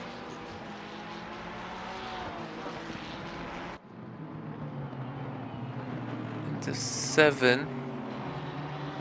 I'm betting it's that ERA GT4 car up there. Oh, yeah, the Porsche all also over the had to place. take a bit of action. Oh, that's the Era car that has a lot of damage on it. No, he comes across. That was his own fault. He cuts the nose off. He has his own fault. Yeah, it's unfortunate, but one of the talents you need to develop in multi-class racing is keeping out of trouble. Speaking of keeping out of trouble, Steve Tetley into the pits from P1 in class in the from P4 in class, if I'm not mistaken, in the GT4s. Overtaken in the pits by a certain bearded badass, which I am led to believe is in fact his real name. No, Your Honour, I cannot prove that in the court of law. You just have to take my word for it. Speaking of pits, Terry Driscoll in the 778, the very bloody fast Ferrari team. Down P9. It's not well they have. Despite all the penalties and all of the wars they've been in, they're doing well for themselves. Anything interesting happening up ahead? Closest gap in GT3 at the moment, kick a line into Chard. It's now up to 7 seconds. So that McLaren, this one in question here, once he got past the BMW, has vanished. He is gone. It's all about the space you can get on track. If you can find the clean air, you can drive your own thing. You're not having to think. But as soon as you run into those GT4s or the back markers, you know, you just end up stepping over your own feet, basically. Damien Maroney in the Alpine, Steve Tetley's teammate, gets out comfortably ahead of the lone Audi representative. 5.2 seconds though between Steve and Matt East. You'll see him right there. A lovely bright pink AMG. That'll be one to watch later when it comes up. Bearded Badass gonna take... He's not gonna take him, he's 2 laps down on Stewart in the pits. 30 seconds between Roth and Goswell now. Between Kolb and Roth, another 25. And between Mark Townsend and Kolb, another 30. So essentially, every GT4 is separated by 30 seconds until you get down to the other ERA team, and then it's over a lap. And now that you're a lap down, 30 seconds, 30 seconds. Wow. There's very much 2 races going on here in GT4, all separated by about 30 seconds. Very interesting how that's played out. New personal best from Project Vapor team, the BMW car number 1, 154.995.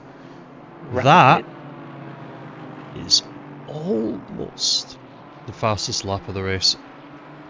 2/10 off of the Honda 404 Schmalewski. That Honda is something else around here. We thought it was a bit weird looking at the only Honda on the grid, but maybe, just maybe, they figured something out. BOP quite nicely in their favour though. 10 kilos off that car. I'll be happy with that. Yeah. So, as an update, taking a look back at that, you know, that collision we were quite happily saw between the GT4 car, the ERA car, and the McLaren. Yeah. It's not as much on the McLaren as we thought. Ooh. We thought it was a McLaren thing. Unfortunately, the ERA car actually keeps its nose pointed outwards on the track. Drives into the rear of the McLaren. Can't be doing that. Can't be doing that. You gotta give him the space. Further updates though, it's getting fruity back here. Mass in the McLaren 1 minute 47 ahead to Schmidt. Yes, these cars are ahead of each other. Schmidt's about to lap him. However, 36 seconds for Mayak. Ooh. He's gained 10 seconds since we last talked about him. This man is on a mission. That was like 5 minutes ago, wasn't it? Yeah, this man is absolutely sending it. Doing a 157 last lap, not a very good lap from him, but it's still 3 seconds faster. 4 seconds, sorry, faster than the McLaren ahead. Spitzer, though, I am assuming that penalty is for keeping his nose in it. That is for keeping the nose in it. That is exactly what that's for. 5-second penalty for the naughty ERA boys. It's Roth funny in the because pits as well. Now we're having to have a look at the, I'm having to take a look at the other ERA car. Won't say why yet until it comes in, but Mickey Taylor in the pits from P9. What was that about? The Honda had a little moment at turn 1. Just back all right now, just a little sideways into the braking zone. Does he look just about get stopped? That's what a wheelbase measured in millimeters will do for you. oh, That does not sound good. Oh, 971, you can't be doing that. Who's the 971? 971 is our favourite pink car. Oh boy, what have they done? Only pink car. Well, I'll give it this way. They decided that they weren't going to they were going to completely avoid a braking zone and use a GT4 car as a turning point. Hey, That's not the FIA approved standard. 10-second penalty for that though. Yep, you can't be shoving the smaller cars around. You're not allowed Mass is in the pits, which is sad news because we're not going to see Mayak absolutely murder him. Well, Mayak just did a huge slide down the down that final corner, so I think he's quite happy that he's in there now, especially after that slide. yeah, he's passed. He's passed. Mayak, if I'm not mistaken. Oh, he still has another lap to make up. He has another lap. He's on lap 80. He's still got a lot to do. We're on lap 82.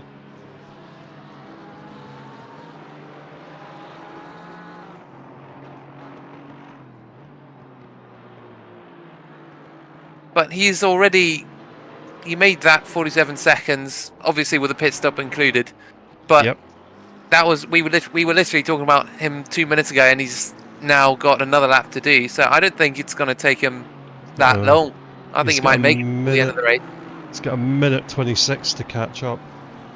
If I was in that Porsche, I would be sitting there thinking, my race is to beat car 831. Absolutely.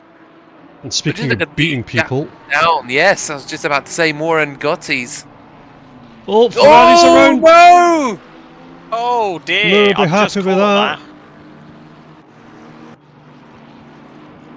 No, yeah, sorry, that wasn't the gap between the two drivers. That wasn't that the gap, sorry, no, that was... it was the other Ferrari. That was McCutcheon, entirely self-inflicted, but it's put him in striking distance of car 69. And there's a GT4 on the way. Keep things interesting. Oh, into turn 1. Thinking about it. Not quite there. Apologies. We're hitting that stage of the race where everyone starts experiencing the fatigue, even up here in the commentary box. Yeah, it's been over, what are we at? We've been here for 3 hours now. Yeah, an hour and 5 to go. Nearly 3 hours worth of this. Oh. So, hour and 5 Change to go. For position. What happened there? I'm going to assume nothing at all. And However, BMW. this is for position. Around the outside. Bit of door banging. Round the outside. We'll quickly let this go on, and then we've actually got someone who wants to join us in the commentary box. I want to see how close these guys are. Oh, that was a lovely shot. Whoa, Blake down the outside. Was that the Schumacher S's? It's still going. I think that's a Lambo ahead. Well driven. Will it be for long though? We also have a. I'm going to drag him up now. And he's gone. Yeah. Blake is ahead. Unless Hopefully this Sotis feels like doing something foolish here, I think Blake has gotten away with it. Although he is a bit argy-bargy over the curves though. Gap's about 0.8 of a second. It's not letting me do it, but we do have a Christian Fengler who wants to join us. A Christian Fengler? Well, he was in the audience. I can't see him now, unless it's glitched out. He was here. He was in the audience. Here. Someone wants to pull him up because there I am. Oh, hello. There he is. Hello, Christian. Hello there. How's your race going? It should have been a better feel-good story than it actually is. The start. I mean, yeah. That one was just horrible. I don't know. But yeah, things happen. It's an endurance race. You keep your head down and just go for it. First pit stop obviously threw us off. We had 19 seconds of damage, and a poor pit stop. So that amounted to about 15 seconds stationary. Lost a lot of positions. Fought back. Lucas and Sofa doing a phenomenal job pace-wise. But I've got to say, the quality of overtakes from GT3s really differ a lot. You can trace it through the GT4 field where the piss poor guys are driving, because if you lose more than 2 seconds on a lap because of 2 cars, it's just not good. Like the amount of diving to the inside. Yeah. We'll hasten to comment on what we've seen. Oh Lord, as we see. Speaking Matt of East, GT3s diving up the inside, Matt East going to be out of the way. He's going to be sweating bullets after get out of the way now. I mean, it's always a give and take. You try to leave them room for their own fights, but on the other hand, the GT4s are in a very contended fight. It doesn't look like it if you look at the gaps, but the strategy game is big now, and maintaining distance is very important if you want to have a chance. So even if the gap is 30 seconds, an overcut or an undercut might be decisive because of the slower laps afterwards.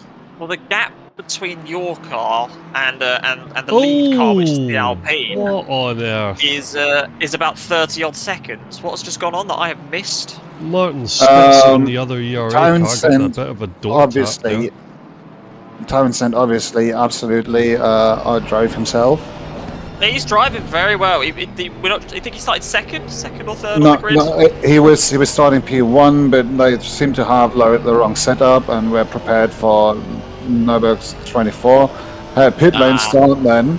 But the pit lane start saved them, because this way they just avoided the whole carnage, drove around it, and took the comfortable lead. What's going to be... Just to drop that in, because I'm doing the strategy at the moment for us, and perhaps it's something to keep an eye out for, might be getting interesting. Because in the overall fight for position, Honest Speed's team has taken a very different approach, going for a long last stint. I mean, he has purpose-built the setup, and I guess that he can extract a bit more pace out of it. So I guess he's trying to lunge forward into P2, if not into P3, if not perhaps P2. I could imagine that he might be able to battle us for position in the end. There was a point for a while there, Christian, where the GT4s were almost all separated by 30 seconds between each car. Spread out so nicely. Gap, yeah. Update 95 Kekalainen. He's gone to the pits, so he's going to get some new tyres on his wagon with an hour to go. This will probably be their last stint for that 95 car, so they're playing on the long game for an over an hour. Be a long one, but it should be doable. But you have to say, the start of the race, when the field was just tighter, it felt a bit like Mario Kart, because you were using the GT3 strategically Like you were like, no, we're going to keep the line now to let them buy on the next corner. This way they're going to block the car in front into the next corner because they are divey and you could tell. And this way you narrowed down the gaps bit by bit because it was like shooting the turtles out. It's been strategy's been something that we've been trying to work out from people. Obviously, like our top four, like the top 4 cars, which is 404, 911, 777, and the 1 car. They're all on very different strategies. 404 came in after, 45 minutes on their first stint. They came in really early in comparison to the rest of the party. Yeah, they wanted to dodge the fight. They decided that it would be not worth having to fight the rest of the field, so they decided to start light, as far as I know. It seemed to have worked out. They are driving very well. I think fastest lap of the race is currently held by car 404. However, I'm not sure which one of their drivers did it. Slightly. It was about 26 seconds, I think. 19. Now it's down to 19. So actually, Schwandner is trying to close that gap. Did he run into traffic?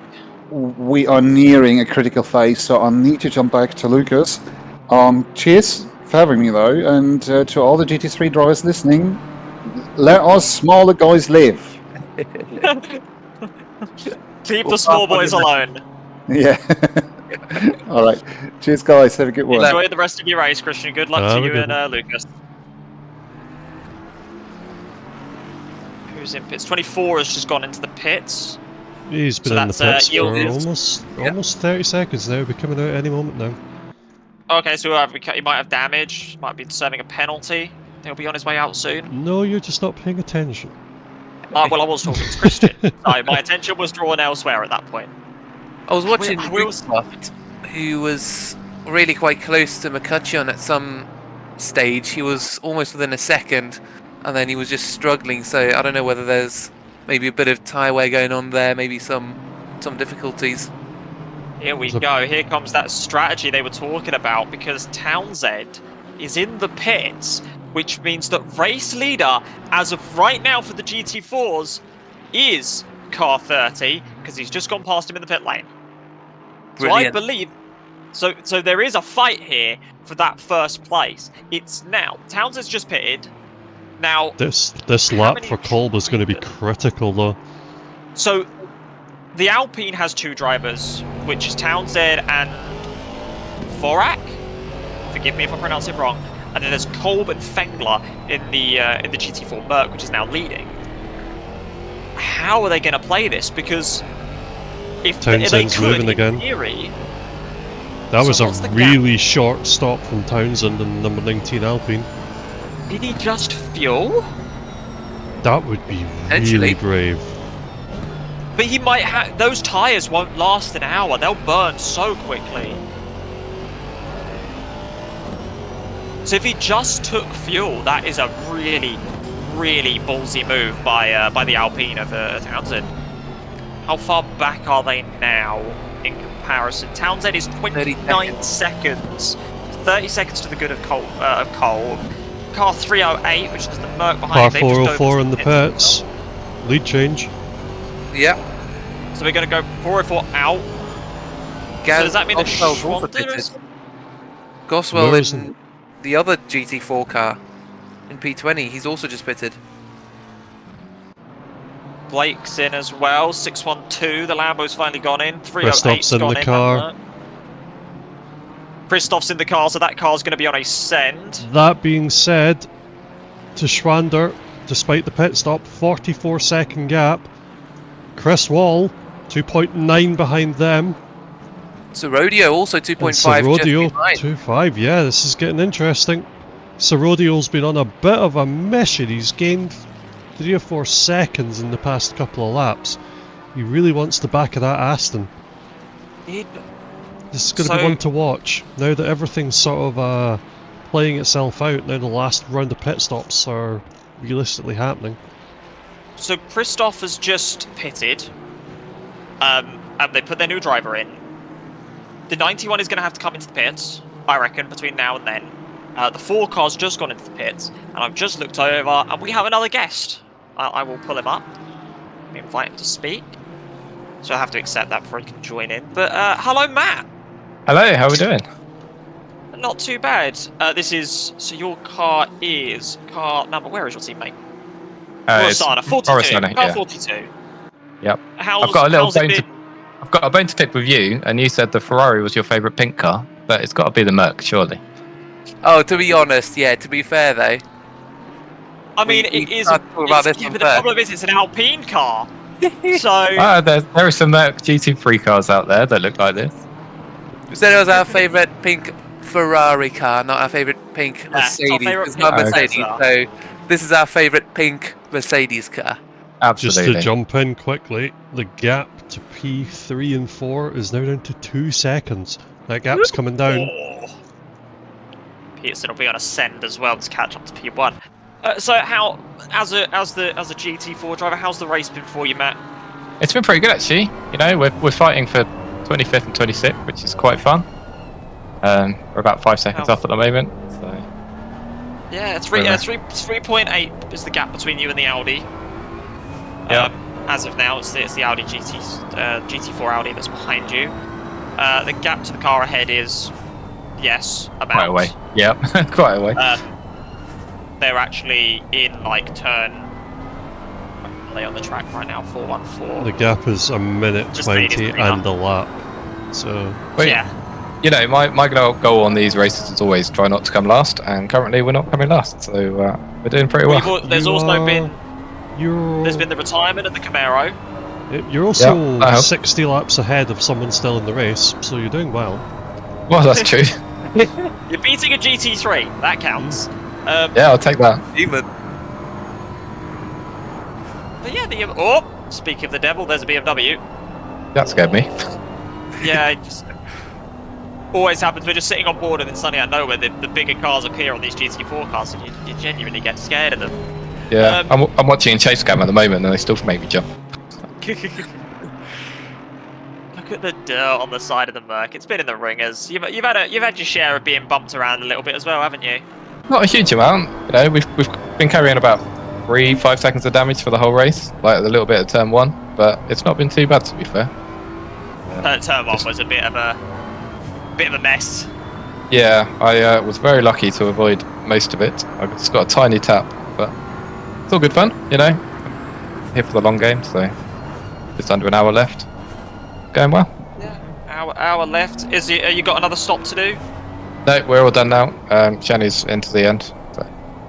It's not bad as long as the car makes it to the end. That's all that matters. Exactly. There goes Moore. That was our goal. Like we always said, we're going to try not to come last, and we're definitely going to finish. So. Yeah, it looks like you're going to make it to the end. Yeah. It's been a joy watching. Obviously, we don't know what it's been like for the cars on track. We don't know how exhausting it's been to be in the car, being on the chases and stuff. We only know what it's been like to follow the cars about. Oh, that's a very squirrely Merc. Not a place you want traffic. Not at all, especially if he's chasing Chris for that position. Cost him 0.2 of a second. Bittler is quick here. Bittler is very quick. Christoph's still got some work to do as well. But yeah, we're catching bits and bobs of fights, and you know, noticing who's getting caught with what parts of the track. We've seen a couple of cars go round. Yeah, it's been the last sort of half an hour or so. There's been a few little bumps and spins here and there. So. Oh, hang on a second, Matt.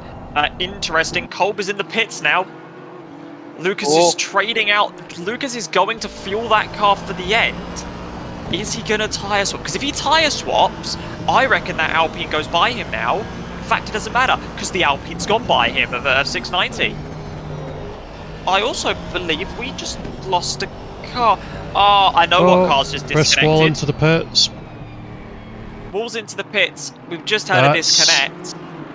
That's the number 1 BMW up into P3. wait, car 28. That car 28. That Porsche has gone. That Porsche that was battling its way back through the pack has not it. gone No. to the garage. I don't know if it was a disconnect or if they pitted it and retired it, but that's heartbreaking this far through. they had they were actually running P3 about an hour ago, and they had a game crash, and But were they the ones Had just three sat more. in the gravel for a while? Yeah, Yes. they were Yeah, the battling Falcon for Green seventh Porsche. and 8th, around that Yeah. upper midfield kind of area. It's really So- unfortunate. They were on Yeah, an they absolute were driving mission very as well. I wonder what the plans are here, because Wall's in the pits, he's still in the pits. One is still out and driving. So car 1, which is obviously third place, he's still out and driving. He's actually chasing down P2. Oh, BMW. Bad BMW for that move. I think that was actually on your car, Matt. Yep, it was. I was just flinching as you said that. I was looking at him because I was tracking his time. The wall boys out the pits now. Is it Chris or is it Paul that's in that car for the final It stint? is Paul. So, Paul for the final stint there. Do we reckon that car number 1's going to pit before the end? Yeah, they are due a pit stop, I believe. And I think 91 is due a pit stop as well. 911, sorry, is due a pit stop as well. So, it's going to be tight. Looking at the clock, Schwadner and P1 have done 2 pit stops. He's currently on 49-minute stint time. He's going to splash Peterson. and dash, isn't he? He's going to have to swap, potentially. Car 404 and P2, the Honda, they are 8 minutes in the car, 3 pit stops. The car that I think they're actually battling In car 1. is 777. It's Paul Lawal. There goes the Serradino Ferrari. in car number 1. They've done 2 stops, and they're about due to come in. 45 minutes in the car. So, yeah, this might be a race between... Hewlett in car 4, number 7, 4. They're on 3 pit stops. Flagg in the 98 is on 2. Car 24 is on 3. Mortensen in the BMW car 95 is on 3. Muir is on 2. Muir That's is also interesting that running Muir a is on very long stint. He's an hour and 3 in the car. Shanu staying out of trouble there as well. Right, I'm going to Interesting. get back to Shanu. I will see you guys later. Thanks, Enjoy Shanu. the rest of the race, Matt. Thank you, you too. Yep, will do. If you want an interesting little statistic, fastest car on track is Mortensen in the BMW, 249 Ks. That 911 that we're looking at has the Falcon livery. Were there 2 cars with the same livery? Yes, there were 2. That Two black gr- and green one, and the one that got And the crashed out. 28. Both the Also, same I was like, colour. So which one started right at the front of the grid? Because we had one of That- these start in the front row, wasn't it? That was Schwadner, I believe. Oh, okay, yeah. That was Schwadner and Timo Send. They're up 2 places from where they started, so they qualified 3rd. There it is. Project Vapor in the pits. That'll be them for the 3rd pit stop. that's them for their final stop. This is the man to watch, though, Paul Venter. He needs to Where is he on absolutely track? nail this. It's currently He's- just coming through the first sector now, almost into the second. Yeah, He's got to make something work if car number 1 only does a fuel up, keeps his tyres. I'm watching the it would be BMW. easy. You guys keep your eyes on the Aston Martin. BMW's not Well, he's budged yet. also the thing is as well is Paul is actually being tracked by P1 right now. The car behind Paul is P1. He is the Porsche. Yeah, but the Porsche's in debt, a pit stop. BMW's out. BMW's moving. Oh, this is going to be close. This has got to be very close. Come on, Paul's got to push it hard to get it down that straight. There's the Bimmer. Where's the Aston? He's got him. There we That's go. him. Just on the line. He's got to get it past that The car. wall boys Lovely up to done there, P3 Porsche. now. In reality, Paul past the Alpine. I think that's P2. It's a These long lads- way back. Depends how long these guys have to pit. Well, Cerrudio has just done his pit stop because he's just come out, and Paul is just ahead of him. Yep. So Schwadner's been in the car 50 minutes. So he's due a pit stop. They're also a pit stop down. Paul. Yeah, but they got to make 4 up minutes. That's not helpful for that Porsche at all. Lots of traffic there. Yeah, he nearly hit the back of the Alpine there. He's very close to the rear lights of it. So looking at the stint timers, 4:04, they'll be into the end here. Paul, 4:04 will be Wall, into the end. they'll be into He'll the be in. end. Andre will be into the end. Flake just behind them's got a pit. He's on 2 stops. Schradner up at the front's 53 minutes. He needs another pit stop. He's going to have to come in. So Hewlett. I wonder if they're going to try for a splash and dash for the last half hour. Hewlett's been in the car for 10, so he'll be into the end. He's into the end. Egeman Ahan in the 24 McLaren, 13 minutes, he's into the end. The only person that I think Needs to change is Schwadner needs to change. Flag in P5 needs to change. And then you have to go all the way down to Nico Schmidt in P14. He's on an hour in the car. Sotis, sorry, in P13 with a 10-second penalty. He's on 42 minutes. What's interesting is Schradner has just let a lapped car go ahead of him. The Walkenhurst BMW, I believe that's Mortensen's car, the 95. There's going to be another one to watch here. Is the battle, and I say battle loosely, for P1 and GT4, Marek Dvorak and Christian Fengler. Is the Alpine into the end? They're both in the car to the end. 30 seconds gap between them, and then you have Honest Speed, 30-second gap to Fengler, and then Gossel, 30-second gap to Honest Speed. These are your lads that are looking. Who's that? At your top 4. Flake is gone. Sorry, Flake has gone for the pit stop now. He's diving in now. That should so be that's going to BMW. be that's the stop we were just talking about. Peterson dropping a new stint best, 155.015. He's going to be ragging the absolute dogs. He wants to get off of as that car now. far away as he can from Paul, but he wants to lap him, I think. No, he doesn't. Sorry, I'm looking at the wrong car. He needs to. He needs to find him. He just wants to get away. Schwadner still has to pit. He's not racing. He is not looking to be racing Maurice Schwadner. Maurice looks to be getting the pits in. He slowed up over the line because he let that BMW go out the final corner. That Walkenhurst that's behind him, or now in front of him. Sorry, I should say. He let that car go. So finding him is the thing. Oh, and I've just had a look. We have another person who wishes to join us. We've had him in here once before. I'm going to bring him. He's come back to see us again. He did say he would. Yeah, I am a man of my word. How are you, boys? Not too bad, mate. How you doing?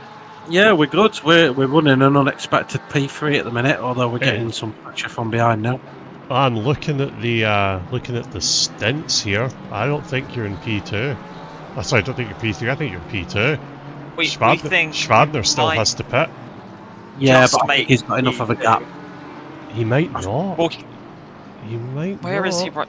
Well, no, Schwadner is behind them. Yeah, but 2 cars ahead of him is Chris's car. Yeah, see, that's Chris's they're about a lap. It depends if Maurice shits the bed. Speaking of shit the bed, almost a disaster. The AMG goes around on his own. That could have been immense. Badass has been in the car for a hell of a long time. Coming up on an hour and 10 minutes. He's going to have to get out that car then very soon. Those tyres are an hour and 10 minutes old. That would be why he's a little bit slidey in it. I would put my money on him coming in this lap then from that. When hour and 10, he's nearly burnt. He's only got 5 minutes, so 2 minutes a lap. He's halfway through a lap. Give or take this one or next one. Speaking of that pressure you were talking about, here it comes. Yep, 1.7 seconds. It's really starting to close that gap on your teammate, Chris. Yeah, versus- last time out they both did 55 freeze. So I think it's just going to be how we catch the GT4s. I got really unlucky in my stint. Speaking of like that one right unluckiness, Yeah, I just kept meeting them in the Schumacher S, and although they were really nice and predictable, it was just I was catching them at the wrong time. Yeah, So that's that's cost Paul loads of time. yeah, I'm looking at the 57.7 plays a 56.1. That's Yeah. over a second and a half there. That one's if really I'm right, that's Andre in the car, and I'm fairly sure that Andre and Paul have a bit of a rivalry. Let's from, hope he doesn't do an Andre. Andre. Let's hope he doesn't. No Andres here, please. Well, we'll find out in the next couple of laps. He might send it, he might not. Where are we looking? Peterson is in the final quarter being held up.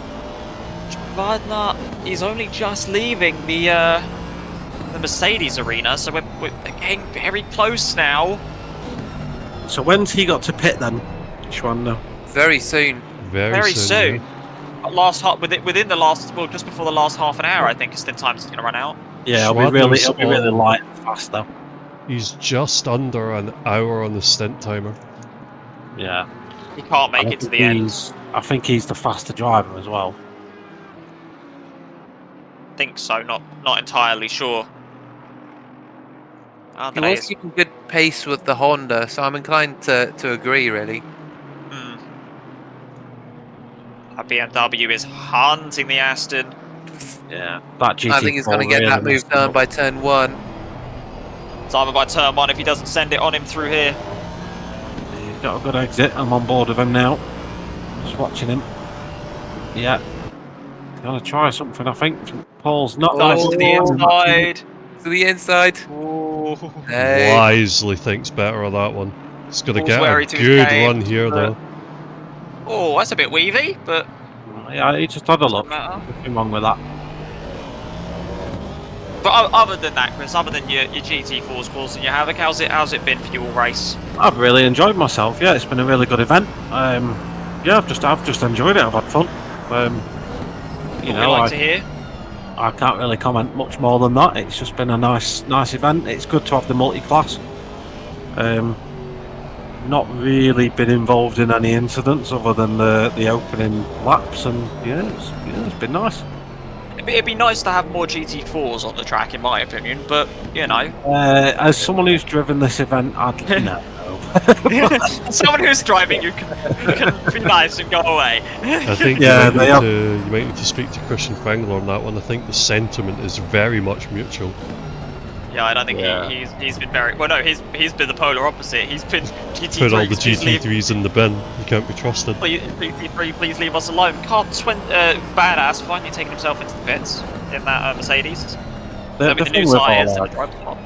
We've all had our own independent little battles going on, and I've been very conscious of that, and I've not been sending it like I normally would, and just trying to be respectful of them as well. But it's when they're not predictable, it's a problem. As long as they're predictable, it's fine.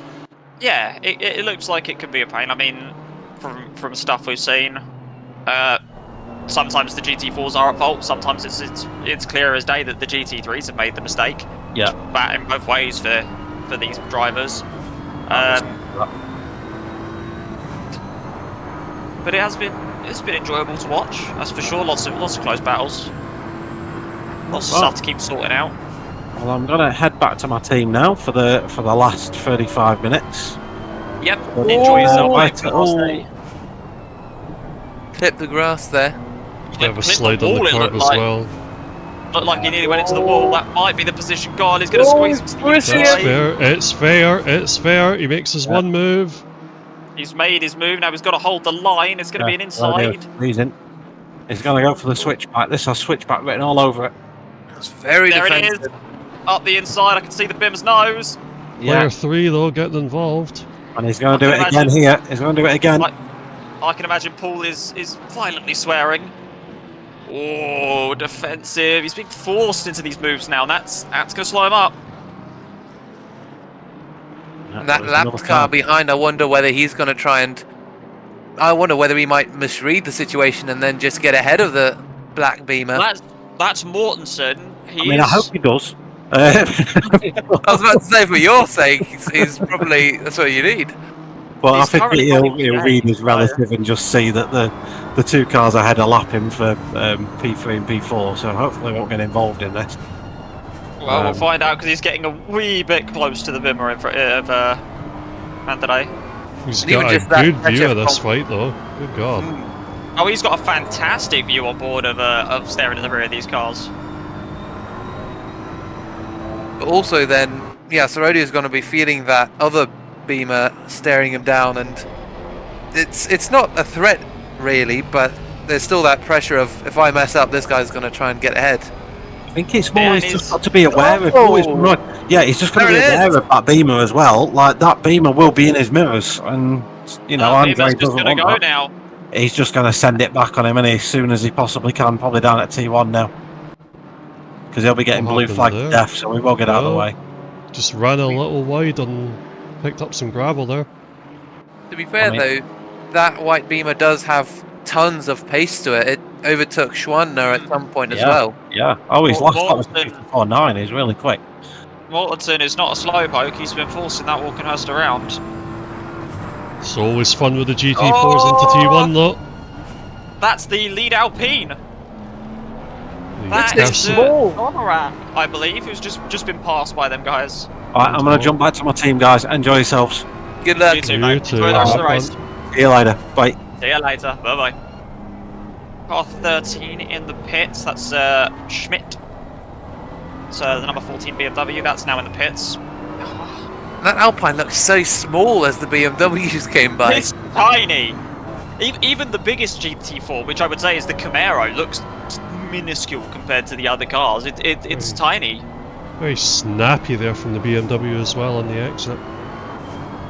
From which one? There's two in that same space. But Andrew. Project Vapor Andre, Car. Ooh. And now there's traffic for days. He's going to try and go up the inside of the...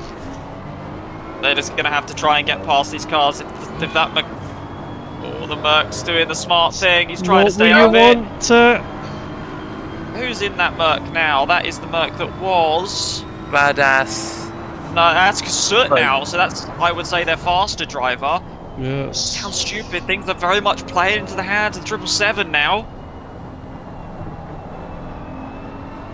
I wonder whether they'll be getting harassed by that white BMW By now. the Walkenhurst now, Yeah. yeah. Because it's... If it got past Andre... But then Andre did make a mistake. That's what allowed him to get by. But then again, I think that might have been because of the pressure, just having that car in your rearview mirrors, and we've seen Venter go slightly wide before. He's not looking had at it. Mistakes. That Bimmer is looking at it. Keeps trying to poke his nose in. Oh! Hang on. Is that going in where I think it is? Here we go. There might be a change for the lead of the race here. Schwander, yeah, into the bits. Schwander is in. Where is Peterson? He's up at the chicane. I've got eyes on Schwander. He's not hit his hitbox yet. I think that's the Honda to P1. I think that's easy. That's That's easily it, the yeah. Honda. Yeah. Round the final corner. There's Coca-Cola Curva. Yeah, and the Porsche's just stopped into his pit box now. So if they've done that right, I wonder... wait, I was about to say, I wonder if they could get that P2, but I think with the fighting between P3 and P4, I don't think Venter's going to be close enough. Or maybe that's what the Porsche was thinking is, can I keep my gap to the car behind? Paul's been sent it. If that gives a Wow. position, that might be a report. That BMW is really close now.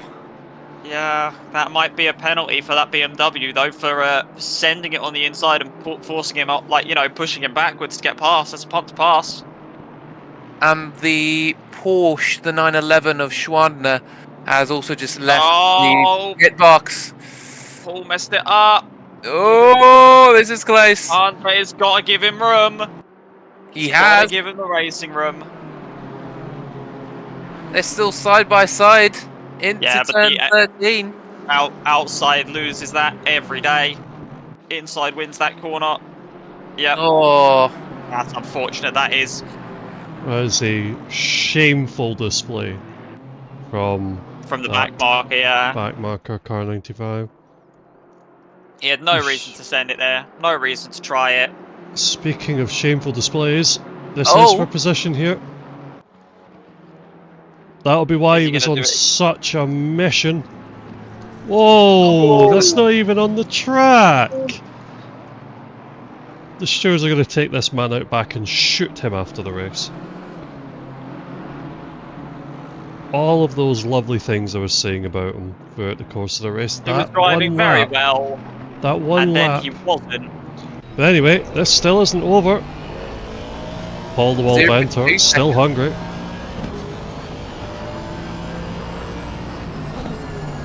He's later on the brakes. Let's see what that did. There is a 10-second penalty. They was obviously watching that quite closely. Mortensen with a 10-second penalty. That will teach him. I guess we are not the only people watching this. It doesn't really matter for Landsman then. If Mortensen gets ahead, it's just about staying within 10 seconds. It also won't matter for Mortensen too much either. He's a minute 15 ahead of the car behind.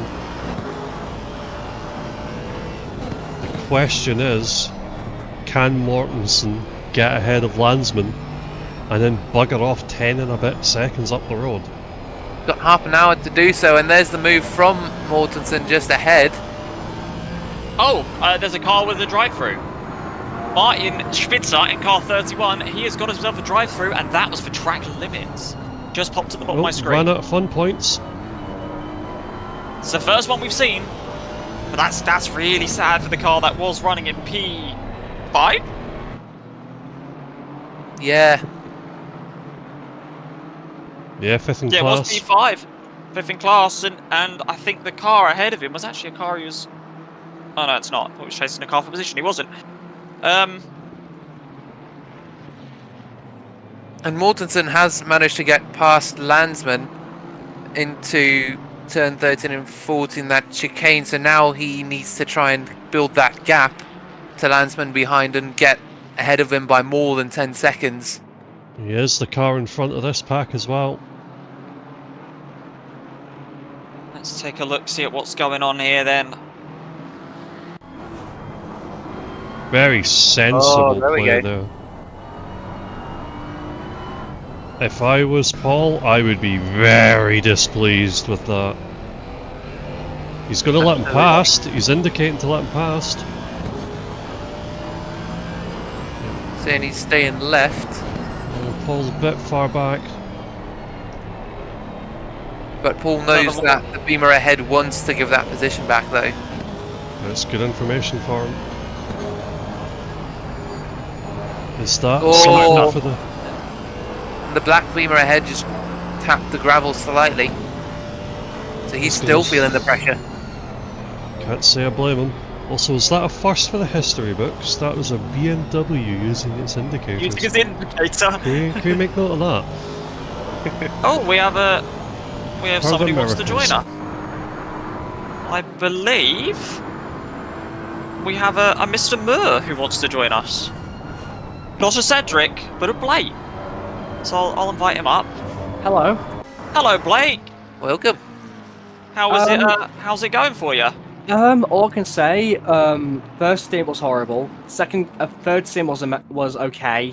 Fourth stint, well, the strategy wasn't, well, the calculations were completely wrong, but, I mean, at least I managed to, get some form of pace. I mean, it just, to me, the pace today was just, I felt like I was up there, but it was just, it is what it is. I would have to deal with it. We've seen you have your ups and downs. We've seen, you know, we've seen self-inflicted. We've seen you getting involved with other cars, both GT4s and GT3s. But yeah, you know, you live and you learn. But from what we've seen is, you know, you're doing well. You're not last. That's all that matters. And as long as you're enjoying yourself, that's also all that matters. Yeah, I mean, to be honest, I was enjoying myself in the battle with the pink Ferrari in the AM class. I honestly, despite the contact going into the hairpin, the rest of that was clean. That was fun. That was the funnest thing I had and the funnest battle I had in a long time. Yeah, it looked like a... Very unhappy there from Paul. That being said, there is traffic coming up ahead for Serradino. The Alpine very sensibly gets out of the way nice and quick. Will he do the same for Paul? Yes, he will. Yeah, Paul's still feeling the pressure from the Beamer behind. I can't say I blame him. I've seen some internal... Oh! BMW all over the place! He's got him! He's gonna get him! Oh, not quite! Oh, no! Very close! He's gonna have to go into turn 1 though. This is going to be a send of sends we're going to see here by Paul. For the last step on the podium. He goes defensive. To the inside. Undercut. Brake early, get the nose in. That's Ferrari in the way! Oh, no! Ferrari's caused everything! Oh my days! All to go wrong! Is Paul going to wait? I don't think he should. That's not his fault that happened. That's actually all on the Ferrari for not letting anyone go there. That comes into the... Good defensive driving from that BMW though, goes to the inside early. Is it the Ferrari that just cuts them off, or does the Bimmer try something that was never on? I think the Bimmer's trying something that's never on there. And then to rub salt on the wound, the Aston Martin comes back around gives him a tap. Take that, boy! I'm actually gonna... You know what? I've got some time, because I'm sure that's gonna... All I can say is that Andre literally needs to improve how he overtakes, because that was just a bit stupid, not gonna lie. I don't want to blow him out loud, but like, I think at some point you need to realise you have to bail. But there's so many factors you can take into account. Oh, it's happening again. So as a look back, that's entirely on Andre. Like he can see the car ahead of him. Ooh. Round the outside for turn 13, the BMW's being ambitious. Oh no! That's a bit pushy, bit shovey. No need. Send it up the inside. Yeah, you can have that. He's got to let him have it back ahead, but does he? Because Mortensen capitalizes on that as well. I haven't seen BMW drivers race well here today. Jesus Christ! Try not to call anyone out, Blake. It's the only thing we're trying not to do is to call anyone out. Okay. Yeah, it is. Yeah, that's why he's giving it back to him. Yeah, I think okay. He gave that back to him. Good racing. He probably gave that back to him for the shove off at the for the little nudge he gave him at the chicane. Well, on the speed, get out the way. Go on, get out the way. On speed. On the speed's really in the Still way. in it. Still in the way. Use still the in the brakes, way. man. Still in the way. Get out the way. Just abandon. Just abandon.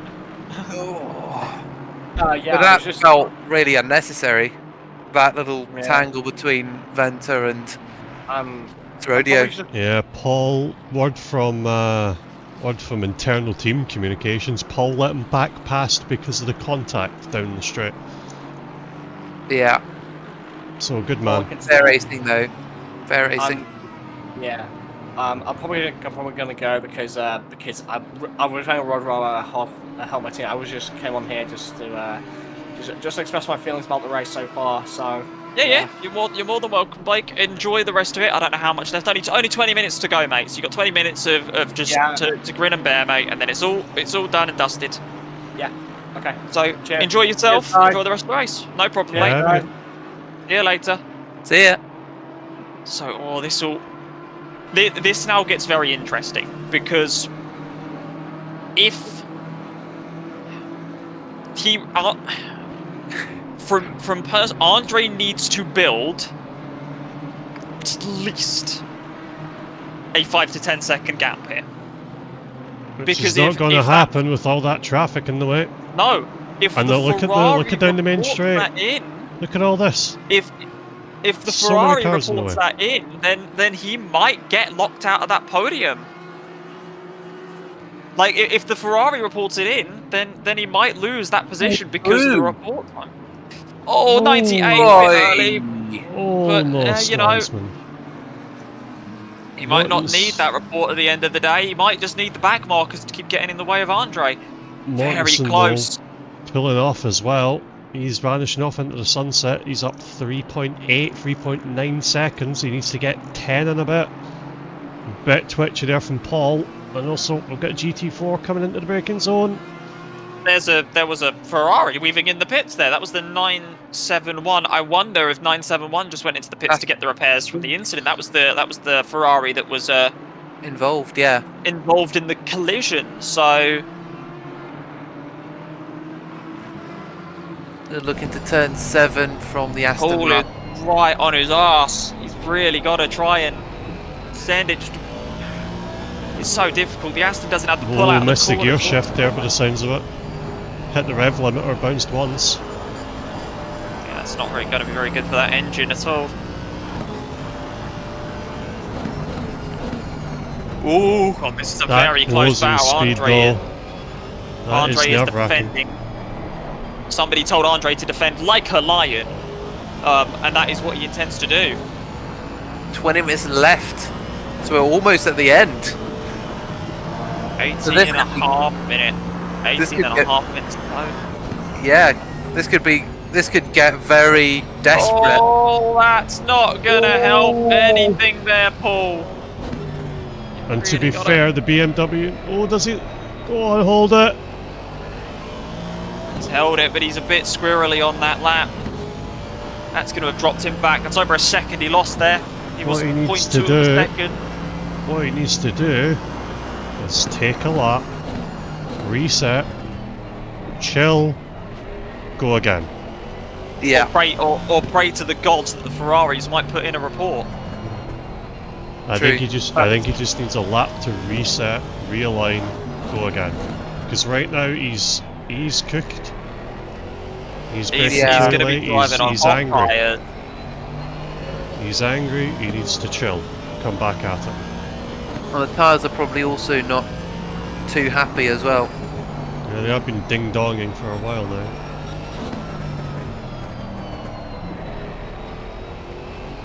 But also then, Mortensen started pulling out a gap on Landsman. He's 6.97 seconds ahead now, so I think he'll get that 10-second buffer and maintain P7. We've got another fight brewing back here though. Omar coming up on Tony Roocroft, 1.4 between them. It's getting close. If we look down quickly at the GT4s, Dvorak in P1 in the Alpine, Fengler P2 30 seconds behind, on speed another 30 seconds behind, Gossel in P4 50 seconds behind, Spitzer and Maroney another minute and a half behind, and a minute and a half behind each other. It almost looks to me, barring any major incidents, GT4 looks pretty much decided at this point. GT4 should be fine. However, the GT4s are still in the race, they're still on the track, and that presents problems for the GT3s. And we've also seen some of the issues GT4s have had with the blue flag conditions, so who knows, maybe the Alpine gets caught up in some sort of incident, loses out 20 seconds. Last lap battle for the GT4 lead. We can all hope. Omar got a little wide there, but also Roocroft compromised by the AMG up ahead. Ooh. And the touch! There it is! Oh, there they go. And you want to know what's even worse for those cars up ahead? Here comes those cars that were fighting. There's Sorodio. He's coming up on the back of it. So is Paul Venter. They're both coming into that scene where that's just gone on. Oh my goodness, everything's happening. So was that a tap with the GT4? Yeah. Looked like a GT4 got entangled there somehow again. Yeah, it's Mortensen now coming by as well. Yeah, he's up there again. Landsman has been pushed back. This will be the one to watch. Can Andre get through this unmolested? If he can, he'll be a happy man. If he can't, well, I'd like to be in Paul Venter's team chat to hear the shouts of joy. Not that anyone wants to see their opponent crash out, but... No. The hope. A little bit of Schadenfreude never hurt anyone. Can Paul get through though?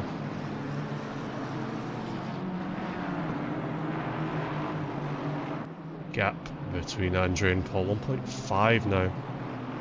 Yeah, Paul's gotten through there without an issue.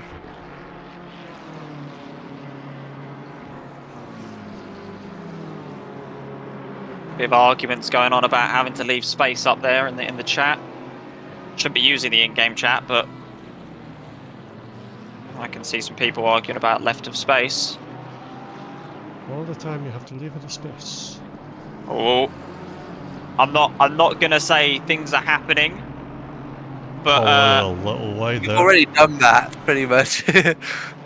I'm not saying that things are happening from the steward's end, but things are happening from the steward's end. Will there be summary executions that upset the race order? I think there might be about to. There's definitely going to be one for that last collision we saw with the. Let's not spoil it. Let's enjoy it as it happens. Yeah, you can't tell us as you go through it. We need to react to it. You're not Mika Hakkinen on Finnish TV. You can't tell us what the stewards are doing 10 minutes before it happens.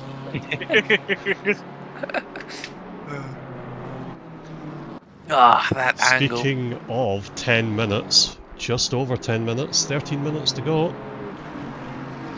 Coming to a head now.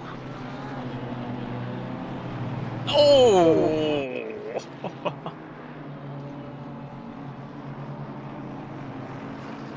Oh, looking at the penalties though, Sotis with his 10-second penalty in the pink Ferrari. Sprackman 30 seconds behind. He needs to get a move on if he's going to get anything out of that. And also Mortensen from earlier, he's now 10 seconds ahead of Landsman. 10.7, so he's just got that done, but he still just needs to build a slight gap, a slight buffer between them. More interestingly though, Garage 59 McLaren, with Egwin Ahan, 2.5 seconds ahead of Mortensen, so he might have to do it all again. Get past the McLaren and get another 10 seconds. If he does, it'd be a miracle. But that is assuming he stays on a 10-second penalty. That was some very questionable behaviour about 10 minutes ago. 1.3 seconds between Paul and Andre now, down 1.1. They're ebbing and flowing as they go through the various parts of the track.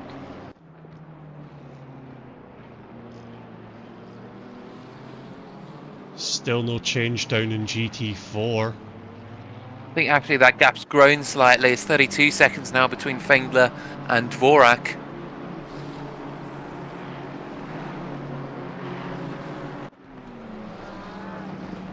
Oh, and that Aston's pushing the limits. Just go on board with Paul for a little while.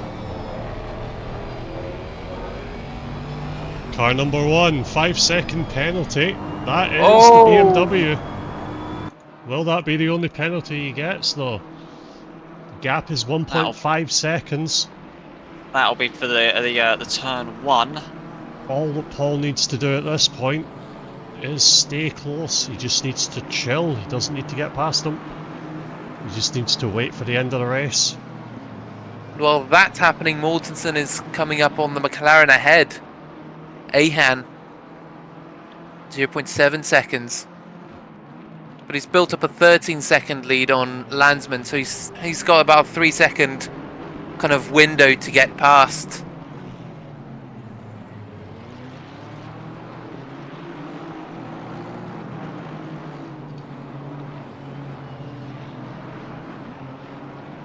So let's see where this leaves us now. 5 seconds 3 to now. Andre. He's up on like cheap underwear. Is he going to go for it? Ooh.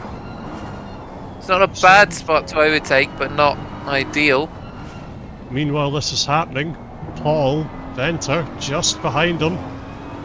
Just behind Serradino, sorry. 0.9 seconds, he's catching him. You've got to keep in that 5 second window. And he goes for it up the inside. Oh! Too deep. McLaren, I think, is entitled to that back, personally. He's not going to get it. He needs to fight for it. Well, Mortson still has that. And the Maka goes wide. That's not what you want. The Maka might still get that position, though, because of Mortson having the 10-second applied to him. Traffic up ahead for Serradino and Paul. Paul, like a whip it up the inside there. Ferrari on the outside. He needs to get out of that. He needs to get out of that. I want to move out the way. He gets out of it, but it costs Paul dearly. Possibly not dearly enough for Andre, though. What's that different now? 1.2 as a gap. 1.3. Less than 10 minutes left in the race. Paul's really got to hold it together. He just needs a cool head. That's all he needs at this point in time. Forget about what happened earlier. Just keep doing the next lap and the next lap at a consistent pace. If Landsman as well, if Landsman can pull himself forward a bit more, Landsman, he needs 2 seconds. If he can find 2 seconds, he might gain a position here because Mortson will be dropped behind him by the 5-second penalty. Yeah, he needs more than that. He needs 15. 15 seconds is the gap. For Mortson, it's 12 seconds to the car ahead, isn't it? So he needs 5 seconds. 12 he needs plus 5 3 seconds. is 15, Lewis. Leave me alone. There's your class leader in GT4 coming up. He may be comfortably ahead, but he's still going to pose a problem here for Paul. Hopefully he gets out the way, which he does just about. Good behaviour from the GT4s, you stay on your line and let the GT3s work it out.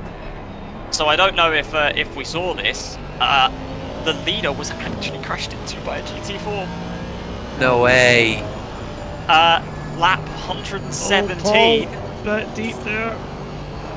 Lap 117, That was car very decided. Oh, we have a moment here. Sotis is in the pits.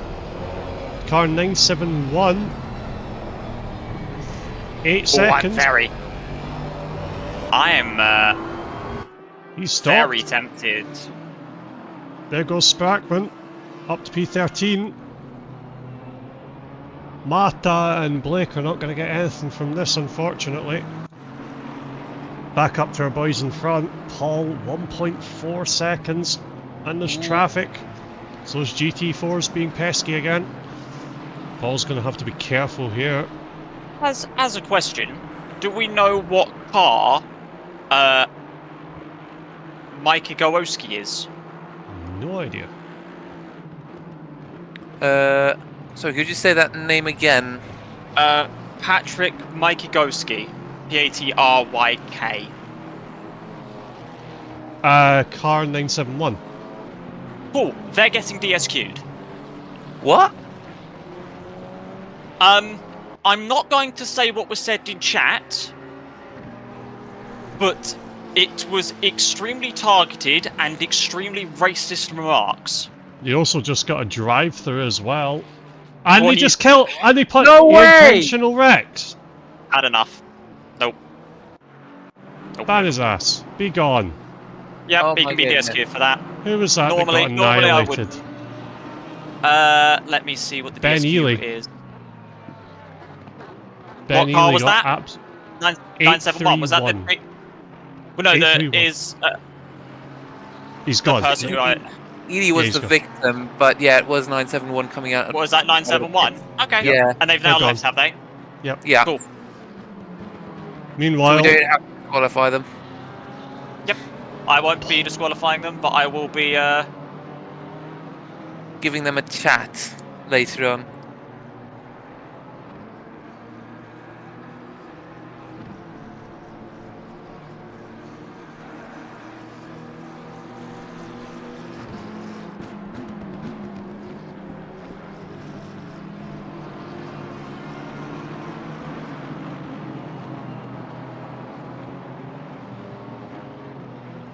What an absolutely shameful display with 5 minutes to go, but about that getting taken out back and shot, I think that's what's going to be happening here. What happened to Paul though? He lost 2.5 seconds. No, I forgot what I was doing. Oh no, I remember. He needs to just stay with him. 2.4 seconds that gap now. Christian Fengler with a 5-second penalty for being Christian Fengler, I assume. Lewis? He was the GT4 car that had a collision with the race leader. Oh, of course. I mean, what a shame. It was from what I saw, Honda was on the inside, had the corner, and the GT4 cut his nose off. I love Christian, we only bully him because he runs our league. He is a good driver and he's good people. Speaking of good people, that Alpine getting the hell out of the way. Is that Teddy? Nah, it's Dvorak. One of Teddy's teammates. I will say this, Sam. Do make sure that do not go back to the drive menu when the race finishes. Okay. Because it's in the in-game chat, and obviously I cannot clear that. Okay. And what was said is it's not needed to be shown on stream, nor is it needed to be said anywhere else. Well, you'll have to DM it to me after the race because I am curious. Paul getting do not worry. half a second there. Serodio having a bit of a moment with the traffic, and of course it's the other ERA car, of which there he is, Martin Spitzer. Very decisively getting the hell out of the way there. Let's look at Mortensen with just under 3 minutes left. 8.4 seconds ahead of Ahan in car 24. He needs a bit more. He is decisively ahead of Landsman after that penalty though.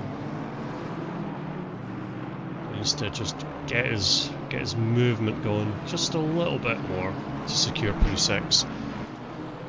Paul Venter just needs to stay in sniffing distance. Doesn't need to get past them, doesn't need any heroics, just needs to be there. Fair bit of traffic coming up here as well. Blue flag on blue flag on blue flag. Paul gets through it.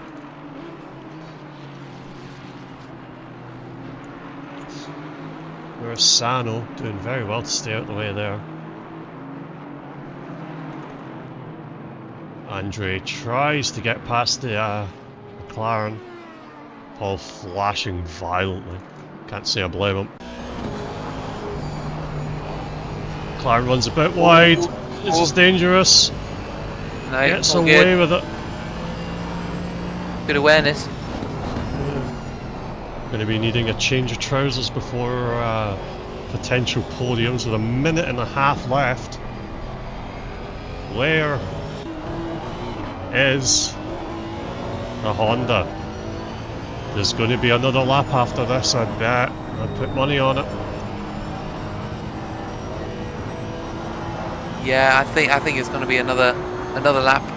Just about.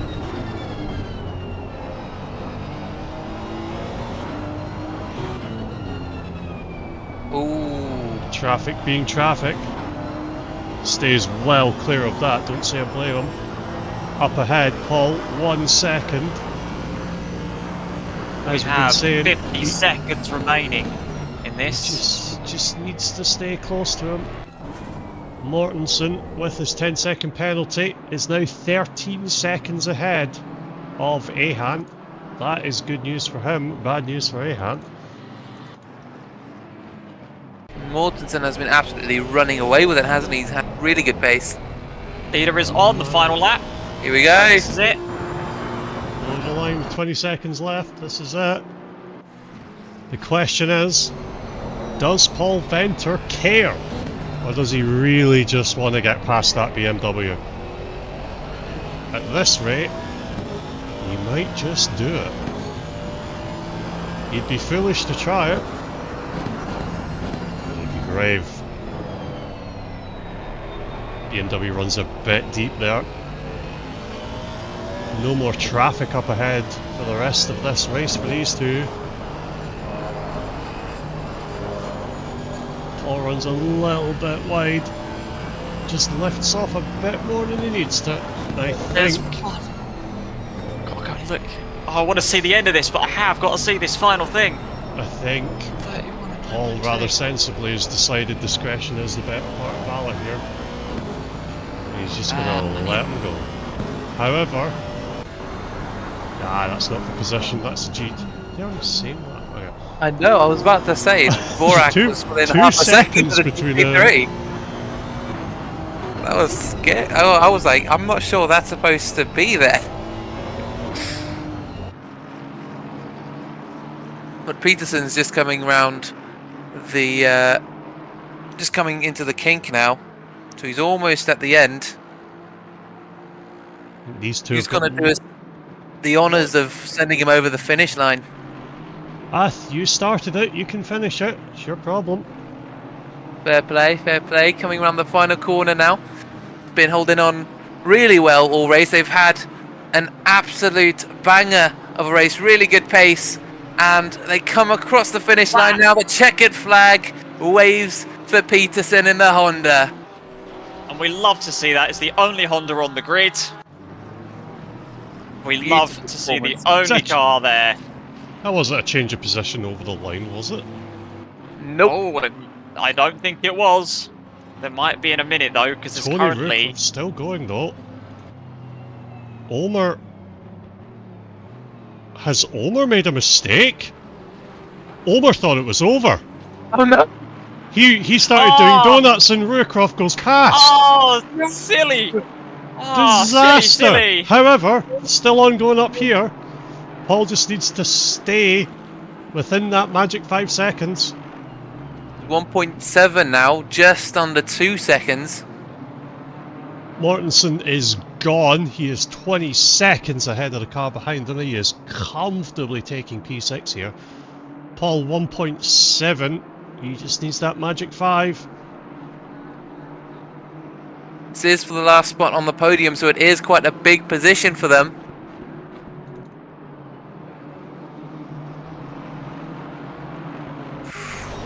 Safely over. That's a 1.8. He's on his toes. He's just got. This GT4 might cause chaos at the end. 2.0 cause chaos. 2.1. 2.1. He's got it. Paul Venter takes it. On a 5-second penalty, Serodio should be pulled behind him. Wow. And here is the most unfortunate man in GT3 racing this evening. As a much more competent commentator than me once said, they think it's all over. It in fact wasn't. Ruicroft goes and takes P10 by, well, there might be mistake. One. Oh dear. There might be one final penalty to be Spitzer, applied. Spitzer, though, takes P5 over Maroney after penalties, though, over the line. Well, he might. I don't know. Yeah, I need to. There is another penalty. Oh no, that's gonna mess things up. Hang on. Sotus. Wait, yeah. Sota's got a drive through. Sotus needs to be hard disqualified, I think. Yeah. Nah, it doesn't matter. He's still dead last. Wow. Let me take a look at this. Yeah, make sure you stay scrolled down on that chat, by the way, Sam. I will say that I have DM'd it to you. I will explain it after to you, Jan, as well. That person was banned when the stream is not running. I'll say that much. I saw it. Don't worry. Okay, cool. You actually caught it live. Yeah. Completely understandable. But yeah, we can address that after the stream. Yes. Normally wouldn't be offended, but the fact that this is being streamed and the fact that I not exactly clean on that word. No, absolutely not. I think they can take that. They deserve to be, disqualified. It's such a waste as well. These guys were not to be kind of not to laugh at their expense, but they did provide some good entertainment throughout the race. I don't even know And what they had car it some was. good pace. It was 971, that pink Ferrari. Oh, the pink One Ferrari. our quote unquote favorite pink Ferrari. Yeah. And yeah, just such a waste at the end to just throw it all away with remarks that really weren't needed.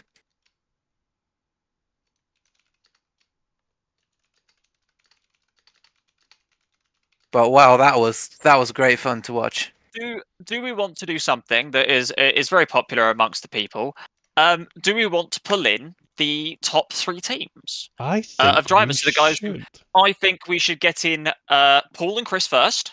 They got P3, so we'll pull those 2 in. I then think we should get in Send and his team. I don't know who Send's other driver is, or what team they were. Wasn't it? Yeah. And then Peterson. Yeah, so I will quickly go and grab. I'm going to go and grab Chris, and then I will be back, and I will grab Paul as well. And then I will, once we're done with them, I will obviously grab the next one, and then we'll do the GT4s as well. You know, they deserve as much respect here as everyone else does. So I'll go and get Chris and stuff, and then I'll be right back. Cool. I will bring them with me. Schwandner was Sen's teammate in the green and black Porsche. Car 911.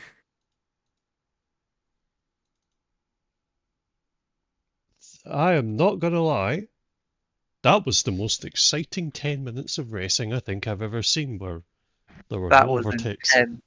That was good stuff. It's a shame about the collision with between Paul Mortensen and that group there. And it's a shame that someone had to ruin it at the end, that pink Ferrari. But rest assured, they have been taken out back and shot. Well, the individual that decided to do the thing has been taken out back and shot. I imagine their teammates will be giving them some strongly worded chastisement. Yeah. That is a shame. That was absolutely magnificent racing. Even the GT4s had some bloody good stuff as well. Also, if we want to be a bit fruity, we have Wall and Wall joining us. How are we doing, gentlemen? Congrats on P3. Well done. I was going to let Paul speak first because he's just had the most stressful stint of his life. So, Paul, take it away. How's it, boys? Yeah, look, that was, I think I need a few tequila shots after that one. That was quite entertaining and stressful. Having my teammates telling me to stay calm. Oh, yeah. But that was good fun. You had some really good pace at the end then, just kept it really cool and calm under pressure. What were you thinking when Mortensen was getting involved, that white and black BMW? What was going through your head?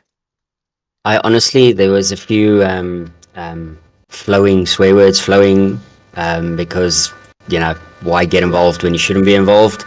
So yeah, it wasn't very pleasant, but, you know, I guess you got to deal with everything that comes our way. So yeah, you know, when he bumped us out of the way and he went past, I was like not happy, but then I saw he did give poor Andre a hard time as well, and then later on he then just lets us by. So yeah, I don't really know what that was, but yeah, I guess, you know, that's part of enduro racing when you get to deal with lap cars and stuff. So yeah, you know, live and learn. Yeah, but I mean, at the end of the day, didn't really hassle you guys too much. You guys still managed to stay within 5 seconds of the car ahead, take your podium, so still a good day for you guys.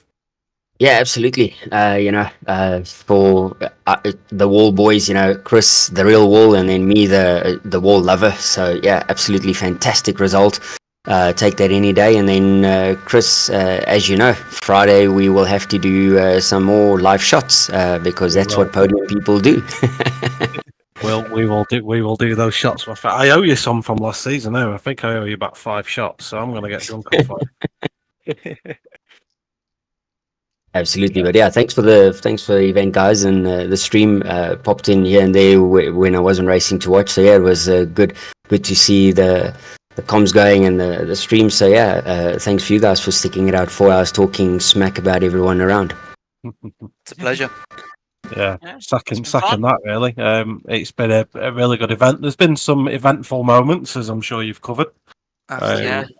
But yeah, like Paul said, I dropped in a few times, as you know, and I had the stream on a few times as well. I need to watch the whole thing back, but the coverage was excellent. So thank you guys for putting in your time, and the stewards. I know you were quite busy, so yeah, appreciate the time you've all put into it. It was a very fun race.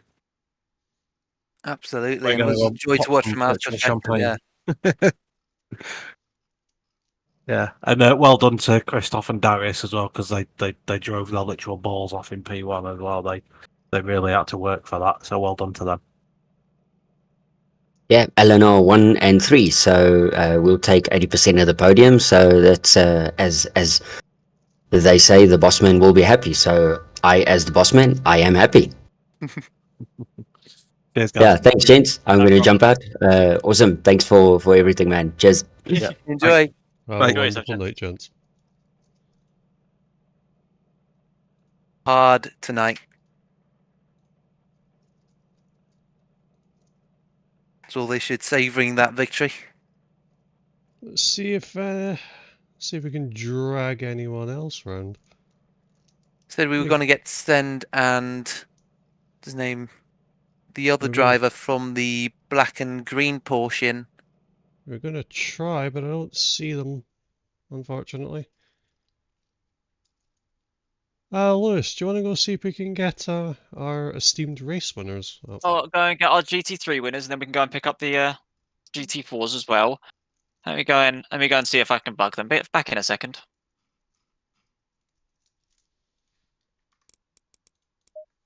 Our errand boy going out to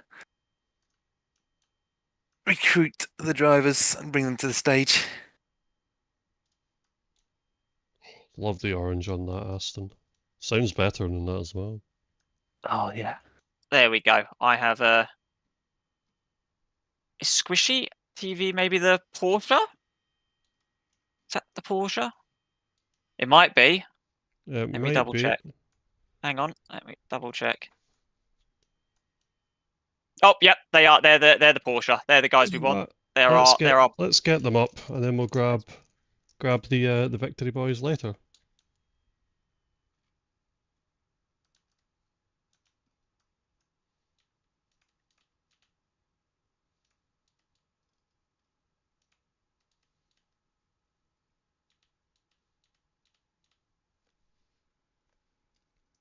Hello, gentlemen. Greetings. There we go. Hello. How are you guys? Yeah, not too bad. Settling down, about to head to bed with heads full of memories from tonight. From the crazy mad driving of some people.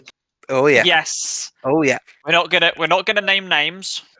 Well, we're not. Because that's not fair. But yes, it has been eventful. At least our team had not such issues, so we were fine.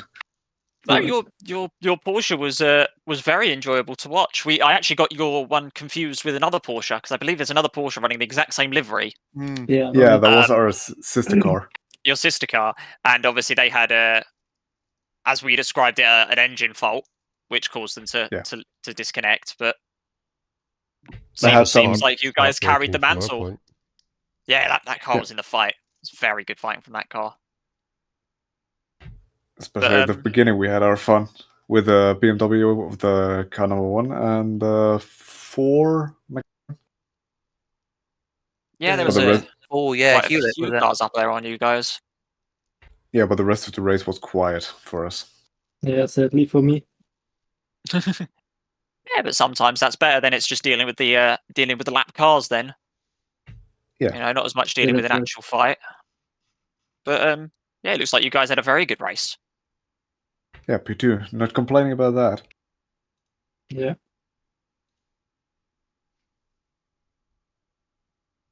But very big props to the 404 car of the Honda. Yeah, Yes. really. Crazy mad fast. Rapid. I mean, nowhere near getting them. I'm sure the pair of them are very happy to hear that. In fact, I I, mean- know they can hear it. they're in here. In Yeah. fact, do we want to pull the pair of them up? Get the GT3 race winners in here as well. Drag them up, and you can have a a nice little argument amongst yourselves. There we go. What for argument are you talking about? There's only one fast driver in that car, and it's definitely not me. You You guys were were- quick enough. You were quick. Yeah, that's right. Yeah, you held the flag up for your team, so still fast enough. Yeah, and then I fucked up the pit stop, and I had to do a 2.5 hour stint. In my last stint, I've just realized like I was gaining up on you, but then you changed drivers again, and then it was gone. Yeah. Yeah, I but was we lost getting 20. tired. We lost 20 seconds because we had an accident with a GT4 in the end. That was a bit Yeah. scary. I've just seen it in the replay with the Merc. Yeah. Oh dear.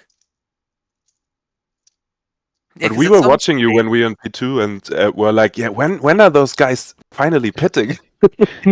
Never. That's what we feared the most. They cannot finish this, can they? No, they can't. Can they? I mean, we were confused about the first stop when you guys pitted like 45 minutes in. Yeah, that was part of the strategy. We did. We fueled for 45 minutes so I can pull a gap. So the next stint is easier, basically. Yeah, So we think basically, that- the plan was he runs away and I just poodle along on 120 liters. I'm mean, just it gonna worked. drive. Wondering Yes. if results have been published. What are you working on, Lewis? I'm not doing anything. I was trying to work out who the GT4 drivers were. Which GT4 got where is what I was now looking for as well. I So we mean, can have a word with our GT4 drivers. one thing is for sure, I don't know how it was for you mainly. The GT4s were fine getting past. Yeah, that's right. Some were, some weren't. Yeah, I mean, it But was always, same thing with the GT3s. yeah, it Yeah. was always an issue when Yeah. you got them in an unlucky position, like in Schumacher S or in 2 corners after that or something. But I mean, most of them behaved very well. That's true. Yeah. I mean, I had 1 or 2 moments where I was really thinking, like, what the hell are you guys doing? Yeah. Especially when they were indecisive and braked in on the apex or something. That Yeah. was scary moments, but Or also We've one gone thing with the McLaren I was fighting in the beginning, I was like, he was always trying to dive down the inside on the turn 5, the left-hander, I think. For if it's in the Mercedes, out of the Mercedes arena. Downhill Yeah. after Mercedes arena. Turn 6, I think. Yeah, maybe. Yeah, turn 6, left hand. But I'm guessing you know what I'm talking about. Yeah. The left-hander before the right-hander comes up. Yeah. There he just tried to dive bomb me, and I was like, what the hell are you trying to do there? From back all the way. But yeah, Was, defense. It was enjoyable to watch everything going on from the comms booth from where we were. yeah, I've We- already decided to watch a part of the stream every day the next days. Just How actually fun would watch that- it's 4 hours of 3 people talking rubbish for Ah. 4 hours. That's great, actually. I like it. I like when people talk shit.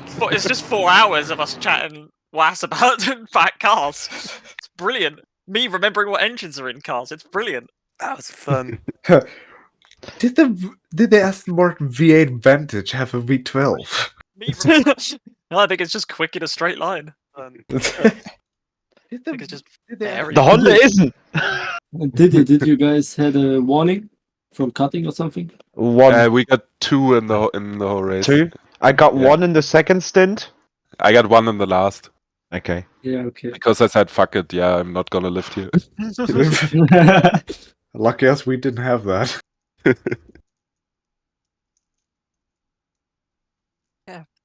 thoroughly enjoyable to watch. Thoroughly enjoyable to see the fights, even with the mistakes of some, the faults on both sides, GT4s and GT3s. Not gonna put names out because again, that's not fair on drivers. But overall for 4 hours worth of racing, bloody good watch. We enjoyed it too a lot. Yep. See, now I'm stuck with the decision: is do I want to race the next one, or do I want to do comms again on the next one?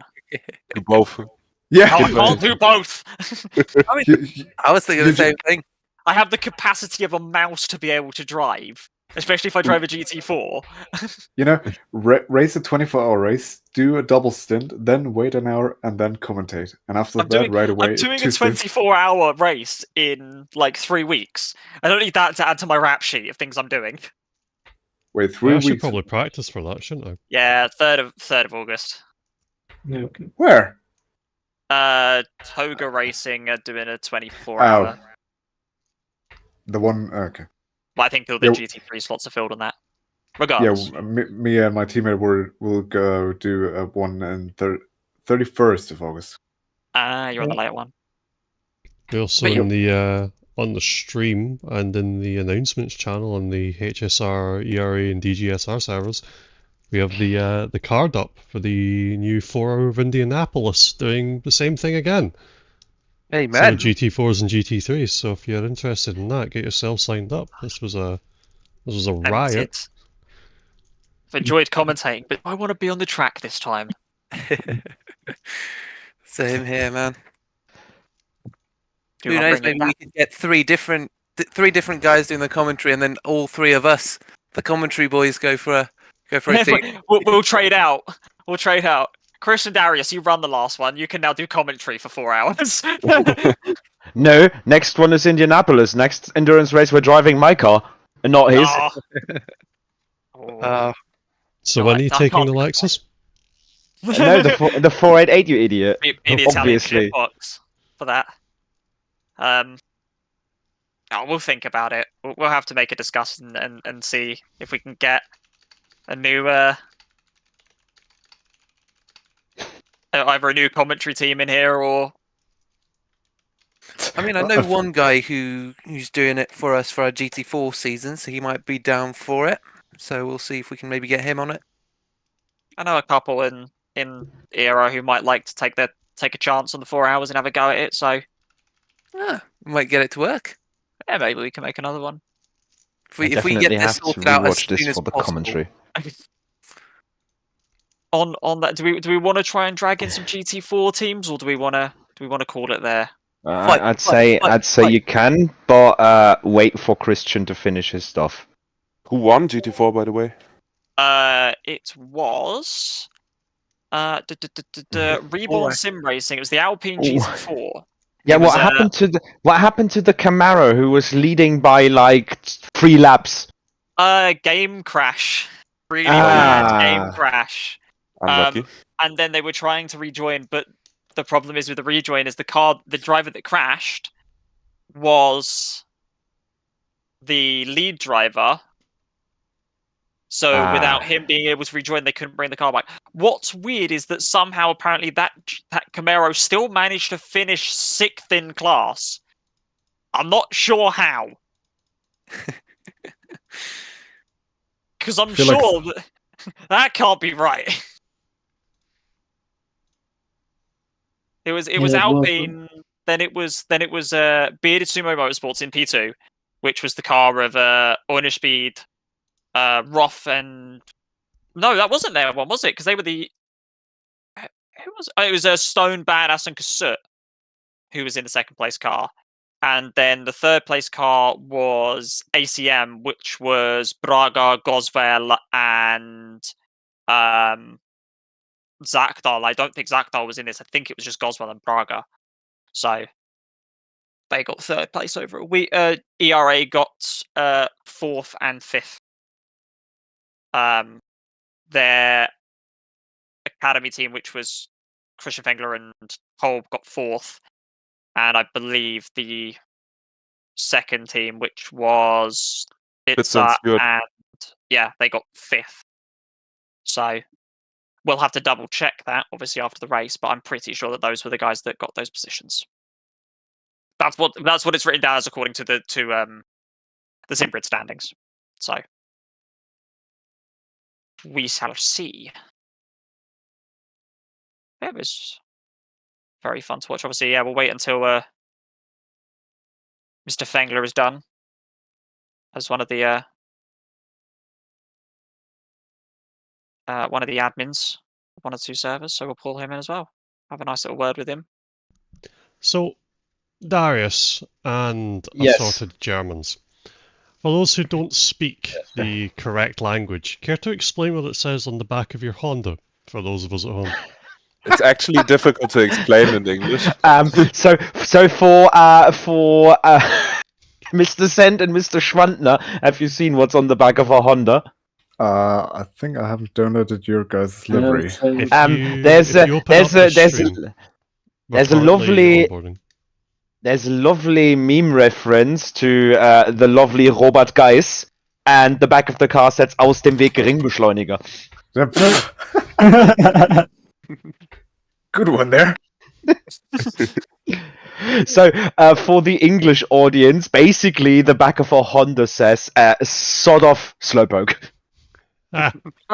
There's another question that we need to ask. Why are there potatoes on the side of your Honda? Because that's also that, and Germans are usually referred by not Germans in the German language as potatoes. Ah, yeah, makes sense. Makes a lot of sense.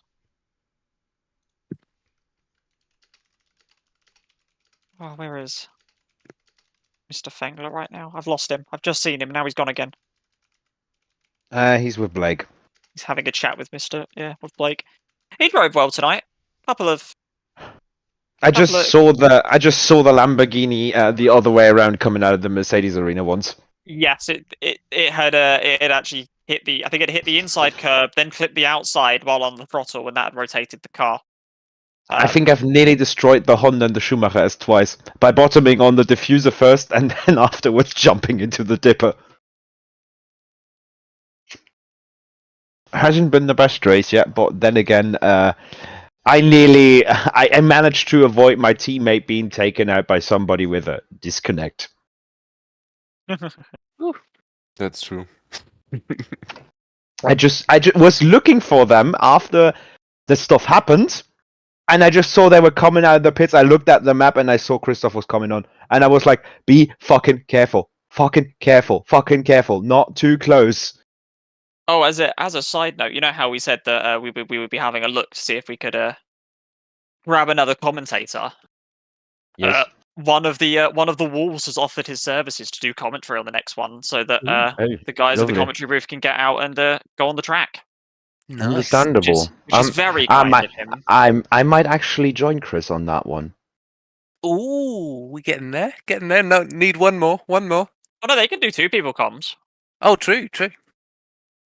3 people's good because you can bounce off a lot, but 2 people comms as well. We're also still live at the moment because we're just on the stream. We've got the Honda doing laps since it won. Just the stream is just playing some Honda laps in the background. You can hear a lawnmower going past. What I can see is you two go just saw the Honda go up on the grass at the hairpin, the hairpin. So that's probably you driving, Darius. It's not the dirt. It's probably you. That is mean. I had a Fengler adventure at one point. Coming out of the downhill left-hander out of the Mercedes arena, I decided to go on a Fengler adventure and nearly thrown the car away. Oh yeah, as it has been put, he's put as a response. Chris has put, "Now me and Darius will man love comms it." Yes. So this will be extremely homosexual, and you all will love it. What do I want to what would I want to drive for 4 hours? Datsun. I'm very tempted. I mean, if you're taking Sam, it has to be the Lexus, and this is Indianapolis, so people will shit themselves on the straight. I have a Monsieur Fengler here. I wanted to bring up, so I'm going to bring up Christian. Just a little thing. I'm gonna go. You guys have a good night. Same. Enjoy yourself. Thank you for joining, gents. Glad you enjoyed the race as well. Thanks for coming. Bye-bye. No, Bye, guys. Bye. Christian, you can come up now. I have invited you to speak. Or can he not come up? I did invite him. Both of the Germans have just sent me a friend request. Yeah, same. I can't think- focus up here. There we go. I Another think the aus dem Weg Beschleuniger has done the part. I Just just remember, wanted to Chris, come here. Yeah, we are still live at the moment. So just be Yes, warned. yes. And I was hoping that you have the little itsy bitsy tiny flyer I've sent you still ready to be shown. He did show it. He has put it up. He is now showing some Honda laps, but he did have it up on the stream. So All right, he because has walked away Archie's... now, so he can't help anymore. he's muted and Anyways, walked away for a second. for all those perhaps still following the stream, I just want to say cheers for the good race, cheers for the high participation. We did not expect to actually have a full grid in the end. We still had room, but on a summer race, I think it was really good. 22 It was- GT3s, 10 GT4s, 32 cars on track at once. Yep. And for all those who perhaps want to join now, join in. We have just finished some talks. I basically came out to, it was such a good event. It was very tense and intense overall that we will continue this. We're going to do a next one-off event, which is going to be Forest of Indy, in kind of like the same format, because it just felt really good all around. And yeah, so if you are free on the 17th of August, then you might be considering joining in. And for all those in ERA, be like, oh no, that's the starting week of our season. Yes, exactly. And we're just starting on Indy, so you'll be get prepared. Take it as 4 hours of training if you want. Brilliant. Just watch the Honda rotate on itself out of turn 1. So I definitely know that was Darius. Was that where I got a bit forced by another car and I had to brake drift the car to put it back on track? Possibly. There was a pink Mercedes behind you. Yes, yes. I'm going to pull up these other two because we've Mr. Ornerspeed and Robert Volt, who was on the track. They've both come to join us, so welcome to the comms booth. Yeah, thank you. I hope you both had a very good race. I think you were in 2 different cars, weren't you? Peter, you were in the GT4 Merc. Robert was in the Baguette. Robert was in the Alpine. That was it. Yeah. Oh, you were with Tetley in the Alpine that is painted in what I believe to be the England flag and the Norwegian flag. Which is correct. Which is semi-ironic because I couldn't compete in the race itself because the game shut on itself and basically became bugged, so I couldn't even join the car without crashing the game. So yeah, I just happened to be like, you know what? Both of them are using SEC Drive. I'm just going to buy it just for the sake of it. Yeah. Lo and behold, thanks to me buying that piece of kit, I became the race engineer and spotter. Must have worked for your How could team. you spot that way, by the way? Yeah. So, like incoming traffic and things like that. So that kind of spot. Oh, okay. Literally improve, improvise, adapt, overcome. Well, it seems like you both had good races. A couple of mistakes here and there, but that's expected. No one's going to have a flawless 4-hour race. People are going to make mistakes as it goes on. But to be honest, our race was as clean as I would never dream of it. Like super clean, maybe 3 small taps, whole race, no off track. None of the drivers did a huge mistake, so it was super clean and fun. And we finished bronze as team bronze, so it's better than finish bronze and bronze. That's always good. Yep. Yeah, exactly. Hey, you didn't get spun out and disqualified. Nice. No, please, no. Right, gents, thanks for everything and have a lovely evening. Good night. And a good night. See you later, Peter. And we have been joined by, I'm going to say this, Whackable Mole. I don't know what car you were in. I don't know what car you were driving or who you were on the field. So introduce yourself. We were driving for Reborn Sim Racing, so we finished first in the GT4 class. Oh, you were the Alpine. Yes. Yes, brother. One of you. couldn't work out who it was because obviously we names and all that, and obviously people haven't got their names in the thing. But I've only just noticed that it had. I don't know if someone sent us an invite to talk, but I had buttons to join the stage that I didn't have before. So no, you from what we saw, you guys in the Alpine, you drove a fantastic race. You got ahead and you stayed ahead. yeah, absolutely. Like we made it difficult for ourselves. I tried to take a screenshot of the setup to send to my teammate before the race, and I pressed instead of Alt print screen, I pressed Alt F4. So we had to start from the pits. So all the effort we went to qualifying was immediately thrown out of the window. But it wouldn't be an endurance race if I didn't make some sort of mistake. Wait, so you started in pits and managed to finish? Jeez. Yeah. Congratulations, though. Can I chime in for a minute? Boys, I wish you all a great evening. I'm going to leave the stage to have a chat with Mr. Hewlett. Yep. Yep. Have a good evening, boys. Thank you for the comms, and I definitely have to rewatch. No problem. Enjoy yourself. Enjoy the rest of your evening, mate. Have a good evening, boys. See you later. Good night. See you later. Racing. See you next time. Are you intending to put that Alpine in the 4 hours of Indy as well? Unfortunately, it's the day after I get back from holiday, so I wouldn't have any chance to do any quali or practice or anything like that. Don't need. We've just seen you don't need the practice or the quali. You've just won from the pit lane. You don't need that. I will say that I love Nürburgring. Absolutely hate Indianapolis. I don't think we'd have the same performance if we were to try that again. But I think we got quite lucky. I think there were a few accidents and a few people involved in accidents, and the traffic that came past us, I have to say, is the cleanest multi-class race I think I've ever taken part in. So thanks to everyone, like all 3 communities who have organised this. It's been absolutely fantastic to be involved in. Yeah, it's been very fun to see all of the different drivers across the grid, because obviously it's 3 different communities. We've got LNR, we've got ERA, HSR, and DGSR all here as well.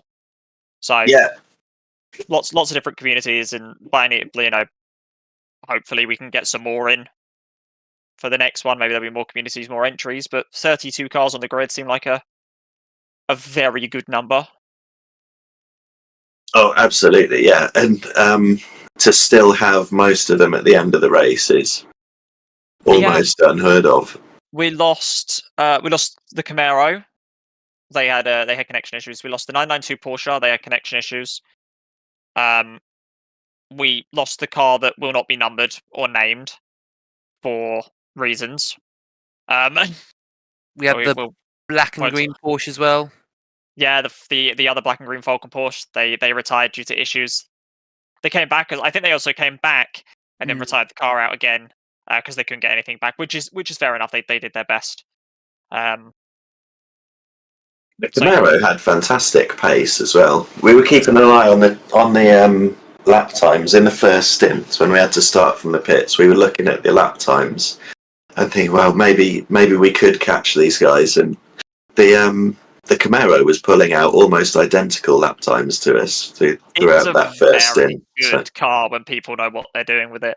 Yeah, and it's unfavored. It's like the Honda. There was only one Honda and there was one Camaro. Those underdog cars are the ones that are normally the more scary ones, because the drivers know what they're doing in them. Yeah, I've taken the Honda for this season of the of DGSR. Good decision. For that very reason, I don't think I'd want to drive it again. Drive a Nissan. There's my advice. Drive a Datsun. It's one of only 3 in ERA. Drive a Nissan. They're great fun. No, man, just hopefully at the NSX. Come on. You're still in the Honda, aren't you? You were in the Honda. Yes. So.